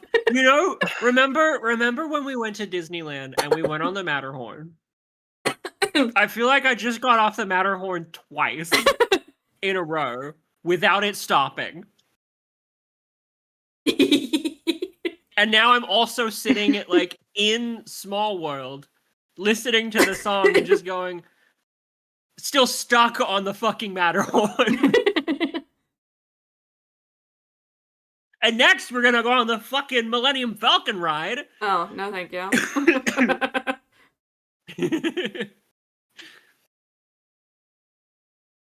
Good God. What anyway, I worked really hard on that. Yeah, I can tell. And also went through the emotional suffering as of good as the rereading. it was equally as good as the fucking K-pop Demon Hunters. And the Mega hey, First one. no Mpreg Werewolf this time. Yeah. You did spare us from the Mpreg Werewolf, and I thank you for that. Mpreg Werewolf is still my favorite part of But the at what presentation. Multicolored pedophile elephants.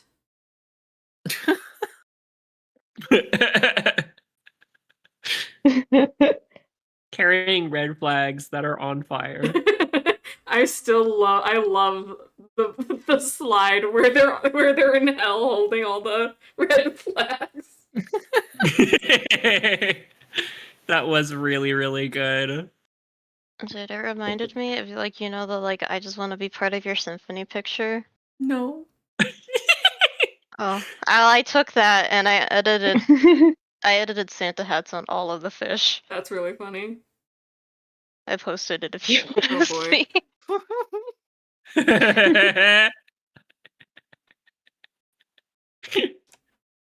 God.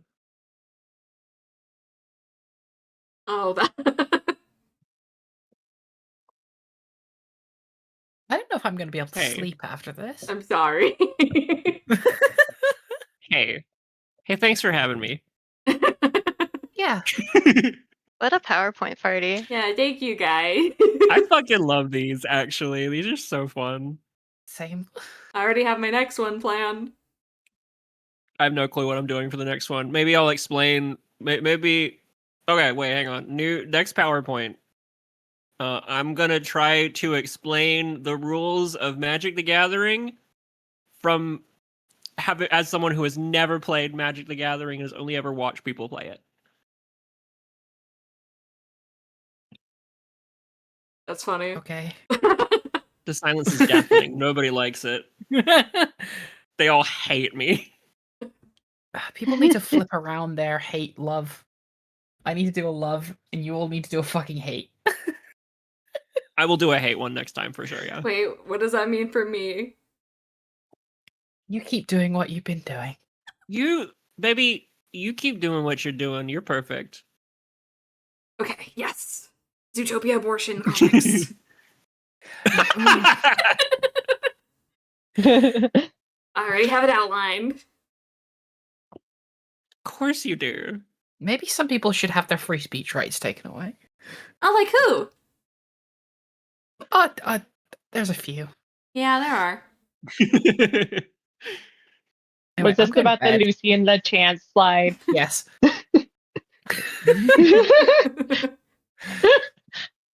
Whoever It's the 20 fuck past 6 names in the those morning. I'm cookies. going to bed. Okay. Go to Oh bed. shit. Have a good night. Uh, Good Nice. morning. See you later. I will. Thank Alright, you have a for good sleep. suffering.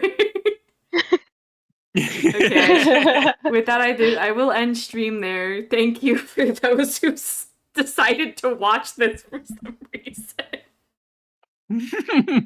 But we'll see you next time. Bye, chat. Bye, stream. Bye, Bye, chat. chat. Bye, Bye, stream. Thanks for stream. having Bye, me. chat, bye, stream.